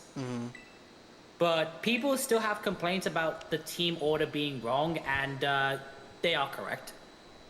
The team order is I mean, her team also sucks. The team sucks, but it's like the order just doesn't make any sense. Like, yes, Espathra being first is a troll for speedrunners, and I understand that. But do you know what should be first? Glamora. the Pokemon with toxic spikes as its ability. And King Gambit should not be third. King Gambit, I mean, at least it's not second. True. Because of how how Pokemon AI works in this game. Which we have never mentioned this. So how Pokemon AI works in this game. When they send out the next Pokemon, they'll send out based on the base power of the move, which types do affect. So the reason why Go-Go will send out second is because it has Play Rough, which is a 95 base power move, which doubled as being 190, so it's the strongest move that she has against us. The only exception is that Ace Pokemon will never be sent out early. So King Gambit's next because I actually don't know what move it has. I think it has Stone Edge. Loses next because it has Psycho Cut. So it's a 70 base power move. And then Avalugg is sent out last, despite the fact of being an Ice type, because its strongest attack is Avalanche. Which is considered in the game only a 60 base power move. It's only the base power of the move that gets affected. Step does not get affected by it.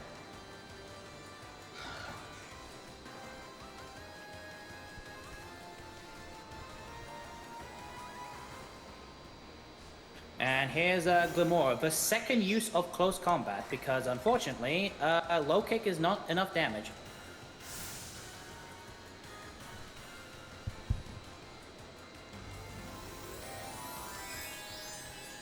Also, this Pokemon would have been a problem if she didn't terrestrialize Rock. By the way. Like, this thing is a Rock Poison type. We wouldn't have really a great way to deal with this unless it didn't terrestrialize to Rock.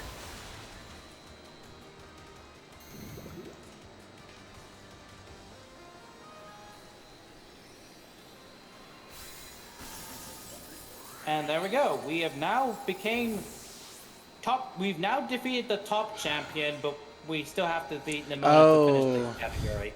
So I'm still behind my PB by like 20 seconds right now, but my PB got Effect Spore sleeped.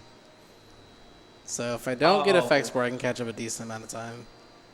No, if you don't get Effect Spore, sleep. So the next Pokemon that we're gonna fight has one Pokemon. Easy fight. No. It's an easy fight because you just have to click Acrobatics and win the game. But there's one Pokemon that has Effect Spore.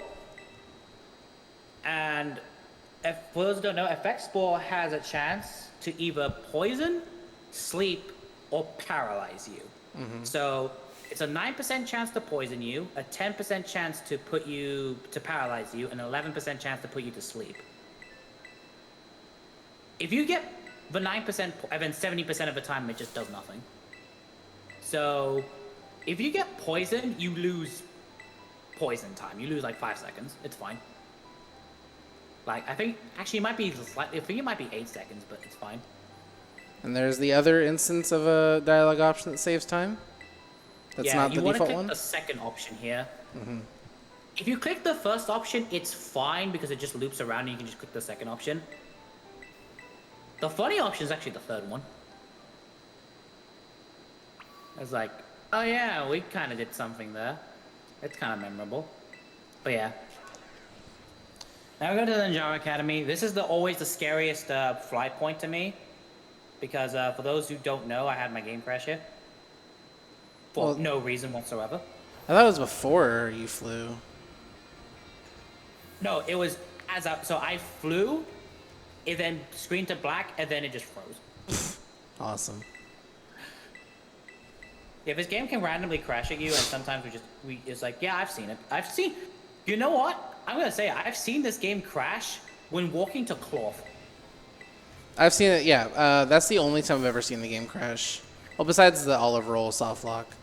I was walking to cloth, I was practicing, and the cloth normally like climbs up the wall and around it to get to where he's supposed to be for his fight. But I walked up to him and he didn't move. He just stood his ground and crashed my game.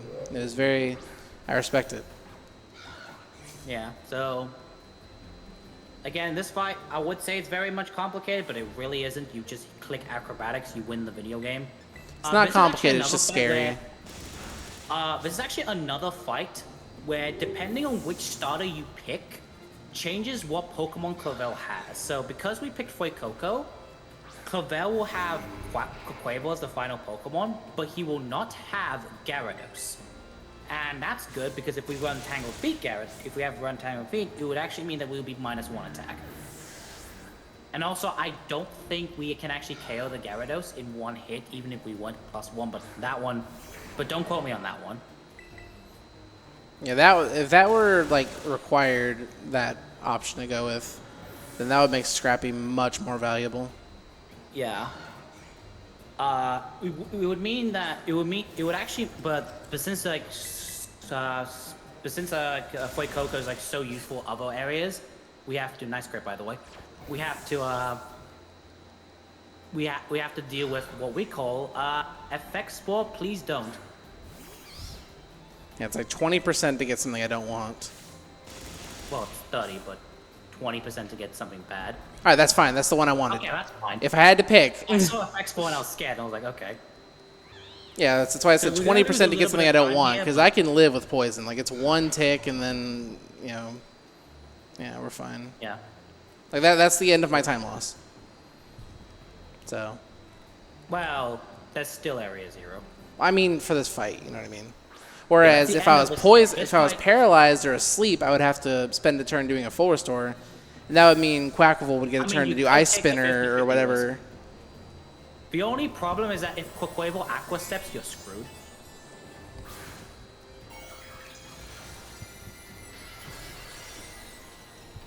So yeah, luckily it's not going to get a chance to do that. For those who are curious, because we picked Quaquaval in Starfall Street, you might be wondering how the fight goes. And because of our lower level, we're only 65 in this fight. We have to set up X attack to +4 to counteract the Gyarados' -1, so we get to +3. And we do that on Oranguru because Oranguru only has 2 moves that can actually, 2 attacking moves. I'm 3 seconds behind PB. It has Foul Play, and it has Dream Eater. So it should most of the time go for Yawn turn 1, and then we hope not to see Reflect turn 2, so that we can then sweep afterwards. So it does take 3 turns of setup, arguably, because turn 1 X attack, turn 2 X attack, turn 3 heal. But that's how we do the fight in Quaquaval, with the Quaquaval. Also, I have a theory that Clavel is supposed to be slightly more forward. Supposed to be slightly more what? Slightly more, like, in front of the character, because when the camera turns around, nope, just run backwards. Oh, right, okay. I completely forgot what I was doing. Thank you. I was like, what's next? Run backwards. I was about to fly to go do Arven, which wouldn't have been that bad, but it would have been a little bit slow. No, it would be bad because you would have to unload Mesogoes and go to a different fly zone and then come back. Well, I think we have different definitions of bad. Because what would have been bad was using the EXP Candy L on Crocalor. Yeah, that would have been bad. Going to go do Arven right now would have just been mildly inconvenient. Yeah. There's actually a reason why we do Arven later. We'll get to that after we get to see a movie. Despite the fact yeah, that movie. Yes, a movie. Looks like a movie to me. me. We also have another weird fight as well, where for some reason in this fight as well, we do not get any EXP from this fight. Yeah, it's like a cinematic fight. Which is weird, because we only have a cinematic fight with our rival is with May and Omega Ruby and Alpha Sapphire, but that happens after the champion fight, and you don't have to win that. But this one you do, which is interesting. Yeah, this is the only Nemona fight you are forced to win. So we are finally showing Nemona our true power with Omigo, and we're just going to literally just click the right button to win the video game. It is that easy.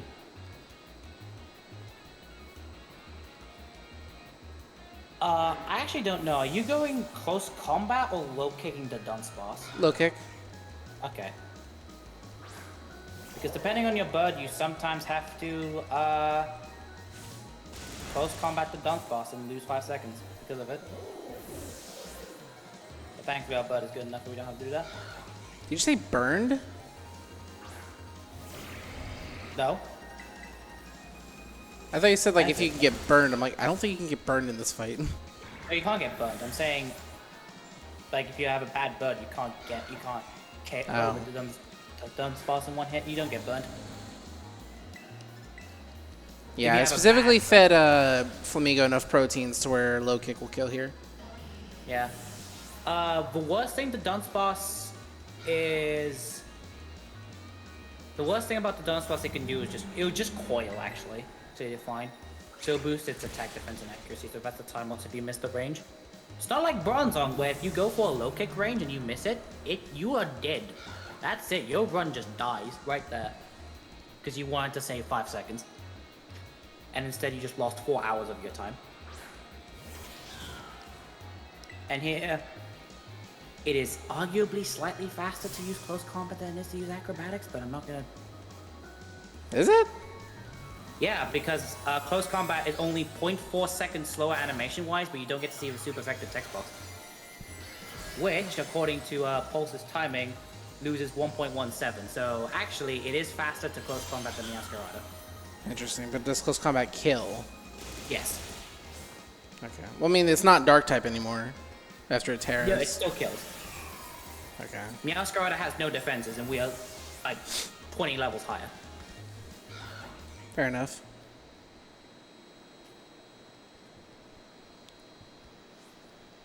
Yeah, but shout out to Pulse Effects who actually made the timings for this. For those who are curious, low kick is 3.07 seconds. Wing attack is 3.08 seconds. So literally 0.001 faster to use low kick than it is to use wing attack. Acrobatics is 4.08 seconds. And close combat without the animation is 4.12 seconds. And every time you use a move that's not very effective or super effective, you have to sit there for an additional 1.17 seconds. Well, I mean, I feel like acrobatics kind of combines the animations. Because, like, while Flamingo is, like, coming back to its spot on the battlefield. Oh, it doesn't actually. It doesn't popping actually. up. Yeah, acrobatics is just weird because, like, it's actually one of the main reasons why so many like runners are trying to see if they can make Meowscarada work, because technically Meowscarada has some really fast animations. Like its main dog stab knockoff is only 2.21 seconds. Knockoff's like strong now, isn't it? It's only 65 base power. That's better than I think it was. All right, there's our first path complete. The only problem is that sometimes you have to use Flower Trick, and Flower Trick is 6.20 seconds. Yeah, because Flower Trick always crits. Yeah. But yeah, I like the route the way it is right now, because we get to hear two of the best battle themes back to back. So that's nice.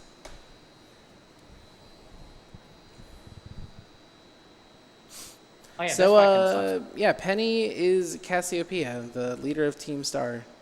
Oh my god, I didn't know that. I can't believe it.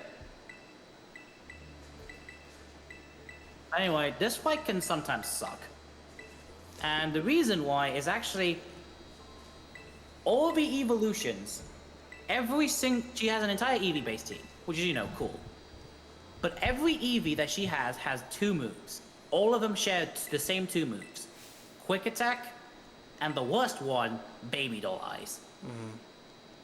Wait, they have Quick Attack? And the reason why Baby Doll Eyes can suck, well, yeah, they all have Quick Attack, by the way. It's not really relevant, except for Flareon. But for specifically, so for this fight, there's 2 ways you can do this. There's what Halq's doing, the safe way, and what I do, which is the risky way. The safe way is simply you guard spec, and you protect yourself from 5 turns from seeing a Baby Doll Eyes, and you kind of cringe yourself if you see Psychic turn 1.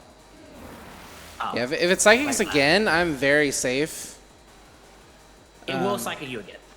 Nah, I don't think it's guaranteed. No, it will. Are you sure? No, it is. It has 3 attacks: Quick Attack, Dark Pulse, and Psychic. Well, no, I'm saying it could baby doll eyes, but I It guess can't. maybe it doesn't. It won't baby doll eyes if you have guard spec up. Remember? I mean, I've seen dumber things. Look, I've seen dumb things too, like double yawn on a Oranguru, but again, they're smart Look, enough to never do Penny is not the most forward thinker, because what Penny did was Penny was in class and the teacher's like, EVs are very important, but she's like, all right, EVs are very important, got it. So she stacked her team full of EVs. But no, the AI is dumb, but not that dumb. Yeah. So it's only after Vaporeon that you will see a baby doll eyes. But And I don't think did they'll you go know- for it because I'm very low HP, and I think they'll all see a kill. Which is why I So like here- double psychic. Well, Flareon might not, but I know a Pokemon that most certainly will. Well, actually has a high chance that will, and that is the Leafeon. So, the strat that I do is actually skips Guard Spec entirely, and you just X attack and you go. The reason is that for the most part, they will not baby dollize you once you're past +2. But that is but it can sometimes be inconsistent. At best, you can sometimes save a turn, especially if you see Psychic turn 1.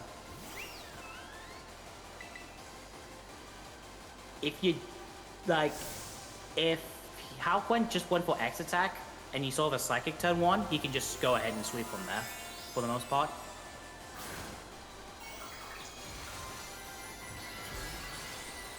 The strat then becomes, if you do see X attack, if you do see Baby Doll Eyes turn 1, you just X attack again and you just use the same number of turns.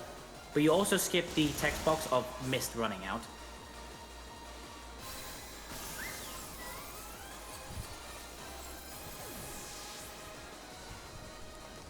And that's the fight.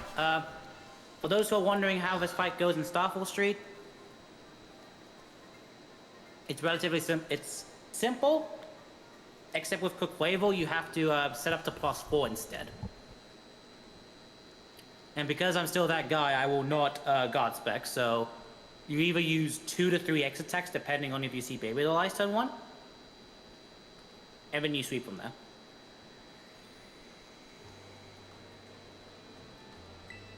Making sure that you use Aqua Step, because one of 2 reasons why you need to use Carbos I should mention, is that you need to outspeed both this Jolteon as well as the Meowscarada. The Meowscarada is faster than the Jolteon, despite the base speed saying otherwise. Anyway, here's a fun little fact. Did you know that it takes, 5 minutes to go from from the end of Penny to the Starfall Street closing thing? Yes. This split would technically be like 4 minutes for me if I split like on Penny Fade Out, but my split's actually 9 minutes. I go all the way until the path ends. Yeah. And I'm 2 seconds behind my PB, by the way. If I go open up, I don't want to say that. My Starfall Street, that is not the right one. If I go open up, oh my god, I have so many splits. Split files that I need to figure out because it's so many here comes a categories. movie we're actually going to split. Or we're going to skip, rather. Sorry?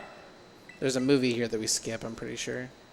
Yeah, it's right after this one. Yeah, because Right like after this tone change is so sharp, there has to be a movie. Like I don't recall one, but certainly. Yeah, there is a movie. Yeah. The movie is just the 5 Starfall people just walking in dramatically.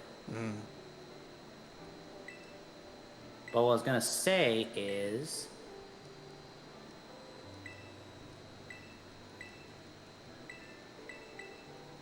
can I not save this? I should have saved. Oh my god, I can't find my split. I can't find my Starfall Street splits today. Ah, there it is. It goes from 121. Actually, I'm just gonna open the layout. My gold for that is a 5:36. It takes 5 minutes and 36 seconds from the end of the fight to the title card of Starfall Street. Fun little fact. It's fun because the single story categories end on the title card.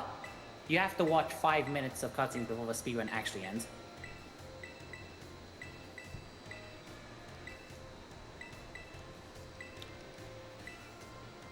Little known thing is that in this next menu, you can actually do DDR to down right to actually get to director's office much faster. I will try that. Because this menu makes no sense to me. So DDR. Perfect. And we didn't do director skip this time. Sweet. There is actually one that you didn't do to get to the schoolyard faster. There's actually a faster way to do it, and that is up, left, down. That's so stupid. It's a half circle. Yeah, but it is actually faster to do up, left, down. I mean, yeah, there's only Because three only inputs. three I inputs. did right, down, down, down, down, down, I think. Yeah. The other faster way to do it was the way I used to do it before I figured out you can just do left and right on a menu was up 5 times. Oh, I know the best menu for this one. Hold on. Nailed it. Nice. Doesn't get any better than that. Such a hard trick. Such a hard menu. You just have to press A Wait, why is Gengar at the desk?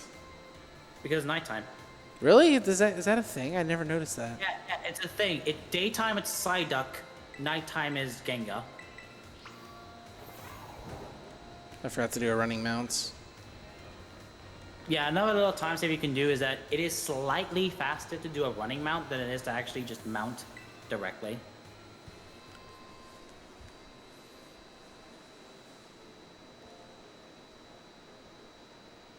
Okay, there is one thing I should note about my 536 gold in Starfall Street. We don't have dash. Okay, I was gonna So say, this like, I'm box- gonna beat that, I'm pretty sure. So that is the one thing to note. That is the one difference. I Well, should have probably you should have that. done the slide down the stairs. That's not faster. Yeah, this is like a... Yeah, I'm saving like 20 seconds over that. No, if we had the glitch, you could actually jump off the side of the stairs and then just super glide all the way to Nemona and Penny. That's cool. Anyway, we are doing the hardest fly in the Wait a entire minute. game. I think I'm... There we go. You did it first try. I Nice. think I'm ahead of PB now. I guess I got baby dollized. Oh, I'm gonna do this just because it's funny. All right, we're gonna activate this cutscene trigger real quick. So there's 2 ways to do it. The correct way is to just Let's do that. you Of could- course, you could actually. You could mount your ride, which is slower, but the correct way is just hold left. And now I get to talk about the most hated fight in Path of Legends. Well, yeah, of course. Penny's the most hated fight in Starfall Street, probably. Oh no, but Starfall Street Penny is fine. Yeah, there's a perfect Penny, but it's like you lose 1 turn if you don't get it right. Like, there's more time loss in the fighting base because of the random spawns than you actually do in Penny and Starfall Street. This fight, yeah, Clavel is actually worse than Penny and Starfall. Because if you get Yawn turn 2, you waste even more time. But Oh, yeah. that's not the point. The point is, Arven... Also, here's a move that gets skipped, by the way. Arven sucks in Path of Legends. Because Arven kills runs.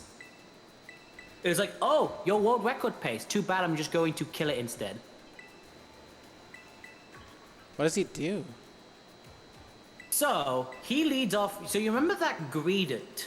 Yeah, That zero I've IP had my own problems trying to figure out how to kill it with other things like Zangoose. So, you remember Greedent? I am You know familiar that with Greedent. zero IV Pokemon, level 58. We've met. You know, it's not very strong, unassuming, you know that. It's a bulky You little have to thing. set up- you have to set up on him twice using 2x attacks. Small problem. As body slam. It knows body slam. And since you have to set it up twice, it has a 51% chance of just killing you. Of just killing your run because you get paralyzed, you skip the forward store, that's it, run's dead. But just don't skip the 4-star. Yeah, but that's 5 seconds. Unthinkable. But even if you do Non-negotiable. 5 seconds? No. Two ways to heal paralysis. The forward store and the full heal. If you use both and you get paralyzed twice, yeah, that's it. That's the run dead right there. Your run just dies. The second thing, you get crit once, the run dies. And thirdly, if your cap's not good enough and just has bad defense. Okay, thank God I didn't talk to them. Like, actually, the last couple attempts I've done of this, I've talked to them about stuff by accident. No, I know how I'm supposed to move there. I just wasn't ready to move for some reason. So yeah, it essentially, Path of Legends is now essentially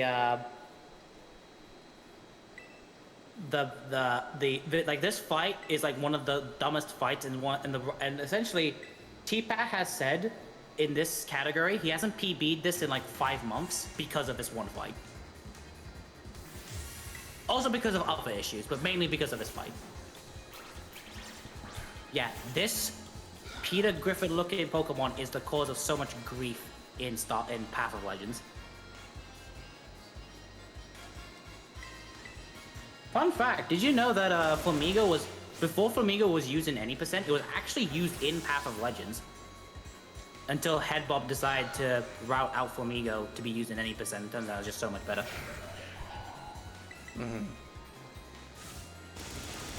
Little brief history about that. Also, a second fun fact, Flamigo absolutely decimates this team because Arven's entire team is either weak to fighting or weak to flying.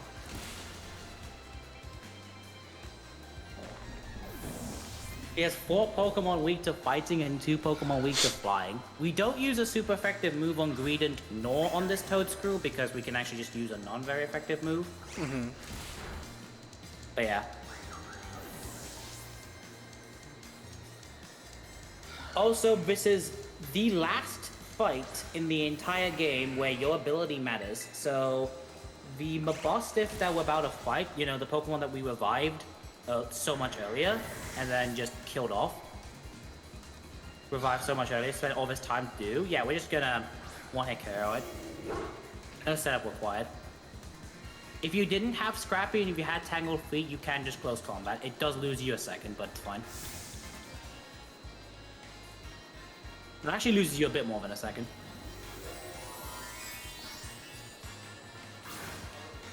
That's fine. Oh yeah, this is the last time we'll see terrestrialization in the run. Actually, yeah, that is true. We will not see it at all. Oh, does it do the fun? Oh, is that the funny thing of the moon here? Where the moon is just gonna show up right now? If you look at the background. Oh no, never mind. So a fun little thing about terrestrialization, for some reason, terrestrialization just moves the sun and the moon around. Oh my god, yeah, I've seen that before. Like, I was practicing for this event, and suddenly I was fighting Katie, and the moon just decided it didn't want to be here, and it just, like, zipped over to, like, another part of the sky, like, in a second. I was like, what the hell? It wasn't subtle. Yep. It animated itself. It was the weirdest thing I've seen in this game, like, with the... like, regarding that. So, we've finally done the final storyline, and the reason why we do Arven last is because if we don't do Arven last and do Arven and Arven as like a different story ending, we would have to see a phone call with him. And that's slow, so by doing Arven last, we skip that phone call entirely. It saves about... I want to say it saves around 10-ish seconds, but yeah, it's just faster. Anyway, we're going to Medali. He's going to go the wrong way for a little bit, but that's fine. Look, man. And then this is going to be the final time we have fast movement. Because Area Zero is known for its long dialogue. Do you not think falling is a fast way to move? 9.8 meters per second squared, it goes hard. I don't mean falling. I don't mean vertically. I mean horizontally. I see. Yeah, Like, this is the. We'll be going as fast as we've ever been, but horizontally, not so much. Yeah, this is the fourth and final story of The Way Home. Only unlocked after you complete the other ones, like we said. So you have to get all 18 badges and complete all the endings. I do like how every single half is actually based on like some sort of road. So we have Victory Road, Path of Legends, Starfall Street, and then The Way Home. Yeah, that fourth one, kind of a reach, but Fourth one's I'll give it to you. I'll give it to you.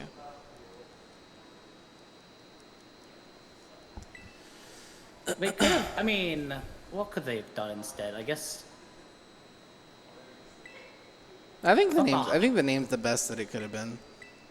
Yeah, I was gonna suggest the Highway Home, but there's no highway. That's way too corny. It's far too corny. Yeah. That is far. Yeah, no. Also, it's funny that we need Penny for her hacking things. The only thing that they hack in this entire thing is turning on the lights. I can get around without the lights on. I run Let's Go. I know how to get through Rock I'm Tunnel. just saying that Penny is not useful anywhere else. Yeah, she's she's great for mistaking Jigglypuff for an evil, ferocious demon variant of Jigglypuff. That I have nightmares for weeks about. Every Pokemon from Scarlet is just so scary, like actually just terrifying. Like, but the Violet ones just aren't scary at all, and they have stupid names. Yeah, apparently some sick person thought that would be funny if they all had the name Iron. Yeah. I mean, despite the fact that only one of them's a Steel type. I mean, they saw that one episode of SpongeBob where it's like everything in the future is chrome. And they just took that and ran with it. Yep. All right. So this might be like one of the hardest execution parts of the run. Like in terms of just like making sure you don't eat too much lag, making sure you fall correctly. I was gonna say no, but in this category, excuse me. In this category, absolutely, it is one of the hardest things to like. It's one of the hardest things to do, execution-wise. I mean, partly because like I don't know the right answer for so many different things. Like I don't know the best place to look. I don't know like the best things to do in certain situations. Like I don't have a consistent strategy for falling and landing on certain slopes that I want to land on. One in particular. That's actually a skill. Well, yeah, but there's okay, so it's when you're going to the third research station. When you fall, like the trees have this little like crystallization around them, like the terrestrialization phenomenon. You can land on that, and that is a slope, but it is such a tiny spot to land on. I've gotten it before, but it's just so ridiculously small that I rarely get it. And here we took the oven. We skip. No, there's actually more than 5 movies because this is a movie right here. Yeah, I gotta grow more fingers to count them all in one hand now. Yeah, because so now I have to recount. There's one. Oh my God, Crisis! You're famous. They're doing a rerun of your Arceus run at ESA. You're on 2 streams right now. Let's go. Anyway, I mean, I could start streaming right now and be on 3, but that's it. That's a little bit too meta, I think. But yeah, but because Koraidon was scared for some alleged reason. Oh yeah, there's a cutscene areas here that we skip. Oh yeah, there's definitely more than 5. Yeah. But I mean, there's so many more movies that they don't skip, which is the important thing to highlight for sure. Yes. And this is like also the only area in the game that I could just call breathtaking, because like a lot of it just looks really pretty, like the music's really nice, but unfortunately it's still Scarlet and Violet, so it's not perfect. Yeah, no. We are still like running. We're mostly just running and falling. That is essentially our main movement thing. There is actually a place that because I'm gonna mention this right now. I'm gonna mention this right now because there's like a bunch of walking we're gonna do. Because of how the Japanese timing does the, just how the Japanese leaderboards does the timing. You actually save and reset in one of the reset stations. Oh, they go through credits, right? The load time to, so normally the load time to load the cutscene just before the credits, without the reset, is 47 seconds. That's not timed in our timing. Mm-hmm. But in JP, it is. But it's only, but without the reset, but with the reset, it's only 7 seconds. It is 10 seconds faster to reset the game. That's so sad. Like, the game could just work, or you can make us work so hard. Yeah. So here we're just going to just run around a little bit. We do get some dialogue here, but we're speedrunners, so we don't read them. One thing I think did get better over the course of like the patches for this game is that water used to be really hard to walk through. I never had problems with the water.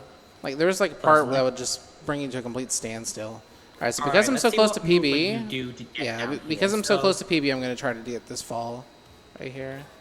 So for those who don't know, before you ask why don't we just fall into the bottom, the answer is the game doesn't allow us. Press B. Let's see, make sure you land in a specific place. That's good. Then I'm pressing B. Please take my inputs. Cool. Then yeah. I don't even know if I saved time with that. There's one dangerous thing if you accidentally do a hard fall where Halq just landed and there's a Pokemon nearby. There's a good chance you just get an encounter. Well, no, that's not the worst thing that can happen. Like if you just miss the rock or land on it weird or do something the game doesn't like, it takes you all the way back up to the top. So it's very risky. If you land too far to the right, you'll get warped to the top. Yeah, to the point where like I actually just don't go for it in PB attempts because it's just generally not worth the risk. Oh, I found a consistent place to always do it, so it's fine. I've never had a problem with it. I'm just terrified to death of having to teleport all the way back up. So here's the final use of close combat. This can be arranged depending on its stats, because this is considered a wild Pokemon, so it has random stats. It could have the best defenses in the world. It could also have the worst defenses in the world. I have never not O-code this.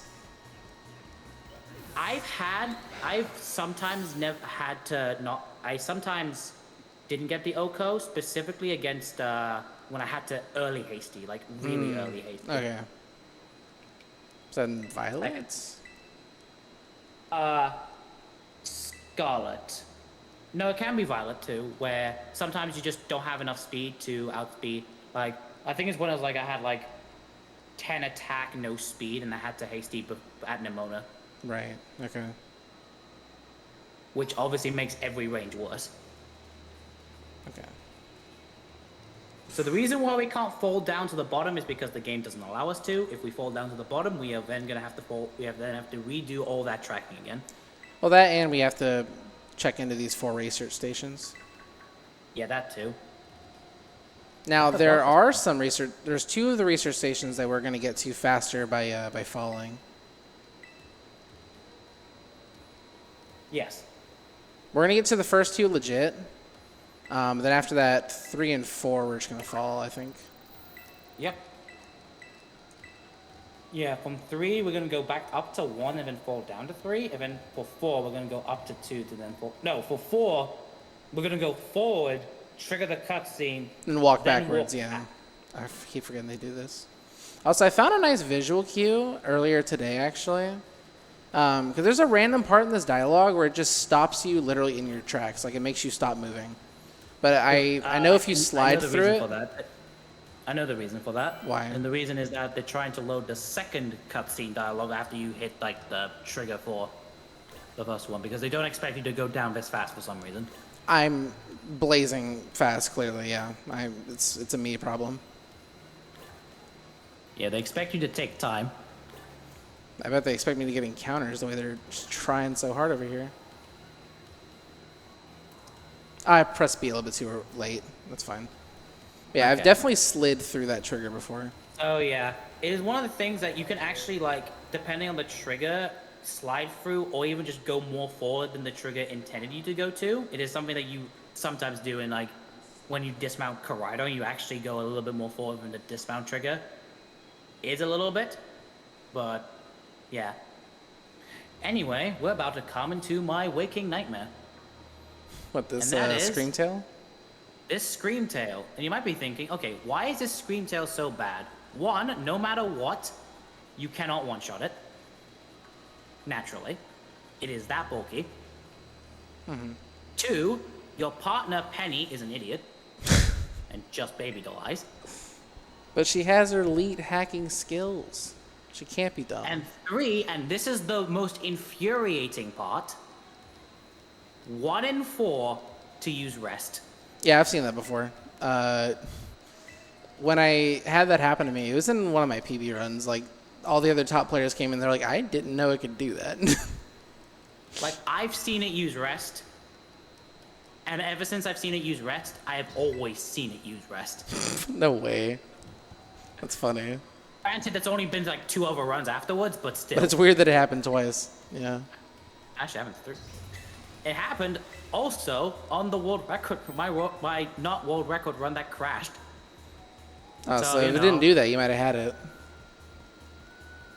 Also, the second Screamtail also did something else, but I'll get to that later. So this Umbreon is most likely going to waste our time by using Baby Doll Eyes. Oh, it doesn't. So it's actually using Dark Pulse. That's okay. Again, it's a wild Pokemon, Halq. Oh, come on. Yep, and it's going to use Baby Doll Eyes now. Okay. Oh, W. All right, redeemed. That was faster than my move. I'll take it. Yeah. So it's very unlikely that a combo attack of... It's unlikely that Umbreon actually goes for Dark Pulse. You actually got lucky there. But it's more likely it goes for Baby Doll Eyes and just wastes time decreasing the Screamtail's attack. I don't know if I've Also, ever seen... Yeah, Screamtail is a wild Pokemon, so it'll just click... So it has wild Pokemon AI, so it'll just click a random move. Yeah, I don't know if I've ever And seen it's Screamtail use Pokemon. Psychic Fangs before. It uses its last 4 level up moves. Yeah. That's all I know.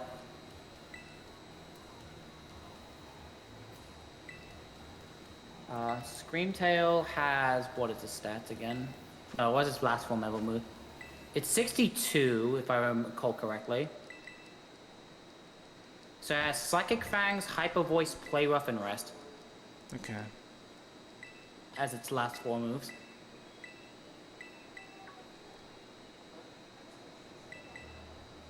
I should probably mention, this is actually the location of the biggest differences between Scarlet and Violet. So, in Scarlet, we fight the past Paradoxmons of Pokemon, and in Violet, we fight the future forms. So, here we fought a Screamtail, but if you were doing this in Violet, you'd actually fight an Iron Bundle first. So I'm going to get it over the way. Violet does have the better Paradoxmons you will fight overall. With the one exception of Iron Hands, but aside from that, you do everything in 1 turn. And there's no BS. There's no BS with like any of the future forms, but the past forms do have some annoyances. The only thing that's a little interesting is throughout the game we get EVs, and by the end of the game, Violet has 9 less attack EVs than Scarlet. Yeah, there's a point in the notes where it says, like, it has differing IVs you need to have to hit the acrobatics range on Altaria. Anyway, here's how you fall, by the way. So we come up here. There's actually a slightly better way to do it. It's actually, like, not go around this fence and just go in there. But I guess you're playing it a little bit safe. Yeah. You drop down here. You then fall onto this ledge thing, which then allows you to slide, so you don't have to hear the Heart of 4 animation. You then run towards the rock where the waterfall. The waterfall's a pretty good indication of where you need to go. And then there's a place that you need to slide.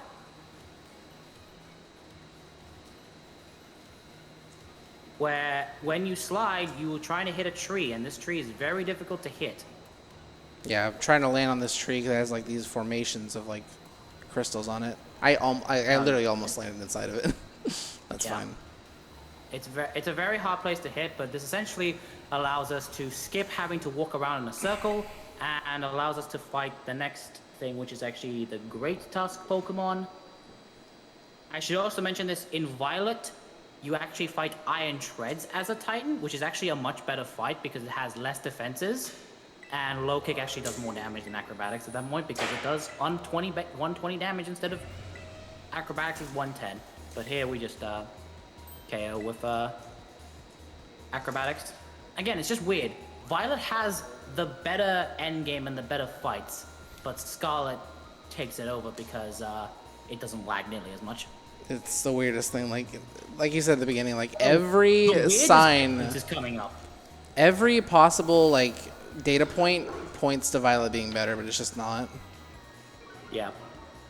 So here's an Intimidate. Not that that matters because this thing is just going to get absolutely decimated by Acrobatics, and this is where I remind Halqery to give your bird the Hasty Mint. The Hasty Mint? Yeah, okay. Now is technically the best time if you have to give Hasty Mint because you still one-shot the other two Pokemon that you'll see. But you need to. But there's one Pokemon you would like to outspeed. Which one is that? A Fluttermane. Oh. Right. That if you don't hasty before the trio, Fluttermane has a chance to outspeed you. Yeah, because they're wild Pokemon. Okay. Wild Pokemon has random stats. It can have also plus speed.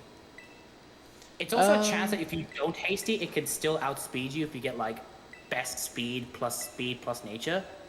But that's so unlikely for it to happen. I'll probably do it now, yeah. Just to make sure.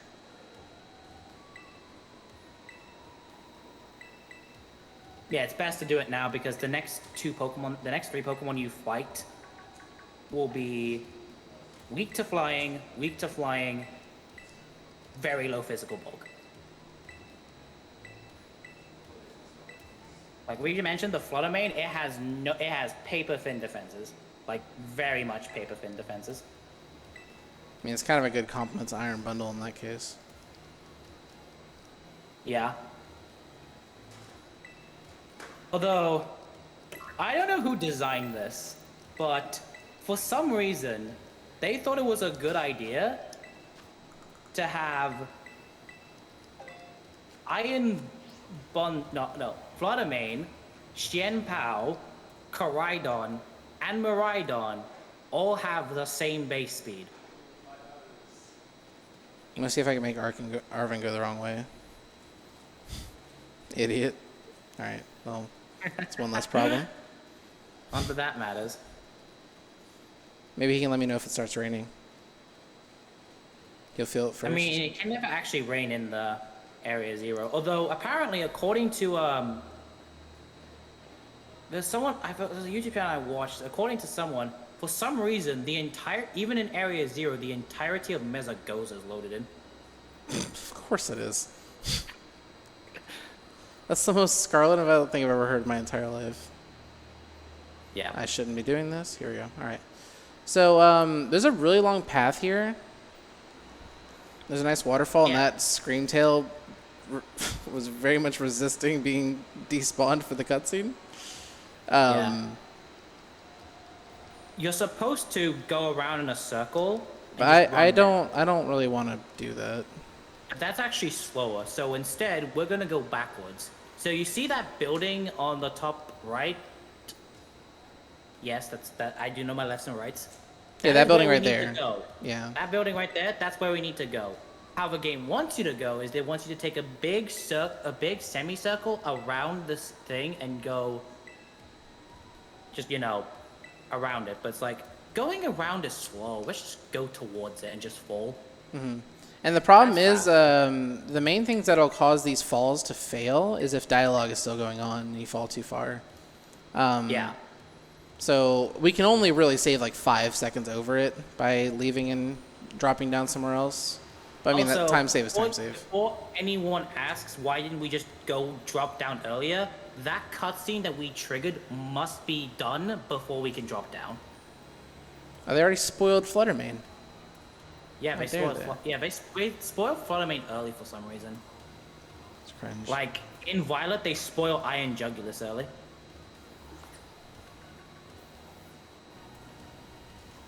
Do one time, Oh, one run. I just can't wait. remember. I remember just running for my life from a Chansey, just because like when they see you, they start booking it, Yeah. and it They ran all towards have like me. mechanics. Some Pokemon chase Oh, you. that's a field of Flabébés. I didn't. Some Pokemon just stand there because they don't really care, and there's a chance. So that Pokemon will run away, and because it's facing a wall, it will All right, we're do good. that. But yeah, a Scary. good indication of where you need to fall. There's a tree. You kind of just fall next to it. There's like also like a specific point that you can try and fall. There is a ledge you can try and get, but it's like really difficult to get. At least I have failed consistency. Yeah, because sometimes a ledge is not a ledge. It's just It's just a glorified wall. Yeah. So it's just a wall instead. Can you not block the door, sir? Okay. The final checkpoint, Evan. This is where one of the weird differences. This is the weirdest difference between Scarlet and Violet. Bro, this looks just like In my opinion. looks like just like the party room here at Pace. Every night. Damn, that's something. Also, I'm now seeing a webcam. I finally see the sun. Oh yeah, that's out now.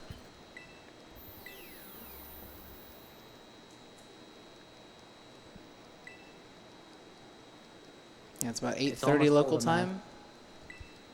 It's almost over. It's almost over. And it's 1:30 where I'm from. My suffering is nearly complete. Just about. I think it's nice and sunny. It's for me. It's just really like pouring rain. That's fun. All right, so now we need to warp to area 2. Station 2.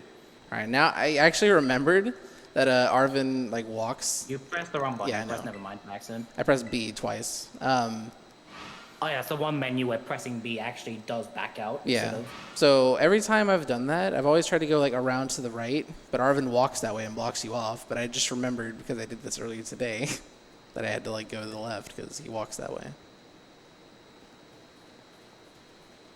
So this is like the final time. This is actually fun little fact. This actually is the second text box you're supposed to see because it hasn't activated that text box. Slide. yet.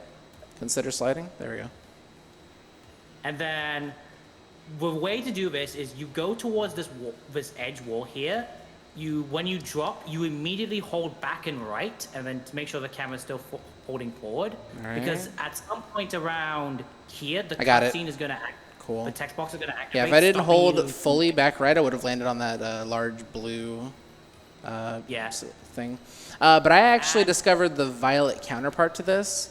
You just run from the 4th research station down here, and you just kind of rub up against some wall, and it'll load the cutscene trigger from the other side where you are. But that Yep. cutscene trigger spot is not in Scarlet for some reason. I don't know why. Yeah, for some reason, Violet, the cutscene trigger has been just large and in Violet. Just than it is another in point Scarlet. for Violet where it should be the faster version, but it's not. It's like 20 seconds faster or And something. I don't think it's been changed at all, even with the patches. Yeah, I did it like last week or the week before. So yeah, it's another point where again, Violet should be faster, but it's not because the game said no. The game's like, I can't run today. I just want to be lazy.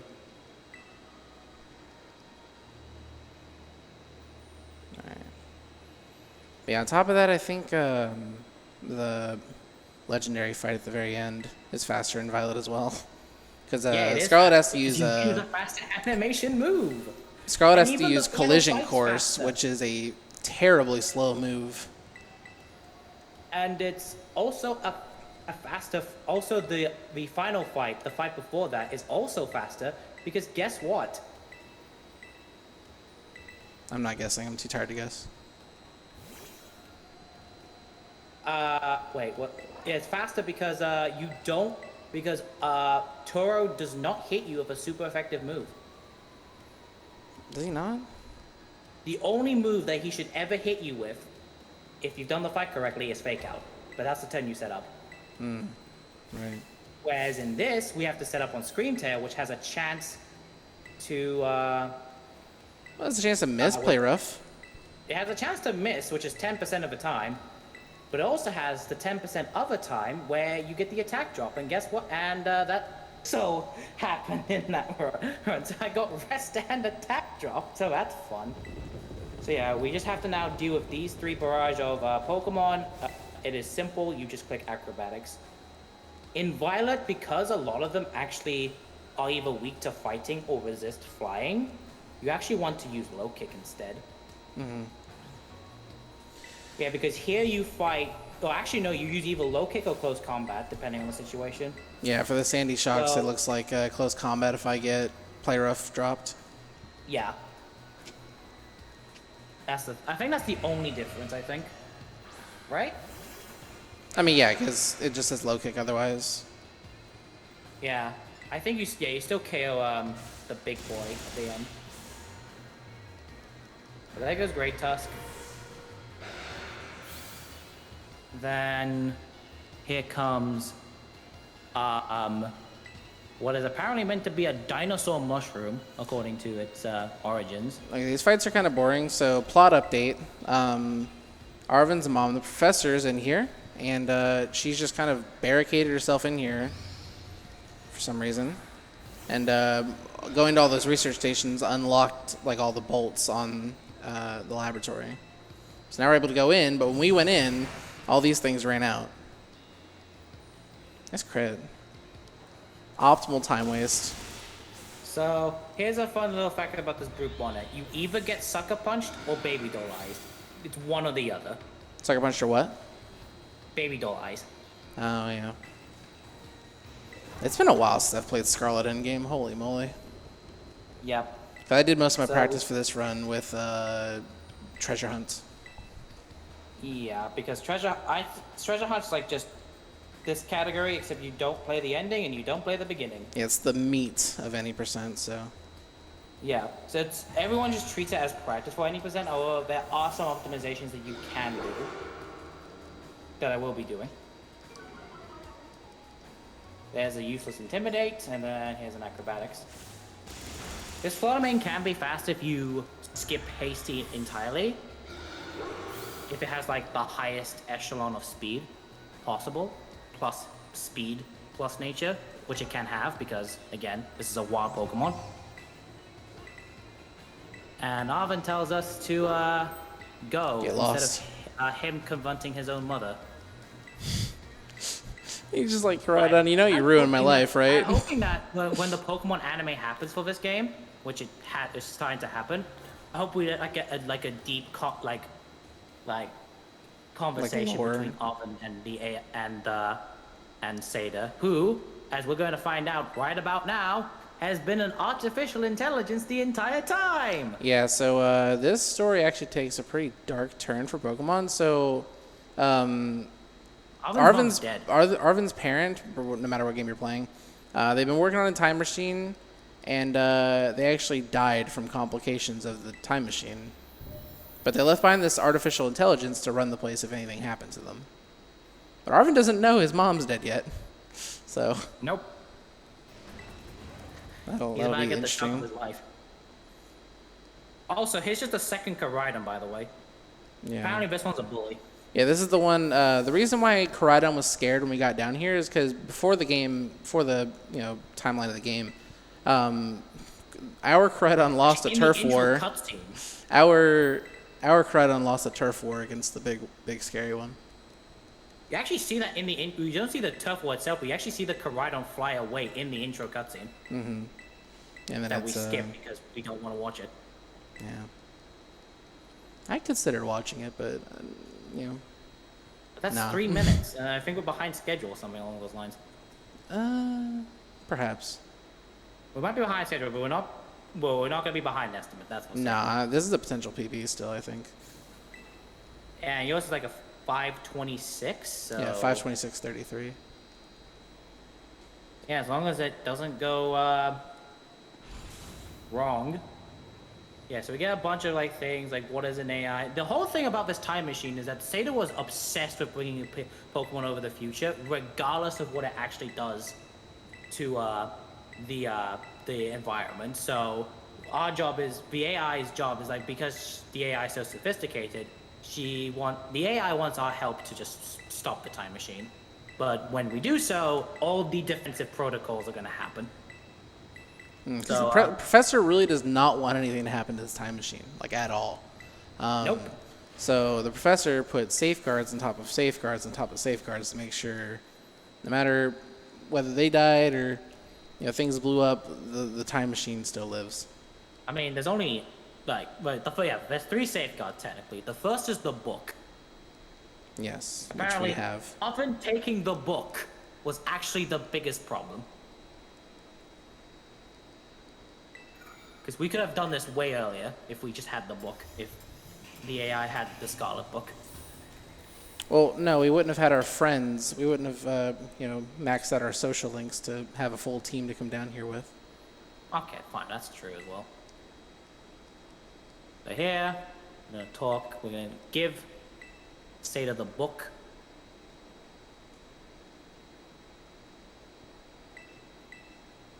And yeah, Mom of the Year, everybody. At least she has the decency to be like, oh, by the way, I'm probably going to attack you if you do that, but that's okay. No, I'm saying it as a joke because they're literally the worst parents. It's the AI that does the good thing, not the parents. Mm-hmm.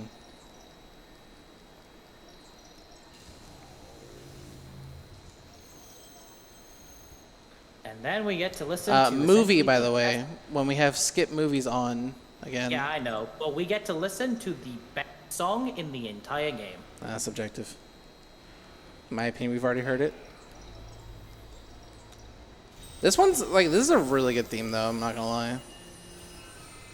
It's probably my Penny? my second or third favorite. Is your favorite Penny? Yes. Okay.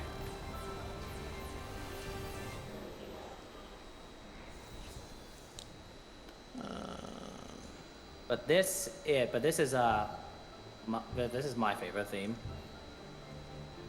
in the entire game, and I just love.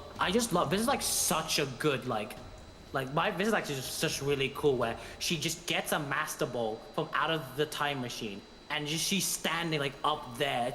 I just love that, and she just looks down on you. That's really like one of my favorite things about this fight. I mean, if she actually wanted to just get rid of me, she could just aim one of those Master Balls at my head. I think from the height that they're falling, it would do some damage. Yeah.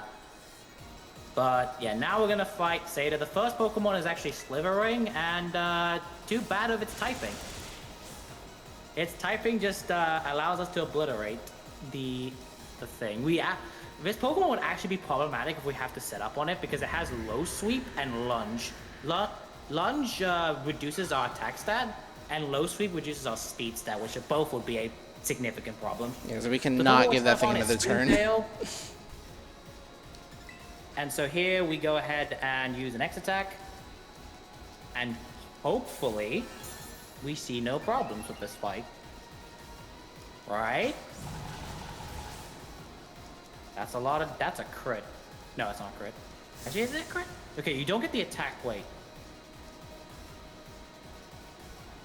No, you don't. That's not a crit. Okay, you're fine. You don't have the attack drop. Alright. Yeah, you're fine.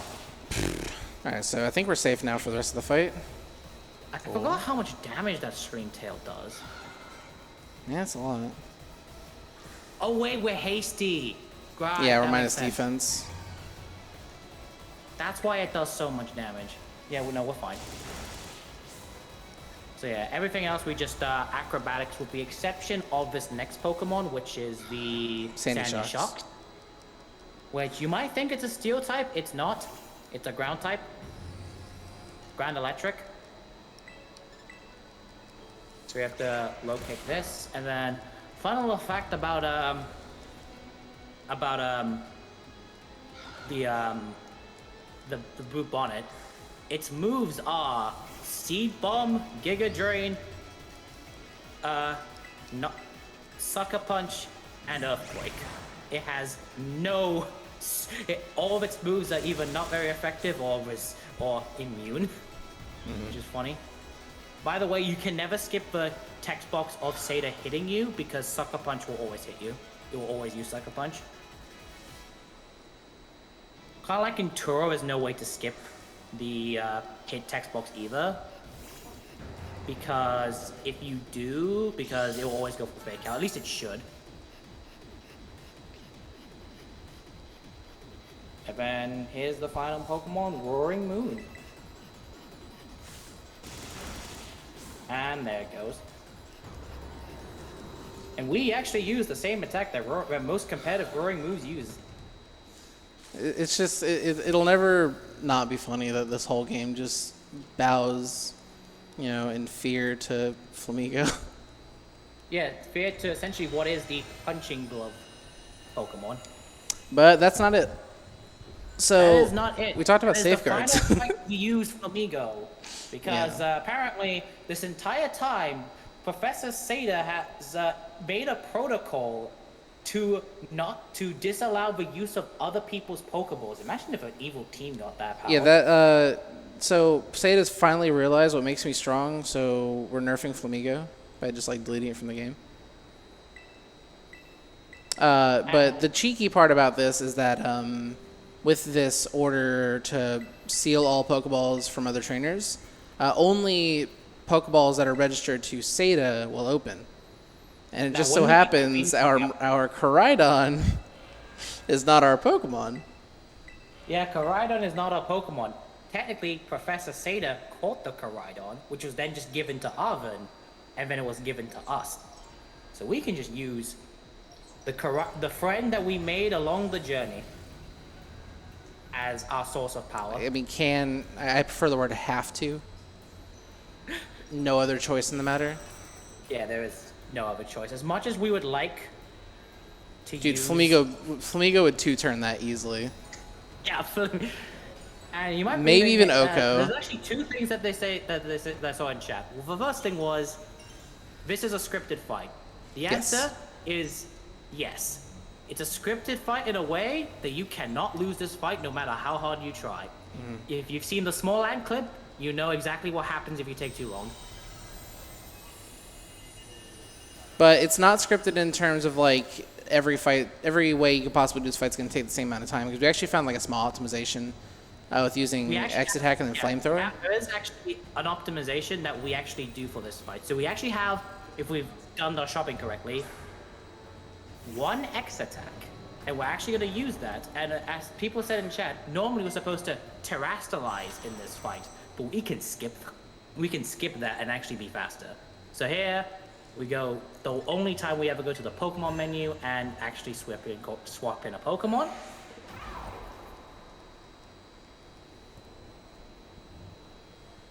And you're also going to see something a little bit weird. So turn one, we're going to X attack, right? But what move we're going to be using turn two is a little bit interesting. Yeah. I would say it'll make sense after we explain it, but it still won't. Yeah. It's like, so this fight will end in what, 5 turns or something? I defer to the people that are smarter than me on the explanation for this fight strat. So, from what we can tell in this fight, because for those who don't know, the 2 Koraidons are actually set stats. Even the Koraidon that we get and we get to use later actually have set stats. It's actually 31 in HP, actually 31 in attack, special attack, and speed. It has 20 something in the defensive, and it's always a neutral nature. And for what we can tell in this specific fight, it'll always do the same damage ranges. So it's always consistent, and we do not see You know which position Flamethrower's in, just by chance? slot 1. All right. So the moves always happen at the same time, and then we also see these text boxes. We can't actually skip any of them as much as we'd like to. And then we use Flamethrower for turn 1. You're going to see how much damage this do, and you're going to be like, okay, why didn't we just use Collision Course? But trust me. But then you'll see how long Collision Course takes to do literally anything, and it'll make sense. Yeah, so this is turn 1 Flamethrower. That's Flamethrower. That's Now watch the chip this. damage. And then the rest of the turns, we're going to be spamming Collision Course. But look at how Collision long Course this is takes to Koraidon's animate. signature move, However, it is a slow move. So we get to optimize one turn by using Flamethrower, which is a faster animation. And if you're wondering what Violet does, they use an X special attack and just spam Power Gem instead. Yeah, it's a much better fight.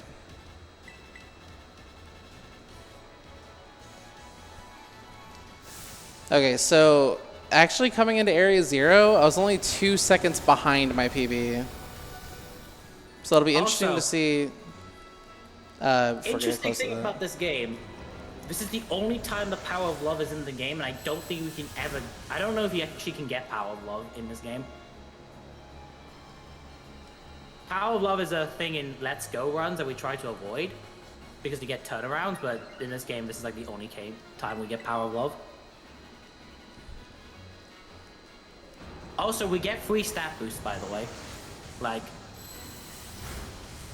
in the thing. And then after this, the final turn, we're going to get ourselves a final stat boost, including a speed boost, which is like convenient. Also, fun little fact, you can never die either. Like, not only does it not allow you to take forever, you can also just not die.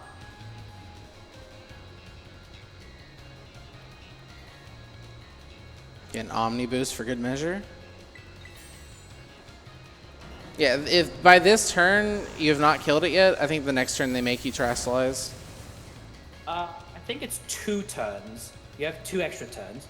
Yeah, I just heard the Terastallize. No. It's not only they force you to Terastallize, they also just take control away from you. You suck. Let me do it real quick. Use Terra Blast. Yeah. It's like, nope, you are not playing the video. All right, so get ready on time. It's gonna be another minute and a half. 2.5 minutes. Not 2.5. There's no way. It is 2.5. Trust me. Man, I think that means I'm not PBing. I don't know. We'll see. Well, I think it's 2.5. Shit. You know what? We'll see. Let me open my split. Oh, Arvid found out his mom died, by the way, and he's he's taking it pretty well. Do you know what the fade out was for Seda? Good question. Because if you know that, I can tell you how long my gold No, takes I don't for... know. I'll just wait the minute and a half. I'll be fine. I'll live. I'm not going anywhere. Been here for 5.5 hours. What's another minute? Where's Scarlet? Movie, by the way.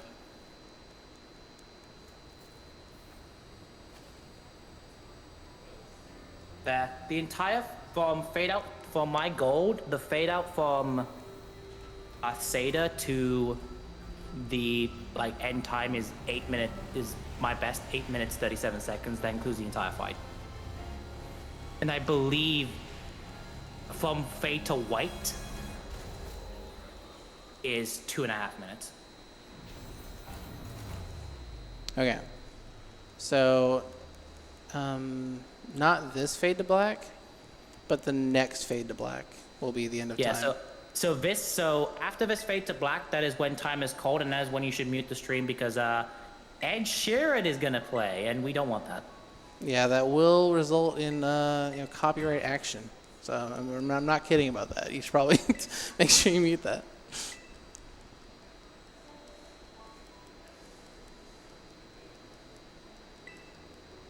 The last thing we want is Speedrun to get Ed Sheeran. Oh my god, shut up. Let me PB, please.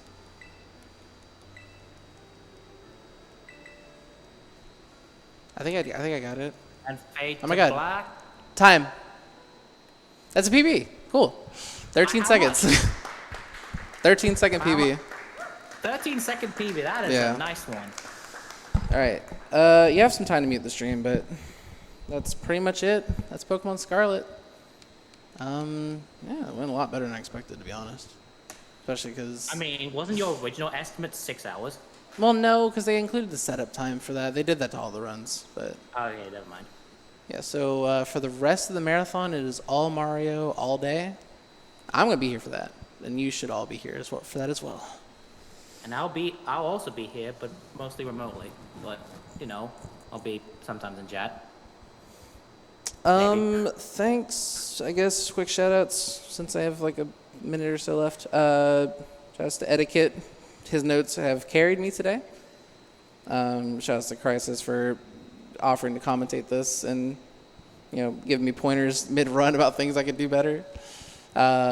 This isn't my primary game, but this is a game I've definitely put a lot of work into, and I'm proud of, where the game's come and my contributions and, how far I've come as a player.